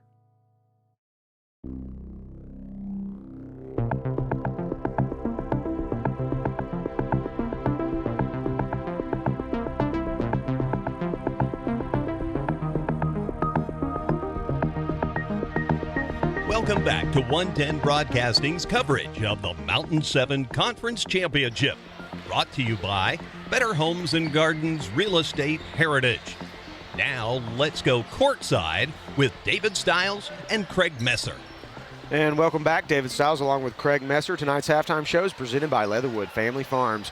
Come visit our seasonal location at 1241 Pisgah Drive, Canton for the best local produce, beef, and pork. Your local produce from your local farmers. I like going out there to Leatherwood Family Farms. It's a pretty nice little produce stand, Craig. You can get a lot of different things out there. It's very nice. Yeah, they've got all their good stuff. Seasonally, I guess I should say. Yeah, seasonally. I mean, right now they're doing the first Saturday of every month, and they have a meat day. But here in the spring, they'll be open up, and they'll have all kinds of produce. That's tomatoes, cucumbers, green beans, potatoes. Or not potatoes, potatoes. Taters. Onions. So here at the Leatherwood halftime show, Leatherwood Family Farms halftime show, what do our stats look like? All right, so we'll go with West Henderson first. Caden Lida with 6 points. Allison Garcia with 2. Jazza Wilson with 5. Jana Wilson with 7. Ava Hefner with 5. Caden Lida also has 4 rebounds. Ava Hefner 3. And Riley Druskus with 1. And Jazza Wilson with 1. 2 steals from Janie Wilson and 1 steal from Riley Druskus. And for Pisgah, leading all scorers, Maddie Ray with 9. Dot Mills with 7. Casey Lovelace with 3. Whitney Boone with 6. Rebounds, Maddie Ray with 7. Casey Lovelace with 1, Dot Mills with 4, Chloe Birch with 3, Alyssa Smith with 1, and Whitney Boone with 3. Assists, 2 for Doc Mills and 1 for Whitney Boone. Steals, we got 1 for Doc Mills and 1 for Chloe Birch. So as we kind of talked about in that first half, I really felt like Pisgah was letting West Henderson kind of hang around, hang in there. Because there were moments where Pisgah was, they started the game off like 11 to, 9-0, 11 to 1. Yeah. They had a 10-point lead right out of the gate. But credit to West Henderson. They really have been fighting back, and I think the outside play, their ability to shoot from the perimeter has kept them in this game. They've hit a couple of big threes. Lida hit 2 big threes. The Wilson sisters have hit a couple of big shots, and then Garcia with that long two. You're right. They're right before the end of the half. So West Henderson still playing very, very well. There's a reason they're in this Mountain 7 Conference Tournament Championship. And they're so young. I can't get over. I'm looking at this sophomore, freshman, sophomore, senior, sophomore, junior, sophomore. So they have one That's senior. That's a lot of sophomores. Ava Hefner is their only senior. Yeah. It's crazy. Yep. Man. So, and with Pisgah, it's a lot more upper class. I will say Kennedy Barker, who has been she's played substantial minutes all season long, is not playing tonight. She's got a boot on one of her foot. Other than that, I don't know. Everybody seems to be out there. I'm kind of like you. At the end of that second quarter, the girls looked a little gassed. I don't know if they, sometimes coming in, they have to know they're a heavy favorite. Yeah. And maybe that was, we're going to go out here and do our thing and be done. I have no idea, but like we said earlier in the Blue Ridge Mountain Life Guide to Victory, you can't overlook any of these teams. No. And these games right now still matter. Yeah. It matters for your state playoff implications. Yeah, it matters. You've got a team like this West Henderson. I'll take them for example. They're going to go in the playoffs. They're not going to be the top seed out of the conference. Even if they won, they're not going to be the top seed out of the conference. But if they won tonight, a win over Pisgah would cause them to probably get a better seed than they're going to get. They do this weird RPI system. I don't really understand it. They use all these computer numbers now. So doing Mooresville football, the best way to look at it is you look at who you've played. Right. And what your record is versus who you've played. And then they look at your opponent's record and who they've played. Right. And then who your opponent's opponent has played. And they take all of that information and they kind of stack it together and they give it a number. So a quantitatable number. And then that kind of figures out what your ranking system is. So it's basically a strength of schedule. So that's the easiest way to look at it. It's who have I played and who have my opponents played and what was their record against those like opponents. And so then you just do the math and it's still in the weeds to me a little bit, because how do you, high school sports, how do you say this team's better than this team's on the coast, this team's in the mountains? How do you quantitate? Well, the way that you're looking at it is you're doing the RPI split into two halves. You're going to do the East and you're going to do the West. That's true. That's true. You got to kind of keep it in relative perspective. So we're going to take another little quick break right here before the end of halftime and the Leatherwood Family Farms halftime show here at Tuscola High School. I'm David Stiles along with Craig Messer. We're going to hear from a couple of our sponsors and then we'll be right back. Home team, home cooking, and the joy of being homeward bound. The best things in life start with home. Let the trusted professionals at Better Homes and Gardens Real Estate Heritage help you sell your home.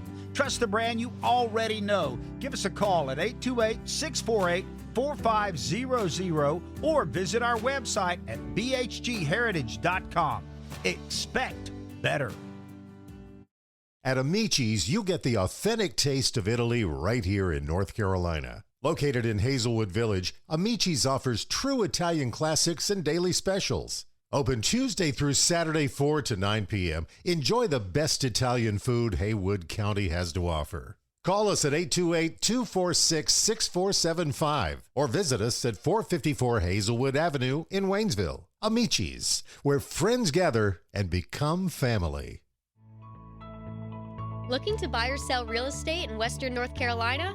Look no further than Lisa Merritt of Better Homes and Garden Real Estate Heritage. With a background in general contracting, education, and nursing, Lisa has honed her interpersonal skills and attention to detail to put them to work for you in your search for a new home. Reach out to Lisa today. Call or text 229-254-1269. That's Lisa Merritt at 229-254-1269.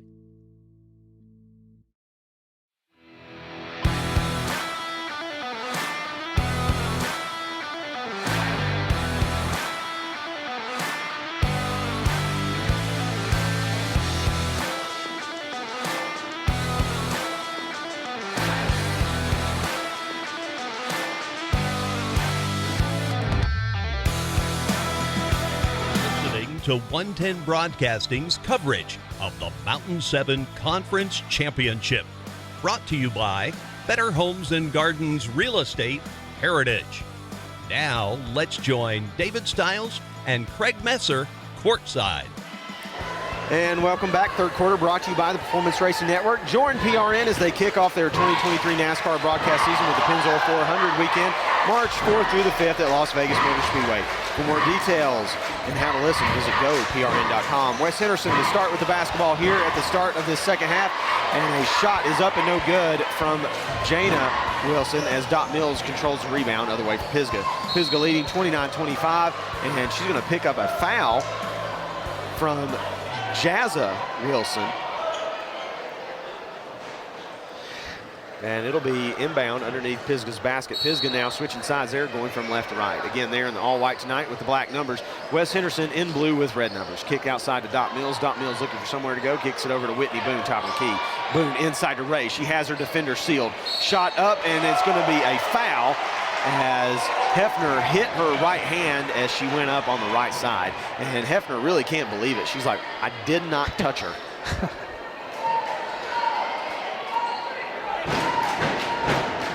As Maddie Ray steps to the Lisa Merritt free throw line. Again, if you're looking for real estate here in the Western North Carolina area, contact Lisa Merritt. That's 229-254-1269. Maddie Ray's first free throw is up and good. Pisgah extends their lead to 5, 30-25.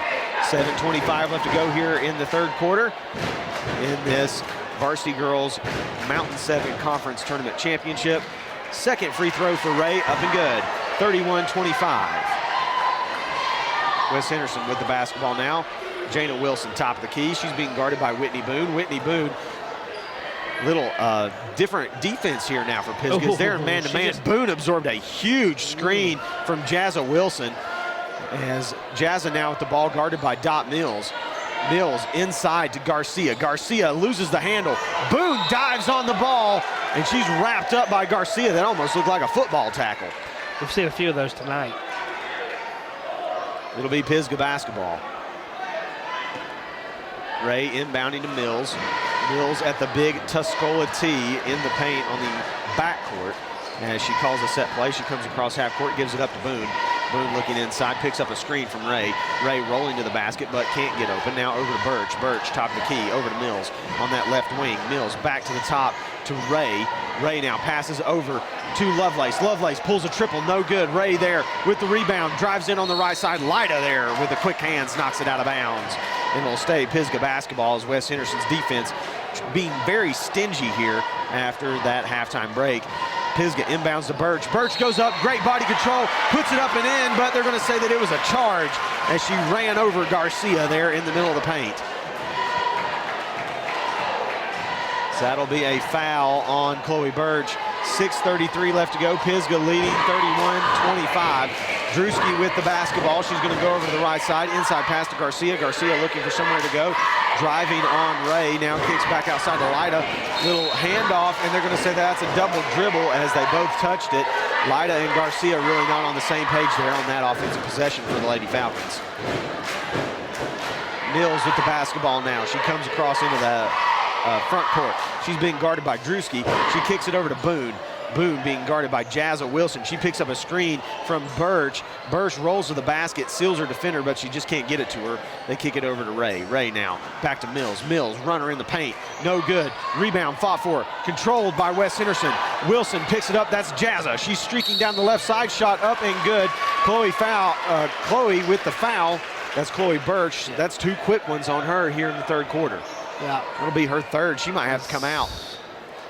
Yeah, that's going to hurt. That's going to hurt a lot, actually.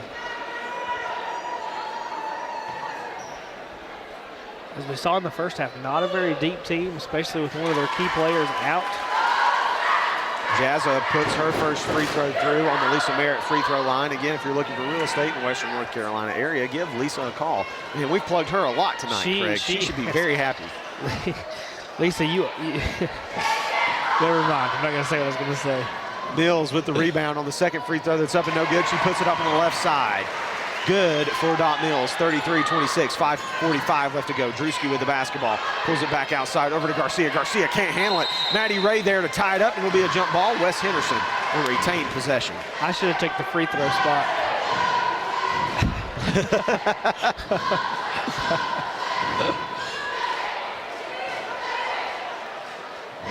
Wes Henderson inbounds to Drewski. Drewski calling a set play. A lot of screens here for Wes Henderson as Lida comes open over here on the left wing. Again, they're going from right to left. Lida gives it up to Garcia. Garcia drives. Dot Mills there in defense. She blocks it, and the shot's no good. Mills picks up the basketball, streaking ahead, middle of the court. She has it tipped away. Wilson there to grab it, and it's on the ground. Lovelace has it. Now back over to Boone. Boone inside to Birch. Birch to Ray. Good ball movement by Pisgah as Ray puts it up and in. 5 minutes left to go here in the third period. Pisgah leading 35-26. Holloway jumping up and down, saying, let's go, let's go. Wes Henderson with the drive. Maddie Ray on defense. Good footwork there by Birch as she played a little bit of soccer and kicked it out of bounds. Looks like Smith is going to check in for Ray. She's going to take a breather for Pisgah. Garcia to inbound just right of the cup underneath their own basket for Wes Henderson. Jazza Wilson trying to get open. She inbounds it deep out to the top of the key to Drewski. Drewski now over to Wilson. Wilson looking right. She picks up a screen. Driving. Shot up and good. They're going to say it was in the form of shooting. And if that's on Chloe, that's going to be 4 on her. Yeah, they got to sit her. They can't afford to lose her this early. Oh no, they called that on Dot? Did they call that on Dot? She wasn't even over there. And Chloe Birch looking at Coach Holloway saying, look, I don't want to come out. Don't take me out. And he's like, well, I'm going to leave you. I think they called that on Dot. Well, okay. Hey, Dot don't mind. It's her first foul. Over to Smith. Her shot up, no good. Oh, hard foul there on the floor by Wilson as she just ran straight over Whitney Boone. Whitney Boone has been knocked down quite a few times tonight. That girl's bones must be made out of antimonium like Wolverine. She just hits the ground hard and gets right back up. Nothing wrong with me, she says. The inbound to Birch. Birch looking. She kicks it outside to Smith. Smith shot up and it rims in and out. Rebound fought for, controlled by Birch. She's got to be careful, and it's going to be a jump ball.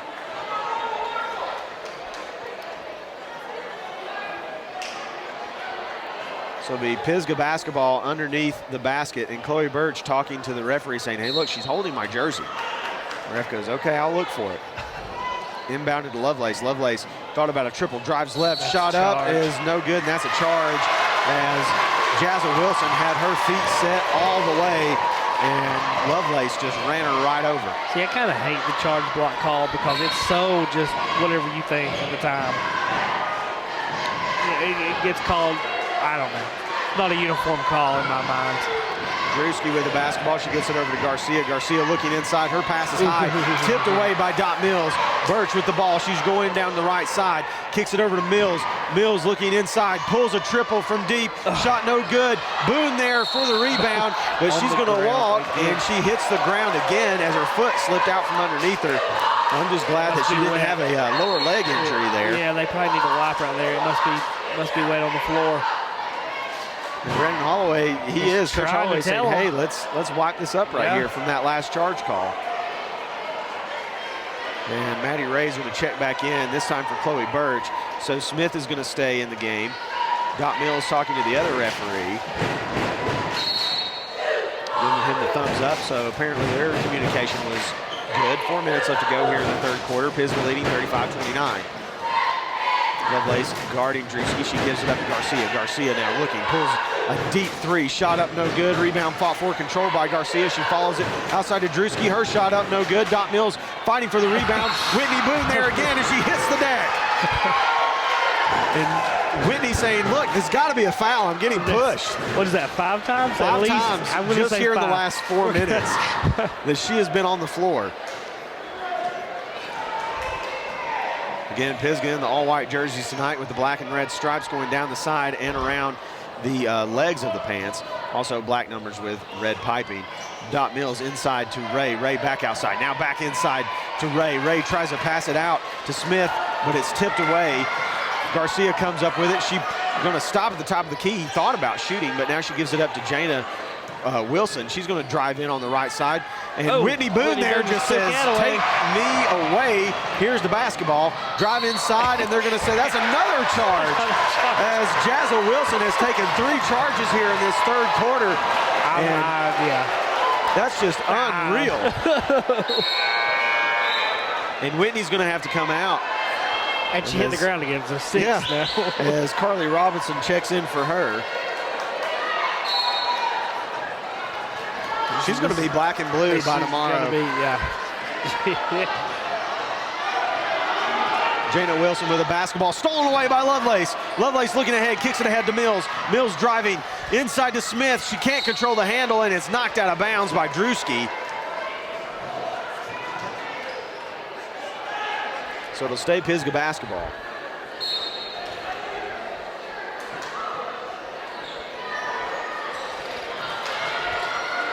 Dot Mills with it, now over to Lovelace. Lovelace drives in the middle of the paint, up and good on the left side. Little left-handed runner for Lovelace. 37-29 is the Pisgah lead. 2:47 left to go here in the third quarter. Drewski with the basketball. She picks up a screen from Lida. Driving on her on the right side, she just bounces it to Garcia. Inside to Wilson. Wes Henderson looks very tired right now. I think Pisgah just kind of wearing them out a little bit here in this third period. Shot up by Lida, no good. Rebounded by I think that was Robinson down low. She gets it ahead to Mills. Mills driving, shot up, no good, and she pulls a foul on Lida. And Lida's fired up. That'll be her third foul. Extremely frustrated for Lida. Caden Lida. As Dot Mills' first free throw attempt is up and no good. Lida's going to come out. As she is replaced by Maya Amin. Dot Mills' second shot up and good. Pisgah lead 38-29. 2:21 left to go here in the third quarter. Drewski with the basketball. She comes into the front court, passes it over to the left side to Amin. Amin looking, Garcia there, streaking across over the left wing, guarded by Ray. Out, she's out of bounds. And Ray, good defense, finally pulls down the rebound as a shot from Jana Wilson was no good, and that'll be a jump ball, and they'll stay with Wes Henderson.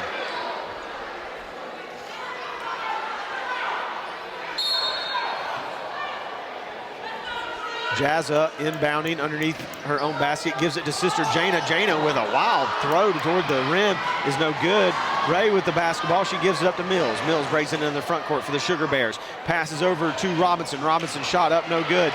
Ray there with the rebound, kicked outside to Mills. Mills drives, middle of the paint. She tries to give it up, and it's almost knocked away, but she maintains possession. Now back over to Robinson. Robinson looking for somewhere to go with the basketball. Picks up her dribble over to Smith. Smith, little pump fake, driving to the left, gives it up to Mills. Mills cuts over to the middle. Jump stop, middle of the paint, shot no good. Rebounded by Jana Wilson. Wilson streaking down the other way for Wes Henderson. And there is going to be a block. Come on.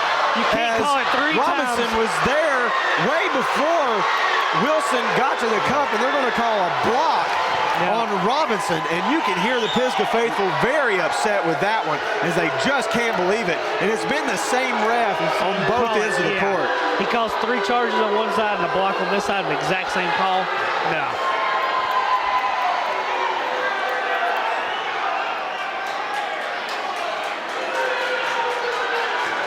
As Jana Wilson steps to the free throw line, 1:25 left to go here in the third. Pisgah leading 38-29. Her first free throw up and good.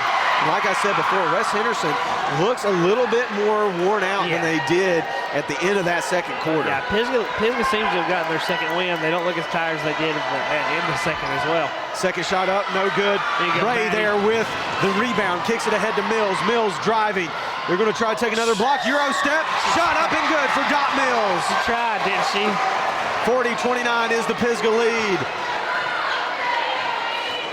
As Wilson tries to handle it, and they throw it right in the arms of Dot Mills. Dot Mills streaking down the other direction. Drives up on the right side, and it's good. And they're going to say that it's a block, and it's an and one for Dot Mills. Yeah, West Henderson's getting slack now. I think their coach needs a timeout. 1:05 left to go here in the third as Dot Mills will try to complete the old-fashioned three-point play. Pisgah leading 42-29, and this one's getting out of hand here for West Henderson. They've been close all night, and they have been fighting back and forth, but Pisgah now just surging ahead. Dot Mills' free throw is no good. Pulled down by Jazza Wilson. She's going to give it to her sister Jana on the inside. Jana surrounded by Black Bear defenders, and it's going to be a jump ball. And it'll be Pisgah basketball as Robinson and Lovelace tied it up. 53 seconds left to go here in the third. Full court pressure by West Henderson. They get it into Dot Mills. Drewski guarding her. She kicks it ahead to Lovelace. Lovelace driving. Inside pass to Maddie Ray. Maddie Ray up on the left side. She puts it up and in. 45 seconds left to go here in the third. Pisgah leading 45-29. Drewski with the basketball. And she's going to call a full timeout finally, as there's a bunch of West Henderson fans over here on our side of the broadcast arena, and they're like, Coach Byer, you need a timeout. Why are you not calling it? 37 seconds left to go here in the third. Pisgah leading 44-29, and they must have drank that special Michael Jordan what's it called? Juice at halftime, like in the Looney Tunes movie. What, Space Jam? Space Jam. They've come out full guns a-blazing. And poor Whitney Boone has hit the deck like 17 times. As we watch the Pisgah cheerleaders do some flips here and do some cheers. I think for West Henderson right here, you've got to try to keep this close. I mean, you're close to being down 20. Yeah, all of a sudden. That's the thing about Pisgah. If they let them fully back in the game. Yeah. And then they get back ahead by this much. Yeah. I mean, they just, I don't know. It's like all of a sudden, it's like, you know what?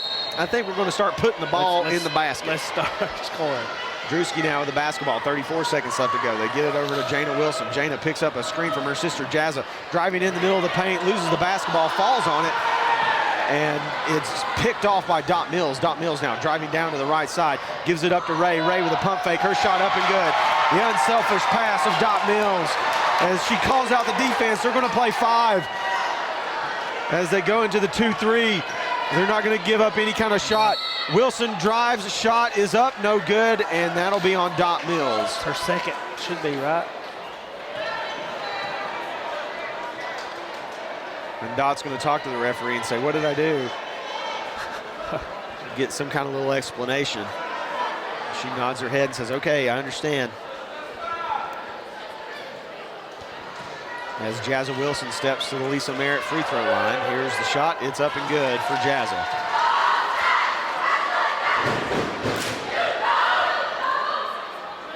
Ray down low along with Smith at the rebounding positions. Robinson and Lovelace at the top. In between them, you have Drewski and Jana Wilson. Here's a shot up, no good. Ray there with the rebound. She gets it outside to Robinson. Robinson gives it up to Mills. Mills, middle of the court, 3 seconds left to go. She's gonna have to pull a deep three. She pulls it from way back, and it's no good. Pisgah 46, West Henderson 30 here at the end of the third quarter. And again, that third quarter was brought to you by the Performance Racing Network. You can catch their first race of the season in the NASCAR season with the Pennzoil 400 weekend, March 4th through the 5th from Las Vegas Motor Speedway. And for more details and how to listen, you can go to goprn.com. We'll take a quick break and we'll be right back with a conclusion of this game here at Tuscola High School.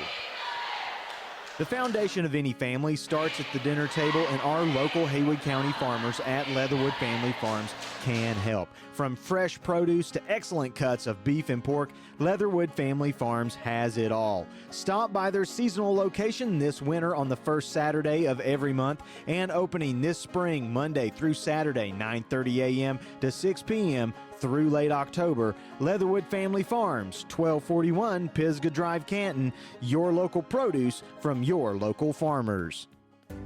Home team, home cooking, and the joy of being homeward bound. The best things in life start with home.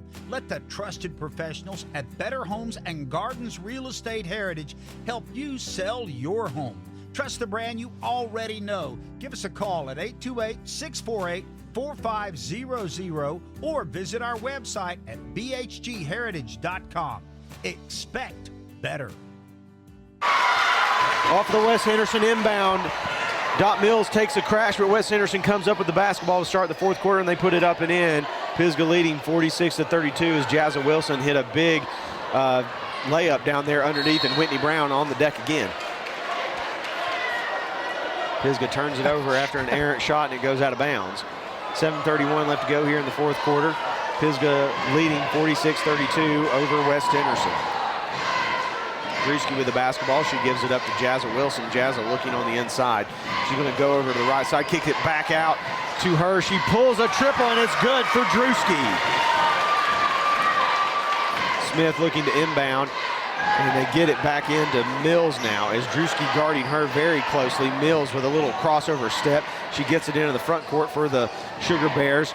Boone now with the drive, little push shot up on the left side, rolls in and out, hits every part of the rim and will not roll in for Whitney Boone, and it's going to be knocked out of bounds as Smith tried to save it underneath their own basket. Dot Mills will inbound just right of the Pisgah basket. Lineup right now for Pisgah is Mills, Robinson, Smith, and Birch and Boone. Boone with the basketball on the left wing over to Dot Mills in the left corner. Now to Birch. Birch drives in, kicks it back outside to Smith. Smith back inside to Birch. Birch turns around, puts it on the deck, and it's fought for by the sisters Wilson, and they give it up to Drewski, and it's going to be a jump ball as Dot Mills tied it up with her right there just outside the three-point line on the Pisgah side of the court.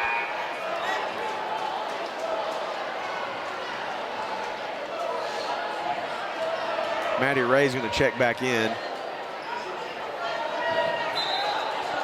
as Smith takes a seat. She's going to get it into Dot Mills. Dot Mills now driving over to the right side. Inside to Boone, and Lida there to pick it off. First time we've seen her in a few minutes after picking up her third foul there in the third quarter.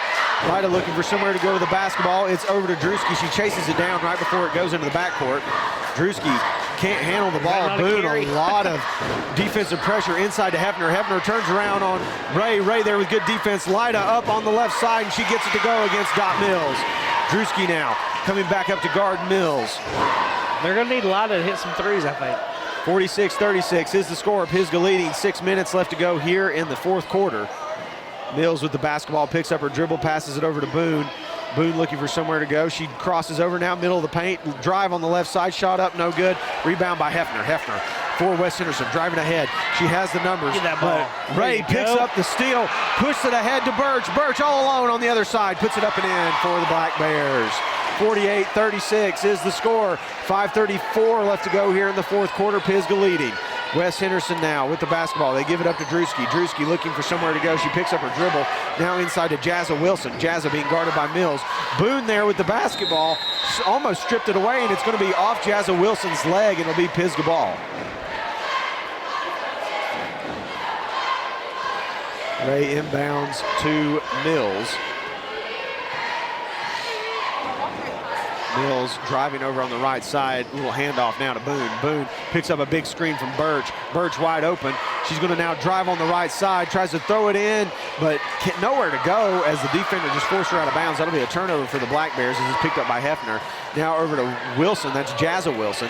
She drives in, little fake pass over to the left, and it's no good. And there's going to be a jump ball called as Lovelace ties it up.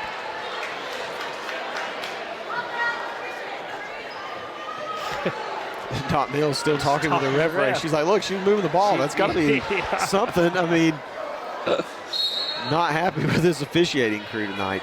That's been pretty sorry. Boone now guarding the inbound dribbler of Drewski. Drewski top of the key. She gives it up to Wilson. Wilson picks up a screen from Lida. Drives in on the left side. Tries to make it go, no good. Birch there with the rebound. She turns around, tries to dribble it out of the outlet. Finally gets it into the front court. Nowhere to go. She gives it up to Mills. Mills, top of the key, little hesitation. Left side drive shot up and good for Mills. 50 up on the board now for Pisgah. West Henderson with 36. 4:22 left to go here in the fourth quarter. Here's Wilson, drives in. She's going to go up on the left side and put it in. They're going to say that's an and one.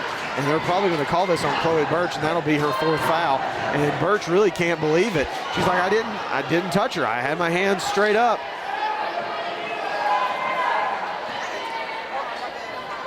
And they got her for her fourth that time. That's really probably her fifth. Shot up by Jana Wilson is up and good. We're not going to tell them, are we? No. Lida takes a seat for West Henderson as Amin comes back in. Maya Amin.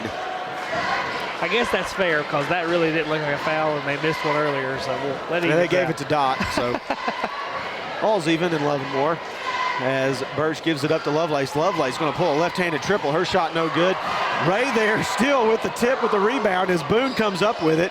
She picks up a screen from Dot Mills. Now here is Birch. She pulls a triple and it's good. Nothing but bottom of the net as she sings that sweet nylon music. I don't think she was thinking she was going to be open enough for that either. No, Dot Mills now with a steal, kicks it ahead to Birch. Birch drives in and it's knocked out of bounds by Jana Wilson, and that was just good defense, Craig. You say so. And Coach Holloway is going to take a full timeout as Pisgah leading 53-39, 3:40 left to go here in the fourth quarter. And Pisgah really turned it on there in the third. As this fourth quarter is brought to you by Craig.messer Realty. Craig, tell us about all your endeavors as a realtor. Looking to buy or sell, Western North Carolina, I'm your guy. Last year I came in second in Best of Haywood. Oh, did you? I did, yeah. So we're going for first this year. How can they vote for you for that? The Mountaineer website, yeah, somewhere on there you can vote for me. So I don't know the exact link, but it's on there somewhere. Anyway, yeah, go vote for me. I've voted for you. Hey, thanks, David. Also, it's a little chilly right here at our broadcast location. There's a little bit of a breeze blowing. I'm glad I wore a sweatshirt. I wore shorts because the last game we did, I burned up. Yeah, you were wearing a hoodie and jeans. I was wearing a hoodie and jeans, and so I thought I'd wear shorts. And I would rather feel like this than I did that night because I got hot that night. So I'm surprised they got the window open back here. It feels pretty good. Pisgah's set to inbound. I love this little inbound formation that they set up. They put a person at each corner of the paint, so they got two people on the block, two people on the elbows, and then Dot Mills will inbound. And you've got both of your post players on the right side of this formation and your guards on the left as Chloe Birch pops out to the right side, and they're going to give it up to Boone. Boone now back over to Mills. Mills, no one on her. She pulls a triple, and that's the shot they wanted, but it just didn't go. Birch there at the rebound, and now things getting a little bit chippy as they're going to say that was a jump ball as she was tied up with Jazza Wilson, and Birch was like, look, you got to get them off of me. I run that again if I'm Pisgah. They're going to run a 4 high this time, and they're going to give it up to Boone. Boone now at the top of the key. She gives it up to Lovelace. Lovelace inside. They're going to give it to Birch. Birch, possessed, turns around and throws it at the rim, and Hefner's going to pick up a foul. And she's going to get 2 shots. Lisa, they're back at the free throw line. Lisa Merritt, real estate. What is it? I should know the phone number by now. It's 229-254-1269. Lisa Merritt got more advertising than anybody alive tonight. Been a lot of fouls. She's been talked about more than the war in Ukraine, probably on the news tonight. Probably. Second one for Birch is up and good. Pisgah 55, West Henderson 39. Wilson with the basketball, top of the key. That's Jazza, or excuse me, the other Wilson, other sister Wilson, and that's going to be a foul on Lovelace. as she reached in and grabbed both of her arms. Yeah, that's going to get called. Who's that on? Lovelace. As Jana Wilson's going to go to the line.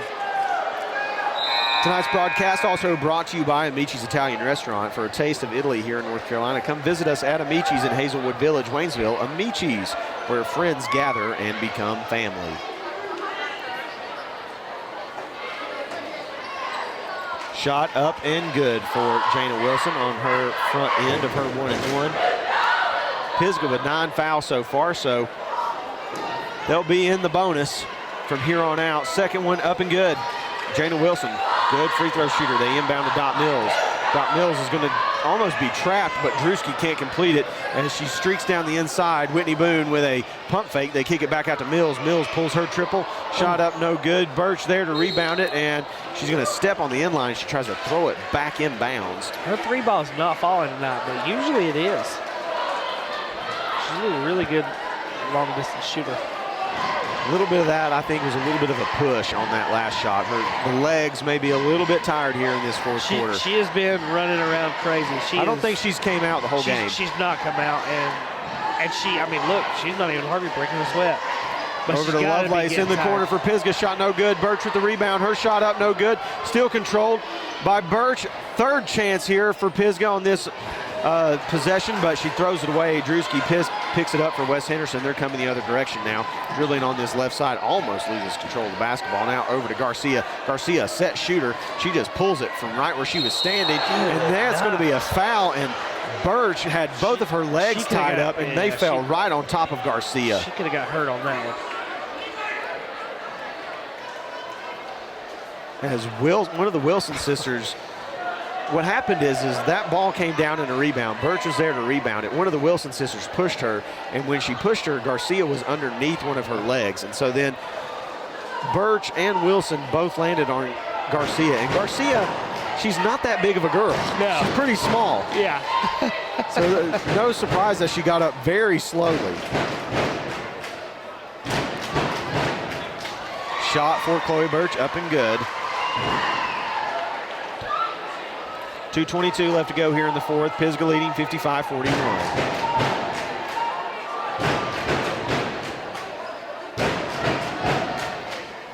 Shot up and no good. Dot Mills there tried to get the rebound, but she had to go through 2 Wes Henderson rebounders, and it didn't work. Jana Wilson with the basketball. She kicks it over to sister Jazza. Jazza, little runner in the paint, no good. Picked up by Drewski. Drewski almost had it stripped away by Boone. Back outside to Jazza Wilson. She's guarded by Dot Mills. Jazza trying to pick up a screen. They give it over to Garcia. Garcia pulls a deep 3. It's no good as it's rebounded by Boone. Boone now looking ahead for Pisgah. She gets into the front court, and Pisgah's going to take another timeout, and it's going to be a full. He's saying, just give me whatever I have left. We're going to take it. 1:56 left to go here in the fourth. Pisgah leading 56-41. So Wes Henderson still kind of just staying close. They're right here. It's kind of a yo-yo effect right now. I mean, Pisgah will have a couple of good possessions, and then Wes Henderson will have a couple of good possessions. And I don't think it's going to be what happened in that JV boys game where all of a sudden someone goes on a run and they come back. No, that's not going to happen. This one's over. Well, let's not be too hasty. It's 15 points with 2 minutes to go. It's 56-41, so, I mean, they've hit a bunch of threes this game. They're going to have to hit some a bunch. Well, what's interesting is that Lida is not in the game right now. Yeah? And she, in the past couple of games, has been very hot. Right? Yeah, she's in right she now. Just checked back in. She's got 4 fouls, though. That makes sense. She's been setting for a little while. Might have to do a little bit of a heat check here in a minute. She's going to have to shoot her one, see if it's still good. I think Pisgah's going to try to run a little clock. Inbounded to Mills. She's being guarded by Drewski. Drewski's done a good job tonight guarding Dot Mills. Over to Lovelace. Lovelace now dribbling left. Inside to Ray, all alone. Over to Birch. Unselfish pass there by Ray as Birch goes up and in on that right side. Pisgah 58, Wes Henderson 41. Over to Garcia. She thought about shooting, but Pisgah really crowding the three-point line now. Drewski, runner in the paint, no good, and it's going to be off of nobody as Lovelace didn't touch it, so it'll be Pisgah basketball. I don't think West understands who needs to touch the ball. And we have another substitution here for Pisgah as Elizabeth Smith comes into the ball game. Lovelace inbound now. Boone sets Dot Mills a pick. Mills open as she curls around the defenders. She's going to get into the front court and continue to drive, just push Drewski away. We're going to give it over to Boone. Boone now, top of the key. No real concern about trying to go to the basket. They're just going to play a little bit of keep away right here, I would think. Handoff to Mills, and it's broken up by Jana Wilson. Jana driving in on that right side, little scoop shot, no good. Rebound fought for and controlled, and Whitney Boone hits the deck again. Now here's Smith on the deck. Back outside for West Henderson, shot no good from Jazza Wilson, picked up by Dot Mills. 56 seconds left to go. Craig, I think you're right. This one's inevitable. I told you. Pisgah with the big lead. They're just going to run some clock. They're going to throw it around the outside, over to Boone, and that's going to be it. Over to Dot Mills. 44 seconds left to go, and here comes Drewski to guard, and now Whitney Boone with the basketball. Back over to Dot Mills. It's been a pretty good series of games here. Pisgah winning in all three of them. They're going to give it up to Smith, and she's going to put it in and score. Kind of some garbage time minutes here as Drewski inbounds it to Jana Wilson, and Wes Henderson, you can just tell life sucked out with them. And 18 seconds left to go. Pisgah 60, West Henderson 41. They're just going to be content to hold it, and it looks like the players are just going to talk with one another. Lida has her shirt already pulled out of her shorts, and she's like, yeah, I'm ready to go. They just hand the ball back to Mills. Mills is going to cross back over, and that's going to be the ball game, ladies and gentlemen. Pisgah 60, West Henderson 41, as Pisgah takes another win here tonight at Tuscola in the Mountain 7 Conference Tournament Championship. And we'll be right back to give you our player of the game and our lockdown defender of the game. You're listening to 110 Broadcasting's coverage of the Mountain 7 Conference Tournament. I'm David Stiles along with Craig Messer. We'll be back after this message from Blue Ridge Mountain Live. Are you looking for things to do here in Western North Carolina and in the Blue Ridge Mountains? Then you need to visit BlueRidgeMountainLife.com with tons of guides on towns, attractions, places to eat, places to stay, hiking trails, waterfalls, family activities, and much more. Our local guides not only provide beautiful photos, videos, and in-depth content, but also provide additional insight and information to the surrounding area. Again, that's BlueRidgeMountainLife.com. Find us on Facebook and YouTube, Blue Ridge Mountain Life. Find your next adventure. Would you like to breathe some new life into that old piece of custom jewelry or maybe that heirloom? Take them to the Jeweler's Workbench in downtown Waynesville. They specialize in unique handcrafted jewelry and other artistic gifts and treasures. The Jeweler's Workbench can repurpose old pieces into something brand new. They showcase 40 local artists and feature something for everyone. Check out their Facebook page for news, photos, and upcoming events. The Jeweler's Workbench, 80 North Main Street, Waynesville. Open Monday through Saturday, 10 to 5. Home team, home cooking, and the joy of being homeward bound. The best things in life start with home. Let the trusted professionals at Better Homes and Gardens Real Estate Heritage help you sell your home. Trust the brand you already know. Give us a call at 828-648-4500 or visit our website at bhgheritage.com. Expect better.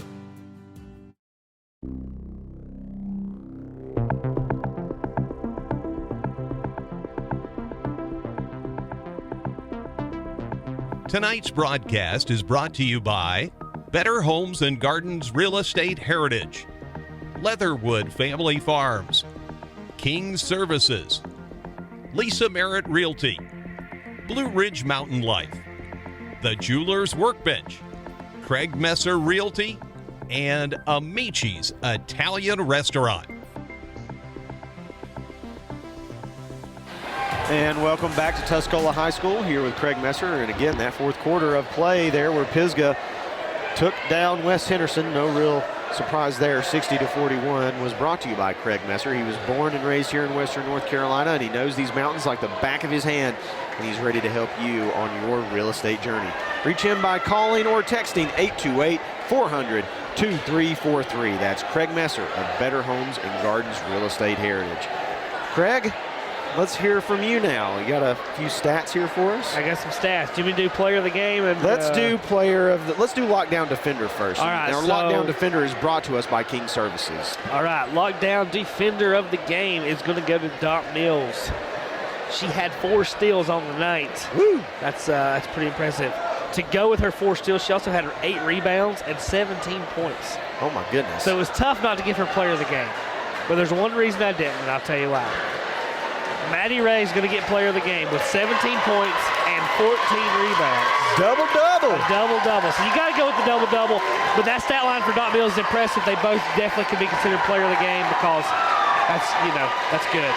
And our player of the game is brought to you by the Jeweler's Workbench. If you're looking to breathe new life into that heirloom or create a custom piece of jewelry, stop by the Jeweler's Workbench in Waynesville today. And our lockdown defender, who Craig said was Dot Mills, is brought to you by King Services. For all your outdoor enhancements, call King Services, 828-442-5043. We're going to take another quick break, and then we'll bring you the Varsity Boys matchup here in the Mountain 7 Conference Tournament Championship. That'll be East Henderson taking on North Henderson here at Tuscola High School. You're listening to 110 Broadcasting. And I'm David Stiles, and that is Craig Messer. That's me. We'll take a quick break. We'll hear from who else but Lisa Merritt Realty. Looking to buy or sell real estate in Western North Carolina? Look no further than Lisa Merritt of Better Homes and Garden Real Estate Heritage. With a background in general contracting, education, and nursing, Lisa has honed her interpersonal skills and attention to detail to put them to work for you in your search for a new home. Reach out to Lisa today. Call or text 229-254-1269. That's Lisa Merritt at 229-254-1269. Are you ready to add that covered carport to the driveway? Maybe a pergola for the backyard. No, I've got it. How about a fence for the dogs? Oh, this is the best one yet. How about a deck and a hot tub pad for those romantic summer evenings? If you are in need of a contractor to make your outdoor enhancement dreams a reality, call or text King Services, 828-442-5043. That's King Services, 828-442-5043. Service fit for a king. At Amici's, you get the authentic taste of Italy right here in North Carolina. Located in Hazelwood Village, Amici's offers true Italian classics and daily specials. Open Tuesday through Saturday 4 to 9 p.m. Enjoy the best Italian food Haywood County has to offer. Call us at 828-246-6475 or visit us at 454 Hazelwood Avenue in Waynesville. Amici's, where friends gather and become family.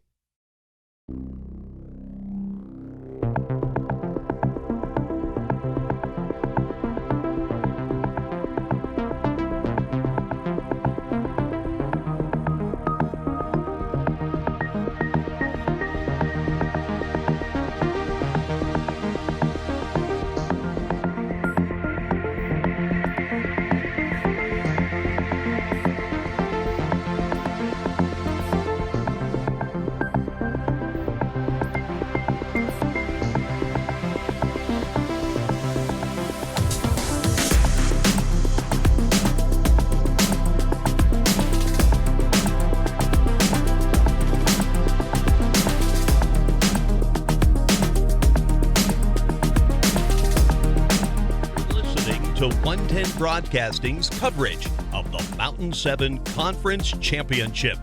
Brought to you by Better Homes and Gardens Real Estate Heritage. Now, let's join David Stiles and Craig Messer courtside. And welcome back. David Stiles here with Craig Messer, and we're here in the pregame show for the Varsity Boys game, and it's brought to you by Better Homes and Gardens Real Estate Heritage, serving the mountains of Western North Carolina. Ready to buy or sell? We are ready to start working for you and all your real estate needs. Just contact us at any of our 3 offices located in Maggie Valley, Canton, and Bryson City, North Carolina, or visit our website at bhgheritage.com. Expect better. Again, that's our pregame show brought to you by Better Homes and Gardens Real Estate Heritage. We've had 4 of those today. This is the 4th one here in the final contest, the Mountain 7 Conference Tournament Championship. And Craig, let's go ahead and get your guide to victory here for these 2 teams. And that's brought to us by Blue Ridge Mountain Life. Playing your next Western North Carolina adventure with Blue Ridge Mountain Life, visit BlueRidgeMountainLife.com or their Facebook or YouTube page, Blue Ridge Mountain Life. I am going into this game blind as a bat. I've not seen either of these teams play. I know North Henderson is supposed to be good, and I know we were expecting West boys to be here instead of East, but East beat them last game. The record for East Henderson is 13-13. North's record looks like it is 18-8, 10-3 in the conference. East is 6-6 in the conference, but they've played twice already, obviously. And the first game, it looks like West Henderson won 48-36, and the second game, it looks like North won 58-48. Oh no! Wait a minute. That's incorrect. I'm sorry. I gave you a West Henderson score. So they played North Henderson twice.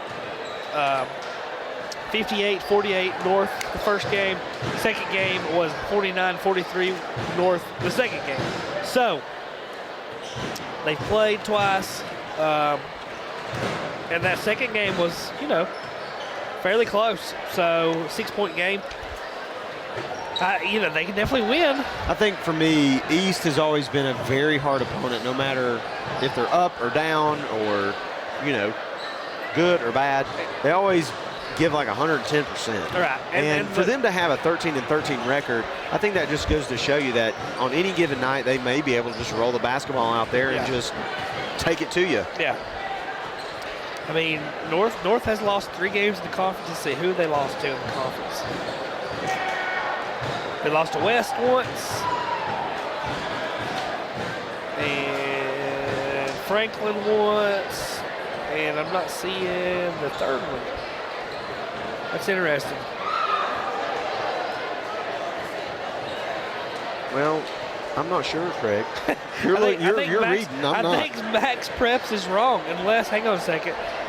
West, no, it looks like they lost to West twice. They did. They lost to West Henderson twice. So I bet that they're really happy that they're not seeing it again. They're probably glad they're not seeing West again. But this team beat West. So, hey, we'll see what can happen. It can happen. If it's any indication of the 3 games that we've had tonight, I believe that this last game will be just as good. I think so. And I'm excited to see it and excited to broadcast it. And this is something else I'm excited about. So, this game doesn't feature either of the teams we've watched yet. We've not watched any team from North or any team from East, so it's nice to have a fair representation.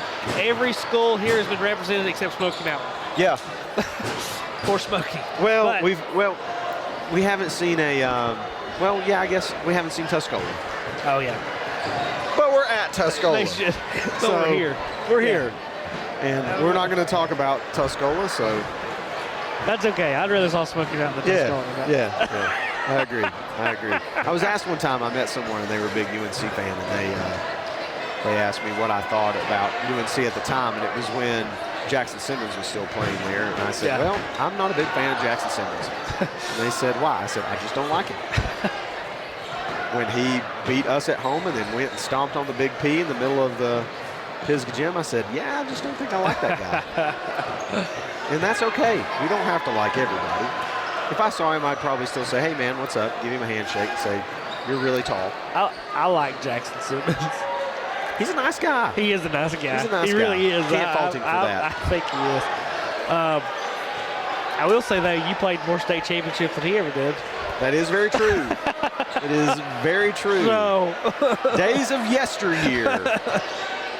Gosh, I remember playing. I think we talked about this the other day, Craig, but I think I remember more vividly playing at Wake Forest. Right. I'm glad to see it's a different reffing crew. Yeah, well, I think that last reffing crew, they were about wore out. Yeah, they were wore out, and they need to go sit and retire somewhere. And it's very interesting now to see the Pisgah faithful leave and then instantly be replaced by purple everywhere. Yeah. It's interesting though. You got a lot of purple over there. Then you got the East. It looks like they brought a lot of students. They did. I'm seeing that for North. Well, yeah, okay, never mind. North has their students over there. It's gonna be interesting tonight. I would say these teams don't like each other too well either. Well, I just know. Well, you've got the East Henderson student section over here on the left, the North Henderson student section on the right of our broadcast. It's gonna be a loud game. This is going to be a fun game. Even if the score's not close, I think there's going to be a lot of action here. I think so too. And usually whenever you get an East game, they're pretty ruckus and rowdy. So it should be a lot of fun. And then North, when I was playing, they had Van Landingham. Right. And if you had someone like Van Landingham, you always had a shot to win. I mean, you're going to roll the ball out and the guy's going to score 35 points, like just breathing. So he could be out there with only one hand tied behind his back, and he would still score 20. I talked to him one time. Did you play a little? I played a little bit with him, when I was at Western. He's a super nice guy, too. Oh, yeah. I used to talk to him a little bit, and I asked him one time something about scoring so much, and he said he would have scored none if he could have been on teams that won. Yeah. He would have rather won than scored all the points he did. So when we were playing against him a couple of times, it was just like, okay, he's going to score 40. We're not going to let anybody else score any points. And he's getting his points. Starting lineup here for East Henderson, we're going to have Reese Alverson. Also, Wyatt Taylor, Caden Brewer, Brady Nix. And to round out that East Henderson starting five, it will be Charlie Beckman. The Eagles tonight, they're wearing all black with green numbers. It'll be a little bit hard to see, but very interesting color scheme. Looks very much like the Philadelphia Eagles. It does. It does. Let's hope for a better result. And for North Henderson, the Purple Knights. Their first starter out of the gate is going to be Micah Pierce. Josh Heine.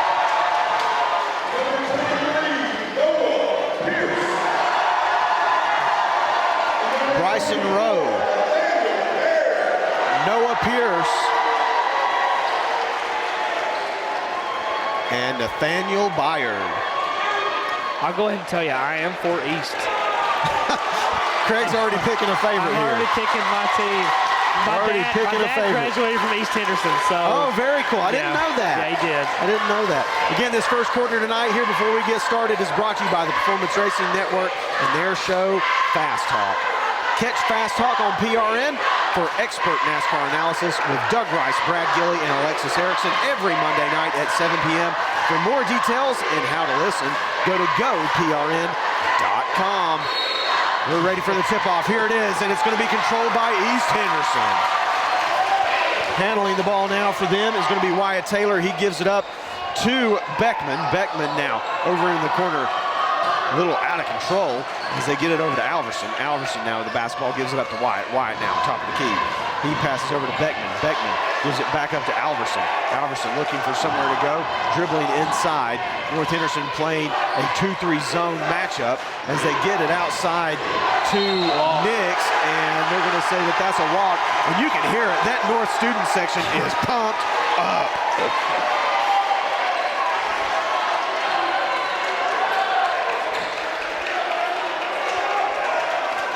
It's kind of funny thinking these two schools, how close they actually are, and they got to drive to Haywood County to play. North Henderson now with the basketball, bringing it up is Micah Pierce. He hands it over on that right wing. They're going to swing it now all the way across. Back to Pierce. Deep three, shot no good. Rebound controlled by East Henderson. Pulled down by Wyatt Taylor. Taylor crossover, kicks it over to the left side. Down to Alverson. Alverson left wing, drives in, back outside to Alverson. Walk two. To Taylor. Taylor kicks it. Three, put up by Beckman, and it's good! Beckman with a huge triple on the left wing. The way he set up for that, I think he could pull that from half court.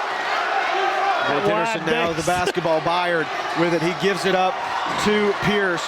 Pierce, top of the key. He backs it back outside. Kicks it over to Byard. Byard looking for somewhere to go with it. Hands it up to Pierce. Pierce looking for the inside seal by Heine. Heine turns around, drives left, and he fumbles it off of his foot. That'll be an early turnover here for the Purple Knights as East Henderson leads 3-0. 6:31 left to go here in the first quarter. Inbounded to Taylor as he kicks it over to Alverson. Alverson now dishes it over on that left wing, drives in, kicks it back outside from Brewer to Beckman. He pulls another deep three, and it's no good as it goes out of bounds. The Purple Knight basketball. 6:16 left to go here in the fourth. North Henderson leading 3-0. Or excuse me, East Henderson leading 3-0. Pierce picks up a screen. He's looking for somewhere to go with the basketball. Dishes it inside to Heine. Heine shot up, no good. Pulled down by Brewer. Brewer going the other direction. Ooh. Inside to Beckman. Huge block as Heine comes out of nowhere. Stuffs it into the Tuscola mat at the other end of the gym. And they're going to say that that's a foul. That was a foul, yep. As Noah Pierce goes. That pass, though, too. My goodness. Excuse me, as Beckman goes to the line. Beckman's first shot is up. It hits nothing. All it hits is the front of the net. Doesn't get close to anywhere going through. After he strokes a deep triple, it's hard for him to shoot a 10-foot free throw. Beckman shot up, and second one is good. Got the nerves out there on that second one. Bringing it up is Micah Pierce. Pierce kicks it now over to Fulton McDaniel. Fulton Leroy McDaniel with it. He drives in. Shot up in the paint is good for Fulton Leroy McDaniel. What a name. Here's Brewer. He's handling the controls, almost stolen away by McDaniel. He drives in, shot up, and it rattles in for East Henderson. Brewer puts it through for the Eagles. 6-2, 5:21 left to go. East Henderson with the lead. Fulton Leroy McDaniel, he gives it up to Pierce. Noah Pierce driving, gives it up to brother Micah. Micah goes in on the right side, pass over to Rowe. Rowe shot no good. Rebound fought for, controlled by Fulton Leroy McDaniel. His shot no good. Pulled down by East Henderson. Streaking the other direction is Nix. Nix, he pulls it back out. He's going to shoot he's going to shoot a triple. Shot up, no good. Rebound fought for. Brewer there. And there's going to be a foul on the ground as Brewer tried to go up, and Bryson Rowe almost jumped through the top of the ceiling. Yeah, I see the spot where his head hit. See it up there? East Henderson going to inbound underneath the right of their own basket. They're going to get it in, and it's picked off by Pierce. Pierce streaking down the middle of the court. Does a little hesitation move. Middle of the paint. Shot up and good for the Purple Knights. 4-6, 4:39 left to go here in the first quarter. East Henderson leading. Brewer with the basketball. East coach is very animated. Have you watched him? Yeah. He is on it. It's fun to watch. I like seeing a coach that's animated like that. Over to Taylor. Taylor looking inside, gives it up to Beckman. Beckman, inside pass there. Fulton Leroy McDaniel steals it away. Going down the left side. He's going to give it up to Pierce. Pierce can't handle this pass, but they give it back outside. Big three, shot no good. Leroy McDaniel there throws it back outside. They're looking for someone to get it to as he gets it in to Noah Pierce. Noah Pierce pulls a deep three. No good. Rebounded by Alverson. Alverson gives it up to Nix. Nix walks it back up into the front court. East Henderson coach calling out a set play. Back over to Alverson. They give it to Taylor.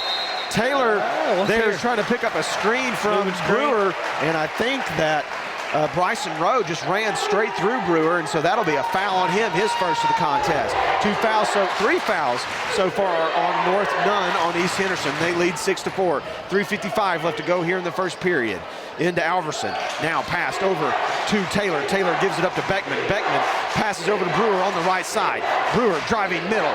Kicks it back outside to Alverson. Alverson quickly passing back to Nix. Nix probing the offense. Back outside. Over to Beckman. Taylor thought about a three, but he doesn't pull. Crossover back outside now as he comes around the key, dribbling with his right hand. Back to Alverson. Over in the corner to Brewer. He does a little hesitation move. In the middle of the corner, and he shoots it. Up and good for East Henderson. 8-4 is the score. Eagles lead. 3:22 left to go here in the first period. Fulton Leroy McDaniel with the controls now for the Knights. He comes down the middle of the lane, has a little bit of movement on Nixon, and they're going to say that it's a foul on the ground as Nixon bodied him a little bit there in the middle of the paint. 3:13 left to go. East leading 8-4. We're going to have a substitution here for East Henderson as Tyler Adams checks into the ball game, and Brady Nix will take a seat. Inside pass from North Henderson. They get it out to Pierce. Now over to the other side to Rowe. Rowe, little handle check, spin move, pulls up from the tee, and Tuscola, no good, and it's rebounded by East Henderson. Outlet pass to Taylor. Taylor takes it across on the left side into the front court. Picks up a screen from Beckman. Outside pass to Alverson. Alverson takes one dribble, pulls up, no good. Gets his own rebound, has another chance, no good. Rebound fought for, and they're going to say it's a jump ball as both players had both their hands on it at the same time. It'll be North Henderson basketball. North tonight, they're in the white jerseys with the purple North on the front, yellow numbers. They're going from right to left. 2:51 left to go here in the first period. East leading 8-4. Micah Pierce with the basketball now, kicks it over to brother Noah Pierce. They're going to swing it around inside to Rowe. Rowe looking. They give it up to Noah Pierce, back outside, deep three, and it's tipped picked up by Fulton. Leroy McDaniel does a pump fake, and Brewer jumps to the sky, and then Leroy goes right into him and picks up a foul. He'll go to the free throw line. If he would have got that block, that would have been huge.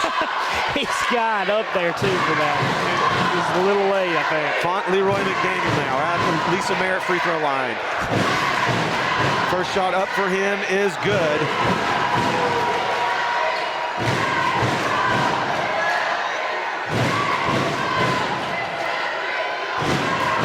Both of these teams are wearing Jordans, their jerseys. I just noticed that. Shot up and good for Font Leroy McDaniel. Cuts the lead to 2. 8-6 is your score. East Henderson leading. Little bit of pressure now here from North. And a big turnover from Taylor as he throws it clean out of bounds. And his coach visibly upset.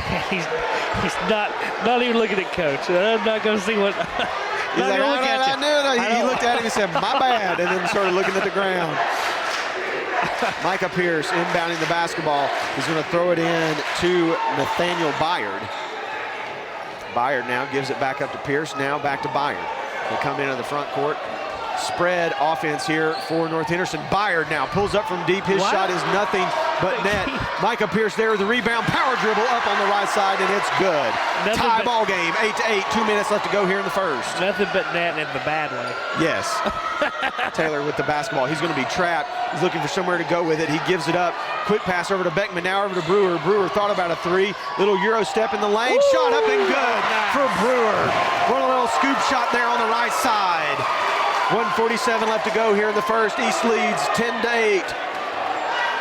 Micah Pierce with the basketball gives it up to Byard. Byard at the right wing gives it up to Noah Pierce. Now back overside to Rowe. Back outside to Noah Pierce. Back to Micah. Micah looking inside. Fontley, Leroy McDaniel has his man sealed. Power dribble, spin move in the paint. Shot up, no good. Fought for control by Beckman. He gives it up to Taylor. Taylor comes into the front court for East Henderson. Dribbling down the right wing. Crossover. He kicks it out to Brewer. Brewer looking for somewhere to go. Font Leroy McDaniel is there in defense. They're going to give it up to Taylor. Taylor now running a little bit of a weave pattern as they go back and forth. Back to Brewer. He picks up a screen from Alverson.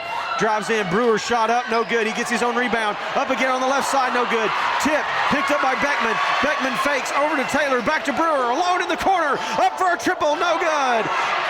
Rebound fought for. Controlled by North Henderson. Is pulled down by Noah Pierce. Pierce now gives up the basketball to brother Micah Pierce. Top of the key, looking inside. They give it to Rowe. Rowe turns, looks, has a streaker going across the middle of the floor. He pulls it back outside, triple shot, and there's going to be a foul called on Font Leroy McDaniel as he knocks Alverson to the deck. Got a little tongue-tied. What I meant is that there was a player streaking across the middle of the court, not an actual streaker. Very intense game so far. I mean, extremely. Brewer with the basketball now for East Henderson. But at the same time, the least amount of scoring we've seen in a quarter. 20 seconds left to go. Brewer with the basketball down inside. They kick it back outside. Shot pulled for three. No good. Alverson there for the rebound. Up and in for East Henderson. Alverson puts it in on the right side after the miss from Aiden Sumner. Pierce with the basketball. 2 seconds left. Pulls a deep three. Shot no good. as East takes the lead here in this first quarter. That was brought to you by the Performance Racing Network, their show Fast Talk. You can catch that every Monday at 7 p.m. with Doug Rice, Brad Gilley, and Alexis Erickson. For more information, visit goprn.com. Again, East leads 12-8 here in this final contest of the evening. Home team, home cooking, and the joy of being homeward bound. The best things in life start with home. Let the trusted professionals at Better Homes and Gardens Real Estate Heritage help you sell your home. Trust the brand you already know. Give us a call at 828-648-4500 or visit our website at bhgheritage.com. Expect better. The foundation of any family starts at the dinner table, and our local Haywood County farmers at Leatherwood Family Farms can help. From fresh produce to excellent cuts of beef and pork, Leatherwood Family Farms has it all. Stop by their seasonal location this winter on the first Saturday of every month, and opening this spring Monday through Saturday, 9:30 a.m. to 6 p.m. through late October. Leatherwood Family Farms, 1241 Pisgah Drive, Canton. Your local produce from your local farmers.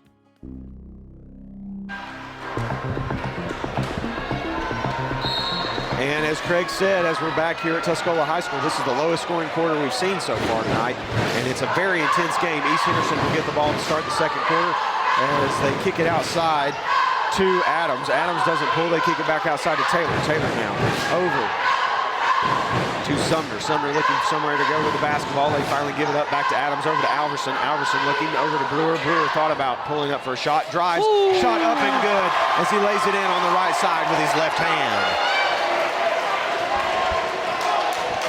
North Henderson trailing now, 14-8, 7:25 left to go here in the second quarter. Pierce with the basketball, they get it inside. They hand off over to Noah Pierce. Rowe pulls a deep three, shot up, no good. Rebound fought for, controlled by East Henderson. Brewer with the basketball.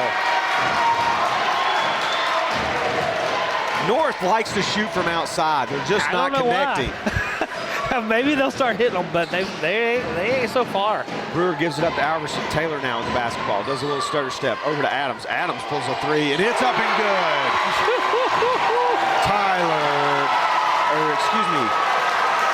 That's Sumner. Aiden Sumner with the three. 17-8 is the score for East Henderson. Pierce with the basketball. Byard coming up on this left wing. We're going to do a spread formation, really spread them out. Kick outside. Ooh, I thought he thought about shooting from there. And it's stolen away. Taylor picks it up. Brewer running with the basketball. Drives in the middle of the paint. Shot up, no good. Fought for, control by Alverson. Alverson looking inside. He has a move there in the paint, and he puts it up and in. And North is going to have to call a timeout. My goodness. Come out on fire East Henderson came out ready to play tonight. 6:16 left to go in the second. East leading 19-8. I'll tell you real quick. I'm not calling this game over, and that's not what I'm saying at all. But what I'm going to say is, if somehow East ends up winning tonight, this will be the first time I've watched East Henderson basketball team win a conference tournament. I think I have watched this conference basketball from consistently since 9th grade. So I was in 9th grade 2005. So from then to now, I've never seen them win a conference championship. In football they have maybe twice, but in basketball I've never seen them win anything. So it's not over by any stretch of imagination, but if they do it, that's the first one, and I don't even know when they have, but it's before that. North with the basketball now, they inbound it to Pierce. I mean, that's 15 years. Yeah. It's almost 20 years now. Pierce with the basketball. He's going to drive in on Brewer. He gives it up to Byard. Byard now passes it back outside to Noah. Noah back to Micah. Micah looking inside. Drives, step back, pulls a deep shot, and it rattles in and out. Ball fought for, picked up by Alverson. Alverson trying to figure out where to go with the basketball, and he gives it up now to Nix. Nix comes into the front court for East Henderson. They're going from left to right. Here's the Pass over to Alverson, over to Brewer. Brewer's definitely been the man that the offense runs through here for the Eagles. Little fake there by Sumner. Kicks back outside to Brewer. Brewer thought about a three, didn't take it. Into the paint. Kick back outside for Nix. Shot no good. Rebounded by Rowe. They're getting their shots. They're just not consistently hitting them, either team. Pierce now into the front court for the Purple Knights. Pass inside. Pulled for North. No good. Rebound by Brewer. Kicked it ahead. Up to Sumner. His shot up and good.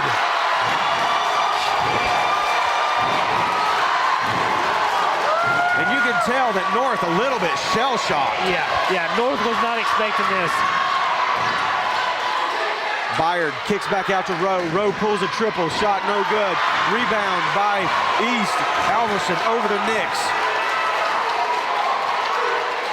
Nix picks up a screen from Sumner. Kicks over to Alverson. Alverson to Brewer.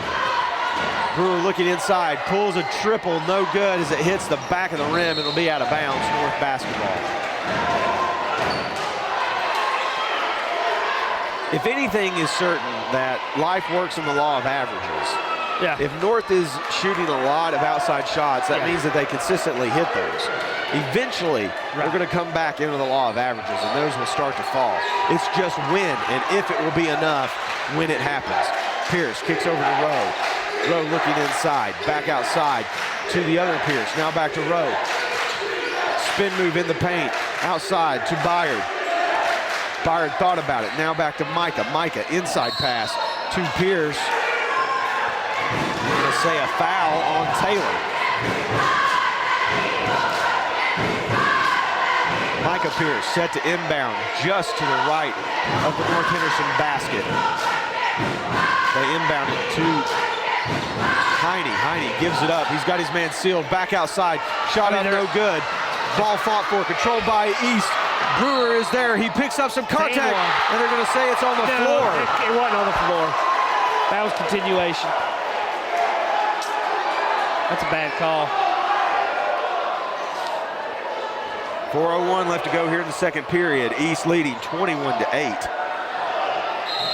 And North still just continually settling for these outside shots.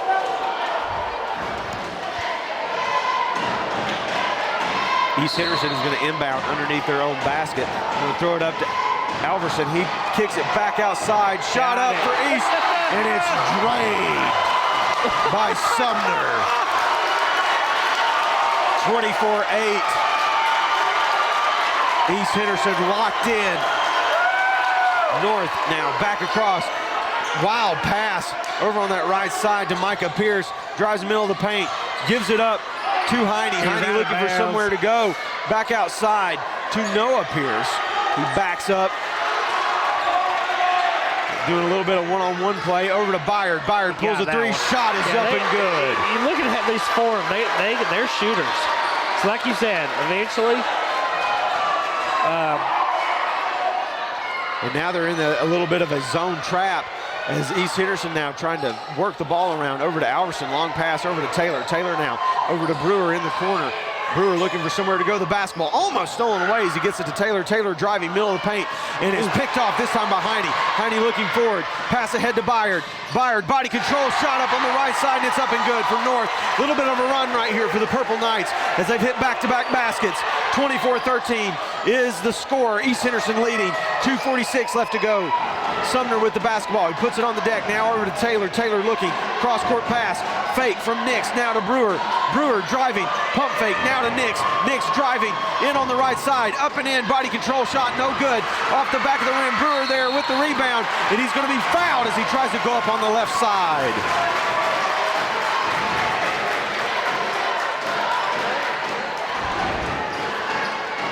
What do you think, Craig? I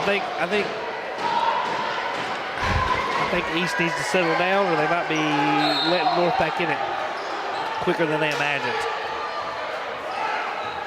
They're going to say that this was on the ground, that he wasn't shooting. He was shooting. What else was he doing? It clearly looked like he was going up for a shot.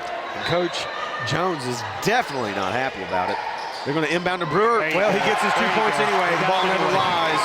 Brewer puts it up and in on the right side. 2:24 left to go here in the second period. East leading 26-13, up by 13. Here's North, they're giving it up to Byard. He hit the last triple last time, guarded by Brewer. They kick it over to Heine in the corner, looking for the inside pass. They try to get it over inside to Bradley, but it's no good. He finally picks it up, and they're going to say that that's a charge as he lowers his shoulder. And there to absorb that charge is Sumner. East weathered the storm. I think they weathered the storm with that layup and then that turnover right there. Well, we'll see on this possession here. If they get points on this possession, then they'll definitely be back into their groove. But North, they're going to play this very extended trapping defense. And it's been pretty successful. Brewer now over into the corner. He drives in the middle of the lane, and they're going to say that that's a foul. They got lucky there. Why do you go baseline like that? You got two defenders on you then. You run yourself into it. And Coach Paris is saying, hey, he walked. But they're not going to call that, and they're going to be in the bonus right here. They're going to get to shoot a 1-and-1. And look at this, look at the confidence. No rebounders down there for East. Brewer all alone shooting his foul shots. First one up and good. Yeah, it was confidence. I was thinking at first it might be they just know he sucks so bad they're not even going to risk it. We're going to be on defense, but that was a nice shot. Second one up and good for Brewer. 28-13 is the score. North Henderson trailing East Henderson here. 1:50 left to go in the second. Noah Pierce with the basketball. He's going to pick up a screen from a couple of North defenders. They've got Fulton Leroy back in. Shot up, no good. Taylor with the rebound. They're going to kick it ahead to Brewer. Brewer going to drive in on the right side. Ball stripped out of his hands by Font Leroy McDaniel, but it'll stay with the Eagles. Thumbs down. I wonder what that call is. Let's see. East Henderson inbounding, looking for somewhere to go with the basketball. They're going to throw it into the backcourt. Alverson picks it up for the Eagles. They're going to kick it ahead to Sumner. Sumner looking, kicks it up to Nix. Nix pulls a deep three. 3 steps behind the three-point line. No good. Rebounded by Rowe. Kicked outside to Byard. Now they're going to kick it back to Pierce. Do you think that was thumbs down? I don't know. Pierce with the basketball. That's Noah Pierce. He picks up a screen from Bradley. Kick over outside to Rowe, and he puts in a triple as well. Law of averages, right? And Coach Jones very upset. He's saying, why did we shoot that? You were 3 steps behind the three-point line. Over to Brewer. Brewer pulls a 3 from the same spot Nix did. No good. Nix there to rebound. They get it back outside to Brewer. 53 seconds left here to go in the second quarter. North Henderson with a lot of defensive pressure. Taylor over to Nix. Nix pump fakes. Tries to drive. Gets it to Brewer. Brewer Euro step. Tries to hand it off to Alverson. Back outside to Taylor. And they're going to say that he walked. And Jones is going to call a timeout. And he's going to get everybody on his bench. He is fuming. You can see the smoke billowing out of his ears. As he's got his team up and he is giving them an earful, Craig. And they have the lead right now, 28-16. 41 to go here in this half. I think he should be I say they should be happy where they're at. They probably actually should be up more. Yeah, I agree. North has not played good. No. So being up 12, I don't know if you are comfortable being up 12 when North has played this bad, especially if they get it together in the second half, and I'm sure they will. I've seen Coach Paris, led teams for a while now, and he knows what he's doing. So I think halftime will tell a tale, and I expect North to look different coming out of halftime. Pierce now with the basketball. That's Noah Pierce. Going to dribble over on the right side. Picks up a screen from Font Leroy. Leroy goes in. Shot up, no good. Blocked away by Taylor. Taylor kicks it ahead to Alverson. Alverson up and good for East Henderson. Transition buckets for East have been killer here in this first half. A lot. Coach Paris giving the directions to Micah. Micah, top of the key. Byard's getting a screen set for him. Pierce going to drive in, kicks it outside to Rowe. Rowe pulls a triple, shot up, no good. Rebound fought for. And it's controlled by Leroy McDaniel. His shot is up, and he's going to say that it's a jump ball right here. And I thought that they could almost have called a foul on Leroy McDaniel as he almost clotheslined Brewer. Pierce with the basketball, looking for somewhere to go with it. He's inbounding underneath his own basket. They get it outside to Rowe. Rowe shoots a triple, and it's up and good. Wide open, no one in his face, and he sinks it. And that's the end of the second quarter as East leading 30-19 here in this first half. And man, this one has been a barn burner. We're going to take a quick break, and we'll be right back with a few stats and tell you kind of what the breakdown is. You're listening to 110 Broadcasting here at the Mountain 7 Conference Tournament Championship. Would you like to breathe some new life into that old piece of custom jewelry or maybe that heirloom? Take them to the Jeweler's Workbench in downtown Waynesville. They specialize in unique handcrafted jewelry and other artistic gifts and treasures. The Jeweler's Workbench can repurpose old pieces into something brand new. They showcase 40 local artists and feature something for everyone. Check out their Facebook page for news, photos, and upcoming events. The Jeweler's Workbench, 80 North Main Street, Waynesville. Open Monday through Saturday, 10 to 5. Are you ready to add that covered carport to the driveway? Maybe a pergola for the backyard. No, I've got it. How about a fence for the dogs?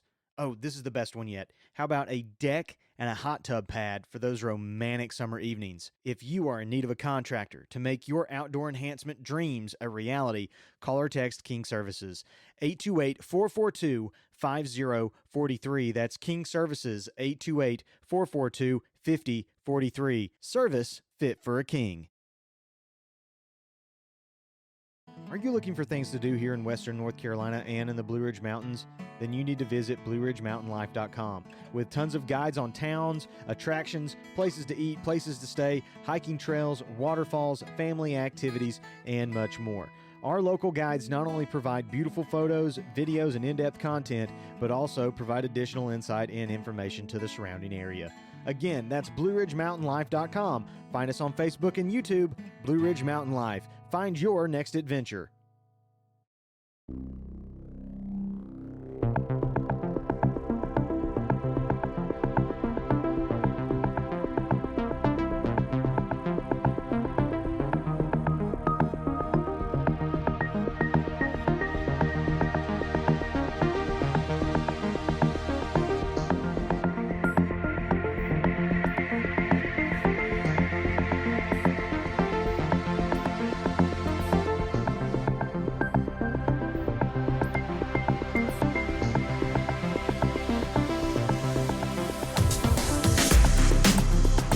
Tonight's broadcast is brought to you by Better Homes and Gardens Real Estate Heritage, Leatherwood Family Farms, Kingservices, Lisa.Merritt Realty, Blue Ridge Mountain Life, The Jeweler's Workbench, Craig.Messer Realty, and Amici's Italian Restaurant.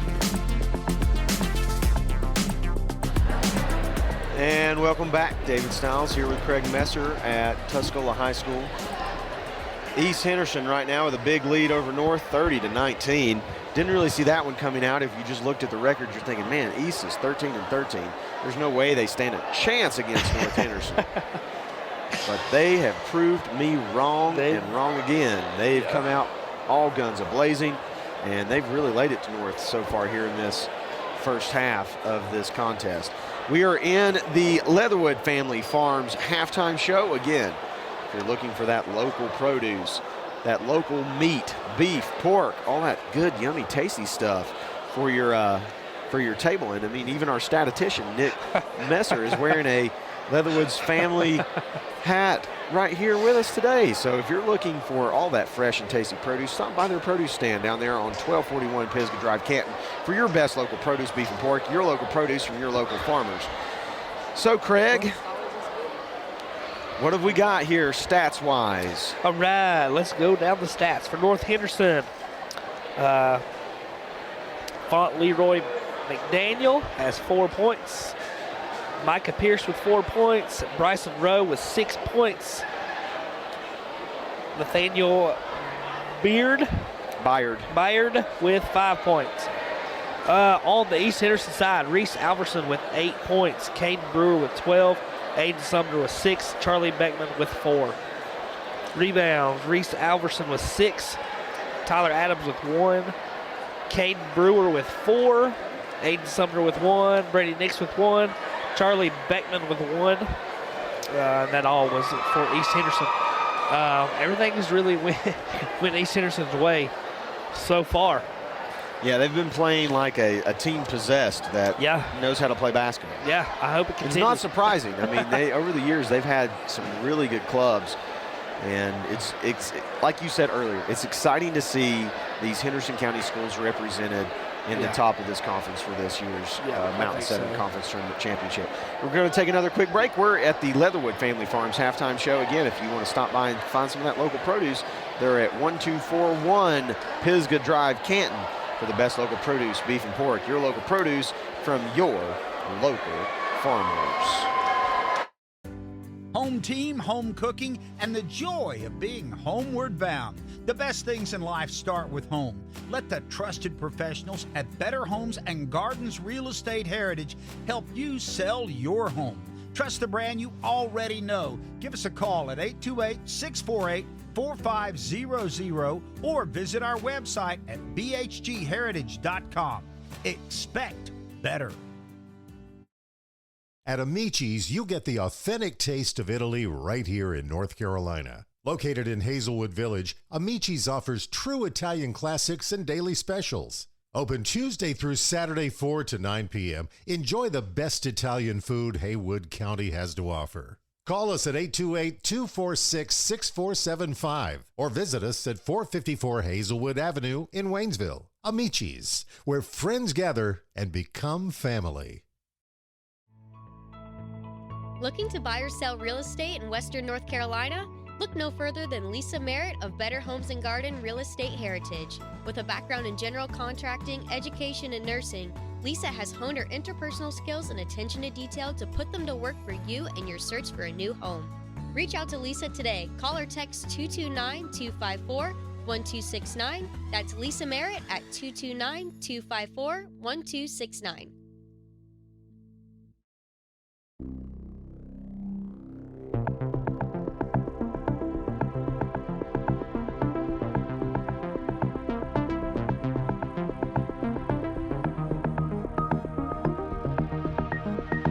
Tonight's broadcast is brought to you by Better Homes and Gardens Real Estate Heritage, Leatherwood Family Farms, King Services, Lisa Merritt Realty, Blue Ridge Mountain Life, The Jewelers Workbench, Craig.messer Realty, and Amici's Italian Restaurant.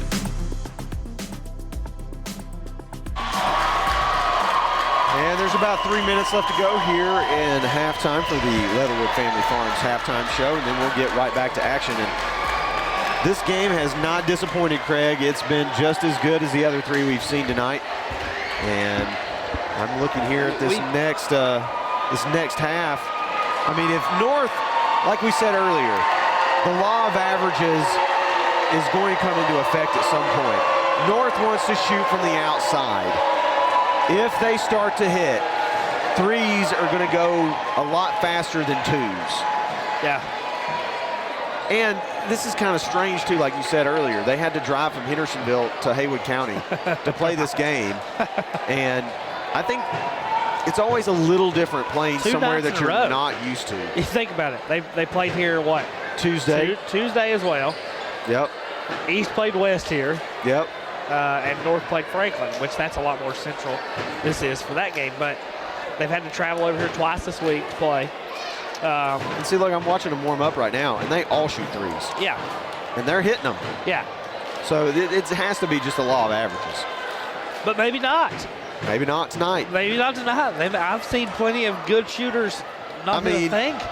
Look at how the, 2007-2008 Pisgah State game went. Yeah. We shot 1 for 16 in the first half. Yeah. Could not come back from that. West Bladen just had our number. Got up by 15, 16 points. That was it. Look at J.J. Redick every NCAA tournament game. Yeah. He not throw it in the ocean. He couldn't score in the tournament. I don't know why. But it never, Yeah, I'm watching North Henderson shoot right now, and it's just one triple after another triple after another triple. And apparently these guys know they should be hitting these shots because that's what they're doing right now. Yeah. They're just standing here shooting. Coach Paris knows what he's doing. Yeah, he does. He knows what he's doing. Thanks for tuning in to the Leatherwood Family Halftime Show. And what were you saying? I think it's a crying shame that once, you talked about Chris Van Landingham being at North.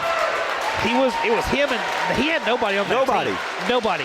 And North has been pretty good ever since Paris. He's been there, I don't know, I would say maybe 10 years now, 8 to 10 years. He wasn't there right after Chris. Van Landingham, yeah. He wasn't there with Chris, but he took over a few years later. And he's had good teams. He's had talented teams. And if Chris would have come along at the same time with some of these teams, I don't think there's anybody could have touched him. No. Because, look at this, just this team. There's talent on this team. Yeah, they're good basketball players. And if you would have put 2 decent shooters around him, they would have been deadly. Yeah, they would. So we're going to switch sides. East Henderson will get started, and this third quarter brought to you by the Performance Racing Network. Join PRN as they kick off their 2023 NASCAR broadcast season with the Pinhole 400 weekend, March 4th through the 5th from Las Vegas Motor Speedway. For more details and how to listen, visit goprn.com. East Henderson now with the ball over to Brewer. Brewer, little stutter step. He's going to give it up to Taylor. Taylor now top of the key over to Alverson. East Henderson running a very aggressive weaving offense. They're just going to try to run North Henderson clean out of the gym. A lot of movement. Here's Beckman. He sets up a pick for Brewer. Outside to Alverson. Now over to Taylor. Taylor pulls a deep three. Shot up, no good. Rebounded by Rowe. I think kicked that's outside his first to Pierce. Has he shot? He shot one time before, a little runner in the lane. No threes, though, I know. Pierce now kicks it over to the other Pierce. Inside to Heine. Handoff to Micah Pierce. Over to Rowe. Rowe trying to back down his defender. Pulls up a three. Shot rattles in and out. Alverson there for the rebound. East Henderson has been very good on the boards tonight as he's pushed ahead to Brewer. Gets in the middle of the paint. Shot up and good as he absorbs the contact. East picking up right where they left off. 32-19 is the score. East leading, 6:48 left to go here in the third quarter.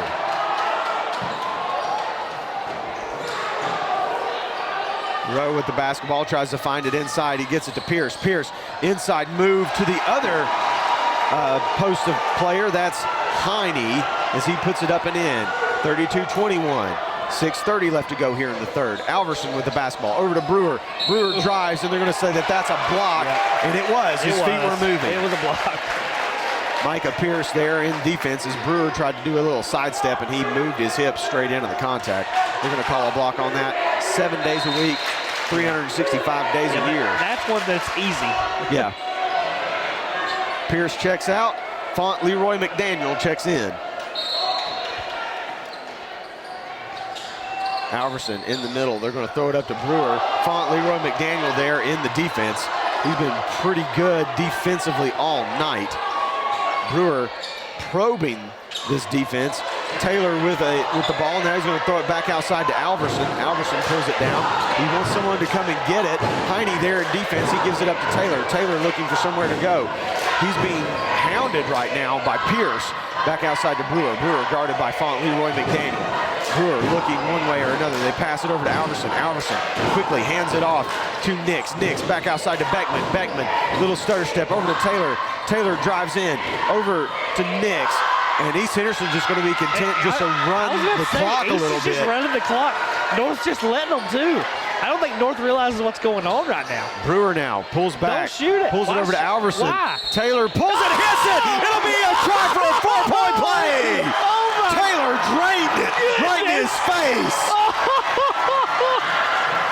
He hadn't shot any in the first half. He's pulled 2 triples here in this one. And he hits this big one right here as they're going to have Heine come out and Bradley check back in. And this is very rare. We'll see a 4-point play if Taylor puts this one through on the Lisa Merritt free throw line. Shot for Taylor is up and good. 4-point play. Wow. Wow. 36-21 is the lead for East right now. 5:30 left to go here in the third period. Now, if you're going to run 2 minutes off the clock and then get 4 points out of it, you're not going to get beat. Turnaround jumper is up and no good for Noah Pierce, and it's going to be out of bounds on Font Leroy McDaniel. East Henderson basketball. They have North all out of whack. Nix inbounds to Brewer, Bright back to Nix. They're going to try to press, North Henderson is. They've got to get some turnovers over to Taylor. Drives into the middle. They're going to say that he walked, and he did. You think he walked? He did. He gathered. Okay. He's got to put it on the deck first. Gotcha. He did a little stutter step and then dribbled. Okay. Pierce inbounding to Font Leroy McDaniel. Leroy McDaniel, top of the key. He's going to probe a little bit. Kicks it back outside to Byard. Byard, deep three shot, no good. Leroy McDaniel there, his shot up, and he's going to be fouled by Alverson. And Alverson's been great on the boards all night, but Font Leroy McDaniel just had the positioning that time. He had it there. These are some big free throws right here for North. They need points and need them bad.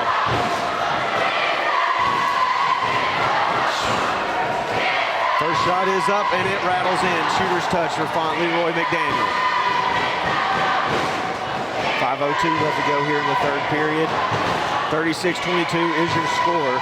East Henderson leading North. Second shot is up, rolls in and out. Fought for, controlled by Beckman. He gives it up to Taylor. Taylor now streaking down the middle of the court, gives it up to Nix. Nix on this left side, over to Beckman, now to Brewer. Brewer looking inside of the offense, picks up a screen from Beckman, over to Alverson, now to Taylor. Taylor drives, kicks back outside to Beckman.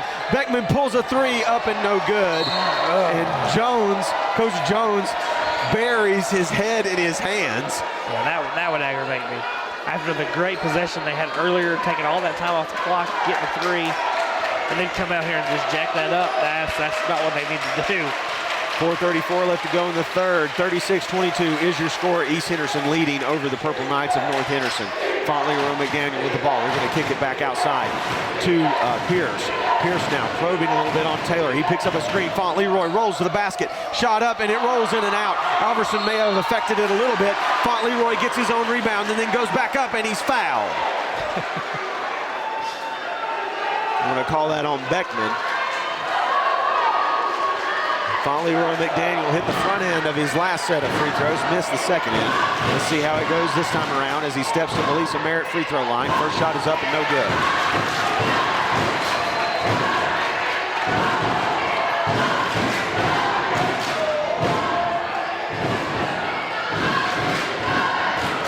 Second shot on the way. It rattles in and out, rebounded by Alverson. Hand off to Nix. There you go. Coach Jones told him to slow it down. Alverson to Taylor. Taylor now back outside to Beckman. Beckman over to Brewer. Brewer dribbles over to the left side, back outside to Alverson. Now back to Nix. They're just going to run this little weave offense and just waste some time here again. Down to Alverson. Little fake three. He's going to give it back up. Almost stolen by Byard. Drives in, middle of the paint, over to Brewer. Brewer thought about a three. He drives in, over on the right side, puts it up and in. That's why they make the big bucks. Brewer. Caden Brewer with a flurry there over on the right side, puts in the layup. 3:30 left to go. East leading 38-22. North trying to find a little bit of offense. Byard weaving. They give it up to Font Leroy McDaniel. Leroy McDaniel drives over, handoff to Pierce. Pierce shoots a triple, no good. Rebounded by Nix for East Henderson. Nix brings it into the front court. He's being guarded by Byard, and Byard picks up a steal. He's going to drive in, little jump stop, and they're not going to call anything, and he puts it in. That was a charge. And there's going to be a timeout by Coach Paris here for North Henderson. 3 minutes left to go in the third period. East leading 38-24. It's a good timeout, I think, right here. I think he's going to set up some full court pressure, probably try to get another quick turnover and another quick two.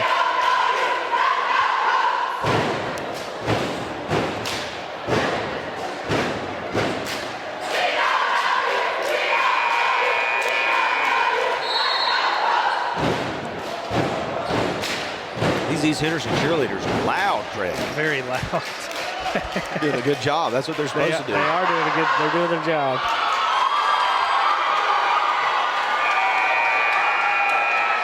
3 minutes to the dot left here in the third period. East leading 38-24.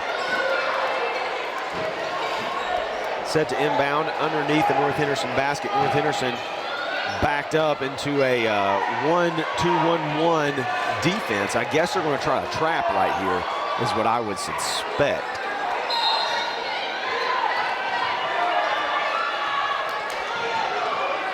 Brewer with the basketball.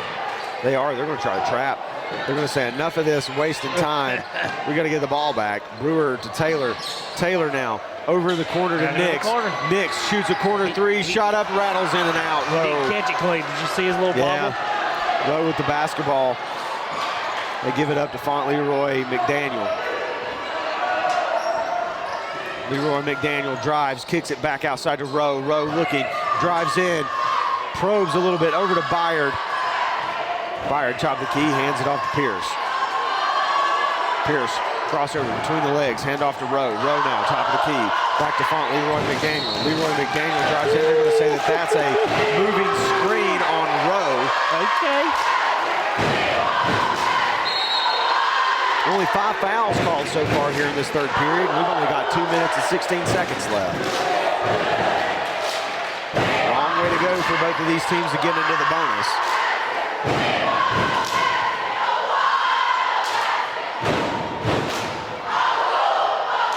Inbounded to Taylor. He's being guarded by Pierce. They give it over to Brewer. Brewer attacking this trap. Taylor now inside to Alverson. Alverson down low in the post. He nowhere to go. Finally gets it outside to Taylor. Taylor drives in, kicks it outside. Here is Sumner for three. Shot up, no good. Rebounded by Rowe. They kick it back outside to Noah Pierce. Pierce over on the left side.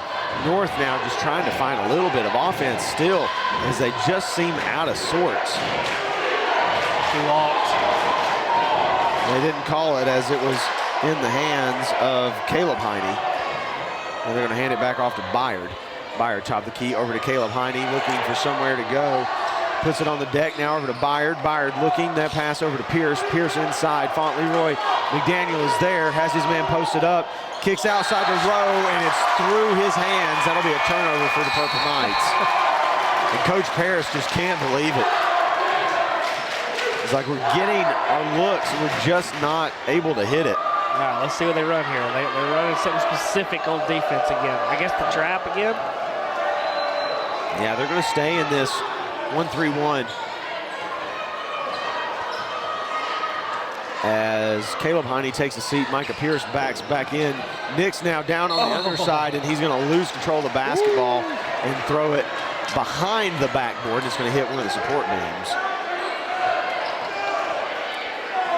Pierce inbounds to Pierce. Noah with the basketball. Drives in, picks it up. Handoff, quick three, shot no good. Alverson there for the rebound. A little bobble, but he finally controls it. Nix now has the basketball. Sumner streaking down the left side wide open, but they didn't throw it to him. Brewer now gets it across half court over to Alverson. He picks it up, shot up and good as he cherry picks it right over the top of Leroy McDaniel. 43 seconds left to go here in the third. East leading 40-24. Outside to Leroy McDaniel. He's just going to back it up. They're going to call a set play. Kicks outside to Rowe, back to Leroy McDaniel. He's just going to try to drive, I think, right here on Nix at the end of the half. He does. Shot up with the left hand, no good. Rebounded by Sumner. Now over to Taylor, 20 seconds left to go here in the third quarter. Taylor across half court into the front court. Does a little behind the back dribble, and there's going to be a 30-second timeout called here by Coach Jones. And he says, we're going to hold it for the last shot. What did he call timeout for? I think he just wanted to set it back up. Set it up? Yeah. Okay. Okay. I think he just wanted them to know that they were, and what a terrible pass. And he is livid. Over to Byard. Byard inside pass, no good. 6 seconds left. Ball fought, controlled for by Brewer. 3, 2, 1. And that's the end of the third quarter. And that third quarter was brought to you by the Performance Racing Network. Join PRN as they kick off their 2023 NASCAR broadcast season with the Pennzoil 400 weekend, March 4th and 5th. from Las Vegas Motor Speedway. For Hey, more let's get a details, shirt, David. how to listen, visit goprn.com as the East Henderson cheerleaders get ready to throw some shirts. We'll Get take one. a break. You're listening to 110 Broadcasting. Get a shirt. Any family starts at the dinner table, and our local Haywood County farmers at Leatherwood Family Farms can help. From fresh produce to excellent cuts of beef and pork, Leatherwood Family Farms has it all. Stop by their seasonal location this winter on the first Saturday of every month, and opening this spring Monday through Saturday, 9:30 a.m. to 6 p.m. through late October. Leatherwood Family Farms, 1241 Pisgah Drive, Canton. Your local produce from your local farmers. Home team, home cooking, and the joy of being homeward bound. The best things in life start with home. Let the trusted professionals at Better Homes and Gardens Real Estate Heritage help you sell your home. Trust the brand you already know. Give us a call at 828-648-4500 or visit our website at bhgheritage.com. Expect better.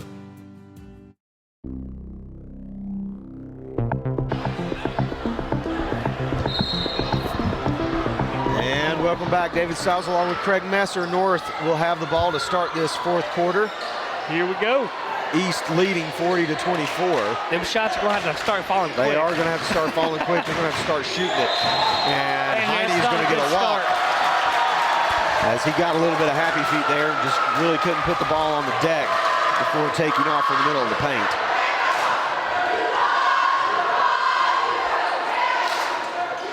Taylor now with the basketball. They're going to give it back to Nix. Nix driving down the left side.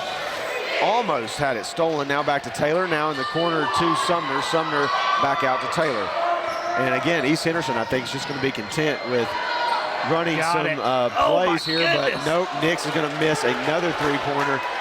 And Coach Jones is telling him, he's like, hey, keep shooting it. But when that happens, you got to get back on defense. Yeah, don't stand there and just be mad. Noah Pierce with the basketball now. As Coach Parrish trying to get something set up. He's going to pull from deep, and it's going to rattle in and out. Alverson there with the rebound. I think he's been key to their success. North Henderson has not had a lot of second chance opportunities. No. Nix with the basketball. He's driving up to the right side, now top of the key. He's going to try to pick up a screen, but they go back out. Alverson now to Brewer. Alverson setting a pick. He's going to roll to the basket, but a little bit too late. Brewer can't find him. Now over to Taylor. Taylor's going to drive. Kicks it back outside to Alverson. Alverson drives. Spin move. Middle of the paint. Shot up and good. Reese Alverson. 42-24. East lead. 6:40 left to go here in the fourth quarter.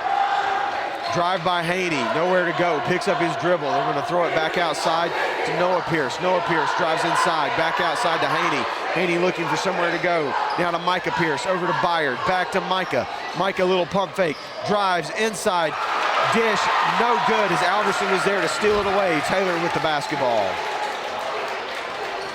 Taylor drives over on that right side, picks up a good screen from Alverson. Now they kick it over to Brewer. Brewer picks up a screen now from Sumner. Sumner now top of the key. He's going to look at a shot, no good. Over to Taylor. Taylor thought about pulling, but then thought better of it. Alverson with the basketball. And there's going to be another timeout, this time by East Henderson, I think. You know, Taylor's been very steady at point as well for East.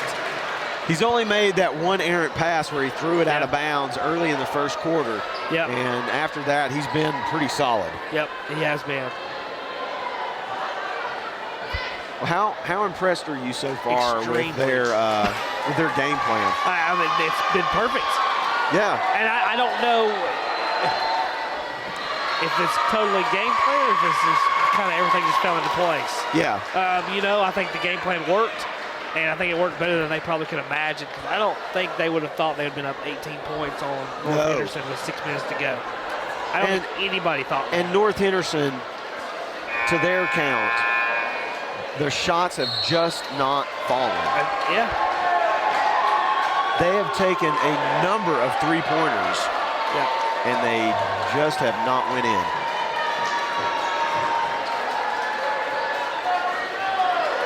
But like you said, East is not letting them have any second chance opportunities. No, either. Alverson has been key in the post for them tonight. And he's really been the only one rebounding for them. Yeah. It's like Coach Jones just said, look, big fella, you're going to be on the inside, and you're just going to have to get every rebound. Like, mop it up. We don't want you running back or anything. A lot of pressure here now for North as East is just trying to work the ball against this trapping zone. And they're doing it successfully. They're doing it very successfully. A lot of cross-court passes. There's a drive inside. They're just going to pull it back out. Very smart here by Coach Jones. Yeah, this is smart. Brewer to Nix. Nix drives, kicks it back out to Taylor, and he's going to pick up a charge on the inside as he runs straight over Rowe. It's all right. 5:30 left to go here in the fourth. East leading North 42-21. Where's the towel girl from earlier? we got a little situation down there.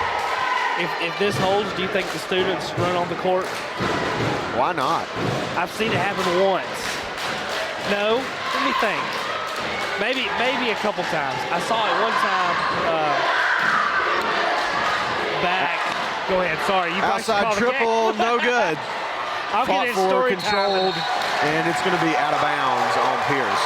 Go ahead. One year, it was my junior year of high school. We went and watched the championship, and it was Brevard and West Henderson. The only year in my high school career that Pisgah went to the championship game. But anyway, Brevard and West Henderson, and West was the favorite, and Brevard won. And we had ended up sitting in the student section. It was kind of fun. And you stormed? I almost did. I thought I should just do it, but I didn't. They all did. They rushed down there. Drive by Nix on the left side, puts it up and in for East Henderson. It was fun. I wish I would have went with them because I was for Brevard all day. 44-24, 20-point lead. Here's Pierce. He shoots from deep, and it's no good. Air ball. And he says, hey, it was tipped, and they're like, nope. Nope. And I will say the student section tonight has been really good for East. They traveled really well. Yeah, it's a full section. Just about. Don't go all the way to the top, but it's pretty full. Brewer now passing over to Nix. He almost lost control of the basketball. Very close to a 10-second violation. He's going to throw it over to Alverson. Alverson back outside to Brewer. Brewer almost got trapped inside to Sumner. Sumner now looking over to Nix. Nix back up top to Brewer. They're just going to be content to waste a little bit more of these precious seconds here against North Henderson. North Henderson trying desperately to get somewhere with it, and Taylor puts up a three, and it's up and no good.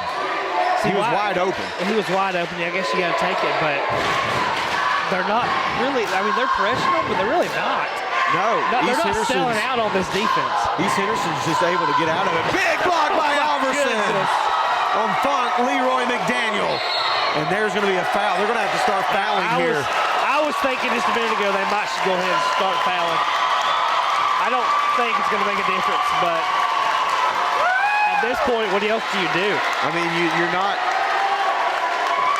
Their defense is basically like, okay, let's just make them shoot from outside. We're going to clog the paint and see what happens. Yeah. And East right now just content to hold the ball. I mean, they're up by 20 points in the fourth quarter. Over to Alverson, cross-court pass to Taylor. Now back over to Nix. Nix is going to cross-court it, and it's going to be almost picked off. Brewer there to keep it. We're going to kick it back to Nix. Nix shoots a corner three. Up and good! Coach Jones holds up the European three as Nix drains that. 47-24 is the lead for East Henderson. Let's delay the inevitable now and roll the ball up the court. They're just going to have to start pulling threes. They got to. That's all. Byard pulls from deep. No good. It's just shoot it. Now. Rowe for three. No good. Leroy McDaniel gets an offensive rebound. Pierce now with the basketball. Shimmy shake. Pulls a deep three. No good. Rowe there for the rebound. Taylor fights for control. He's going to be trapped. And they're going to call a foul. I think they're going to call that on Pierce. 2:57 left to go in the fourth. East leading 47-24.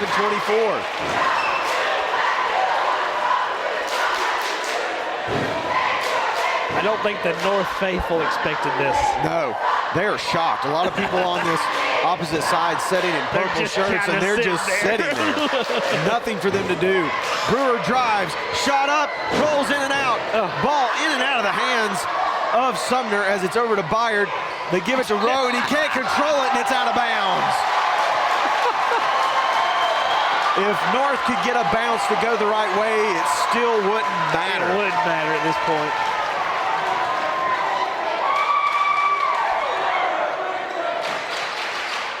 Brewer now over to Taylor. Taylor drives over to Nix. Nix over his head. He finally puts it on the deck, and he loses control of the basketball, and that's going to be an over and back. He should have let it roll all the way down and then pick it up. Waste that clock. 2:30 left to go here in the fourth. East leading 47-24. I wonder is this the lowest amount of points that North has been held to all season? The lowest I noticed when I was just looking was 40, so I don't think I missed anything lower. Shot up and no good for North, rebounded by Nix. They're ahead to Sumner. Sumner gives it up to Brewer. Brewer goes up, and he is fouled hard by Rowe. He'll go to the free throw line.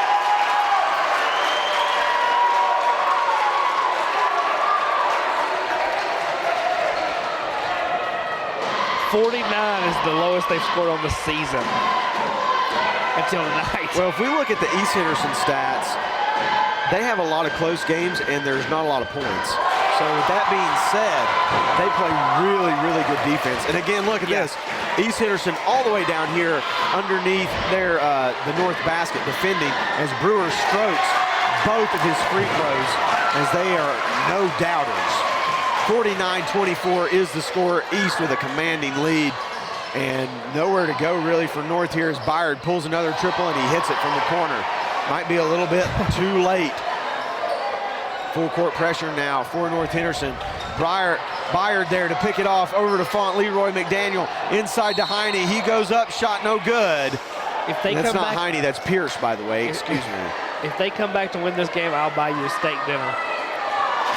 I'm gonna have to buy you a steak dinner after hanging out with me all night. Oh no, it's been a blast.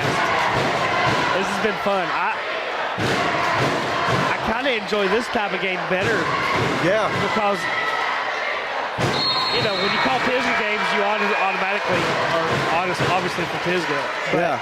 It's kind of fun watching two teams that you're not, you know, I obviously wanted East to win, but you're just calling a game. It's kind of neat. And especially seeing an underdog like this, I mean, you know, I don't think anybody here would tell you they weren't an underdog. No, 13-13 on the year, and North is 17-4. They hit a split pair of the free throws from Pierce, and North picks up a turnover here for North Henderson on their full court pressure, and they put one up and in, and they'll get an old-fashioned three-point play. 1:50 left to go here in the fourth. 49-30 is the score. Down by 19 points with 1:50 left to go here in the fourth quarter. It's doable, I guess. I mean, hey, you drop three-pointers if you start hitting. Shot up and good. You need that law of averages to really come through now.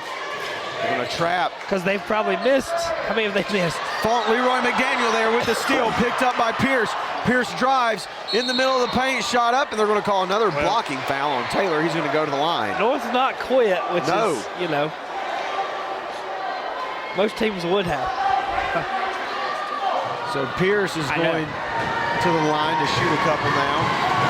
He hit the last one that he shot. He's the one that just completed the old-fashioned three-point play. First shot of the two is up and good. 49-32 is the score. 1:41 left to go. Second shot up, no good. Rebound fought for, controlled by North. They're going to kick it ahead to Nix. He gets it into the front court for East Henderson. They better be They got to have here. the foul if they're going to do anything. They give it up to Alverson. Alverson Dunk it. dunks! Yeah! He dunks it through, and the East Henderson crowd goes wild. Yeah! And Pierce loses the basketball, falls out of bounds, and that'll be a turnover for North Henderson. 51-32 is the score. East with a huge lead after the exclamation point from Alverson on the dunk. We've got people over here flying. we got the eagle over here flying next to us. We got some North people across the way leaving. I mean, they are shocked. Just gobsmacked. I mean, look. The look on their face. I see a lot of the standing with the hand cobras. And it's going to be knocked out of bounds by North as East is trying to inbound. Emptying their bench.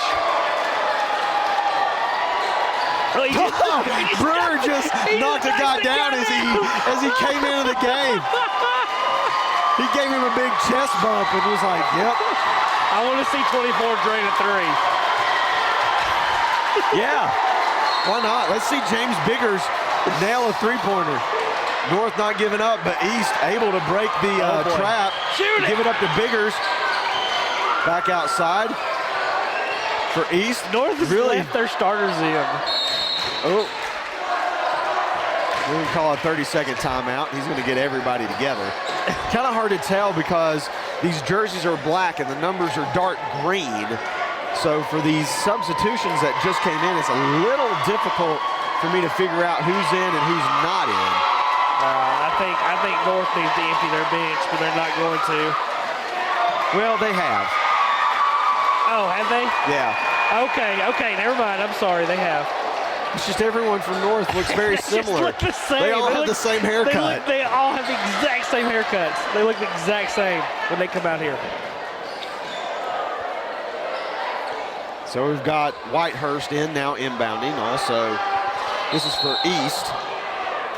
East has a kid in. He's not even listed here, number 32. This must be their JV bring-ups for the end of the year. Over to John Smith, now back out to Doe. Doe looking for somewhere to go with it. Now over to Alex, he pops a three, no good. Man. Rebounded by Smith. Smith shot up, no good. Fought for, controlled. East Henderson throws it back in. He says he stepped on the line. It'll be North Henderson basketball. All right, let's see what North bench can do. They're putting some more kids in. Two more guys in. They're going to play with 7. No, they have some people coming out. Biggers is coming out. Oh, that's not very fair. They just got to go in. And Cole Gordon comes out. They're both seniors, so maybe they took them out so they get an OVIT standing O. I think that's what they've done. Probably. Because these guys aren't on here. Caleb Heine now with the basketball. He kicks it over into the corner. There, East is trying to trap, and they do. It is picked off. Going the other direction. Shoot it. Going to pull a deep three. They're going to pull it back out. Shoot it. I'm sorry, on but the if left I'm wing. in now, I'm shooting it. Ball picked off, this time by North by Cornell. Cornell driving, does a Euro step, shot up, and they're going to have a block. 22 seconds left to go.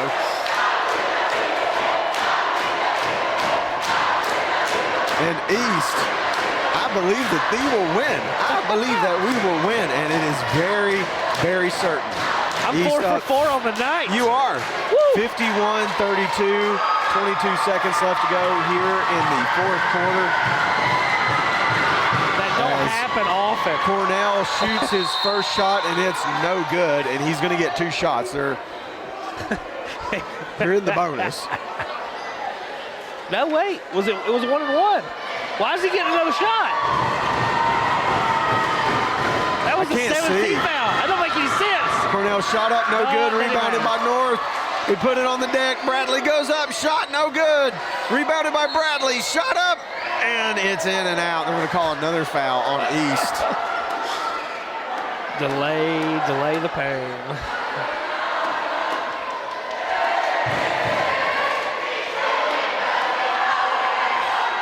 $15 seconds left to go, and student section for East Henderson is singing goodbye. And look at the North Henderson student section. It is basically evaporated. It's pretty much gone. Shot up for North, no good. At the free throw line, that is Bradley.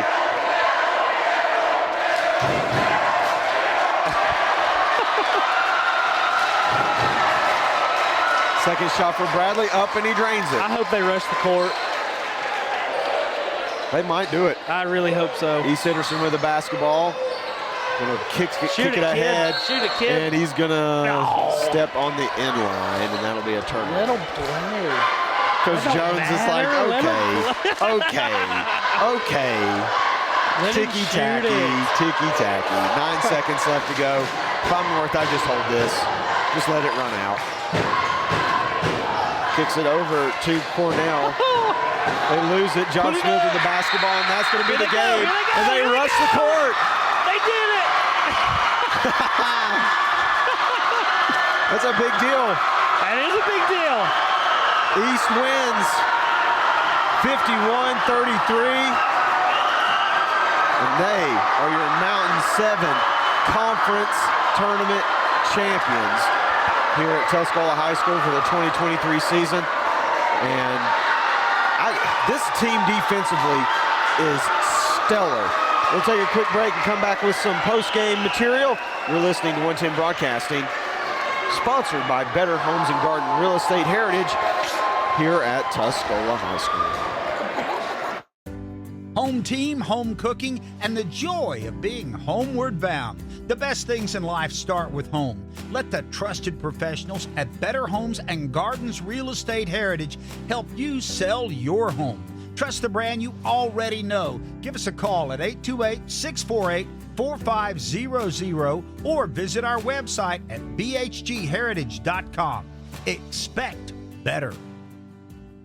Would you like to breathe some new life into that old piece of custom jewelry or maybe that heirloom? Take them to the Jeweler's Workbench in downtown Waynesville. They specialize in unique handcrafted jewelry and other artistic gifts and treasures. The Jeweler's Workbench can repurpose old pieces into something brand new.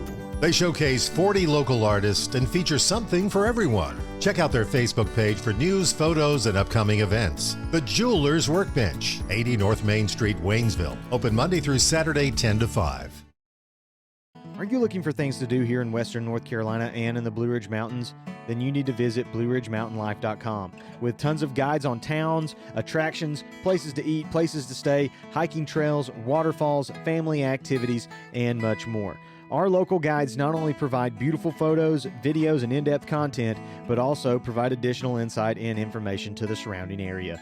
Again, that's BlueRidgeMountainLife.com. Find us on Facebook and YouTube, Blue Ridge Mountain Life. Find your next adventure.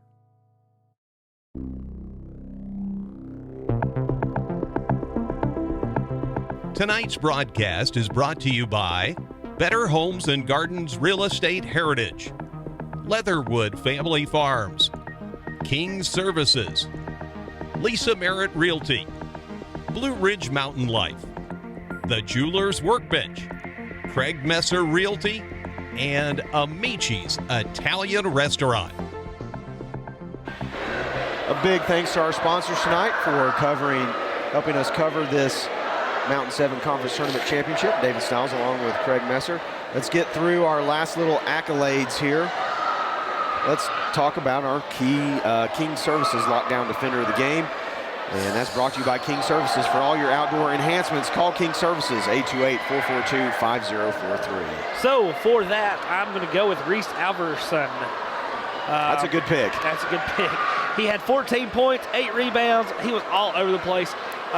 He did not allow really any offensive rebounds for North. I mean, they got some there at the end of this contest, right. But their defense was just stellar. It was stellar, and he was all over the place, just preventing them from any second chance shots. So you got to go with him on the defensive end.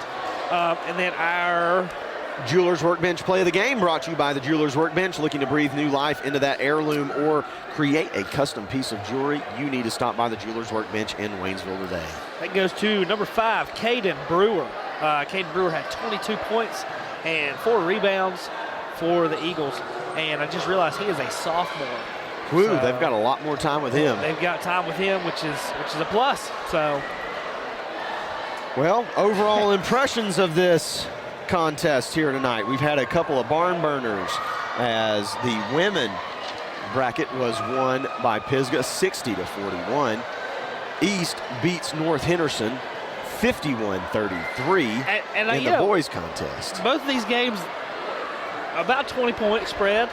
Yeah. But both were really fun games. Yeah. Even though they were one big, they were very exciting, very fun the entire way through. So and then we have to give some credit to the JV teams. Both absolutely. of those games won by Pisgah.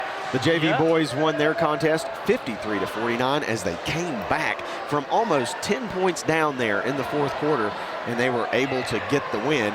The other, let's see, The other game, the Pisgah girls, this sounds like it was a big lead, but it was a lot further out of hand than this. Yeah. They won 51-31, and that team they have some girls on there that have not lost in 3 calendar years.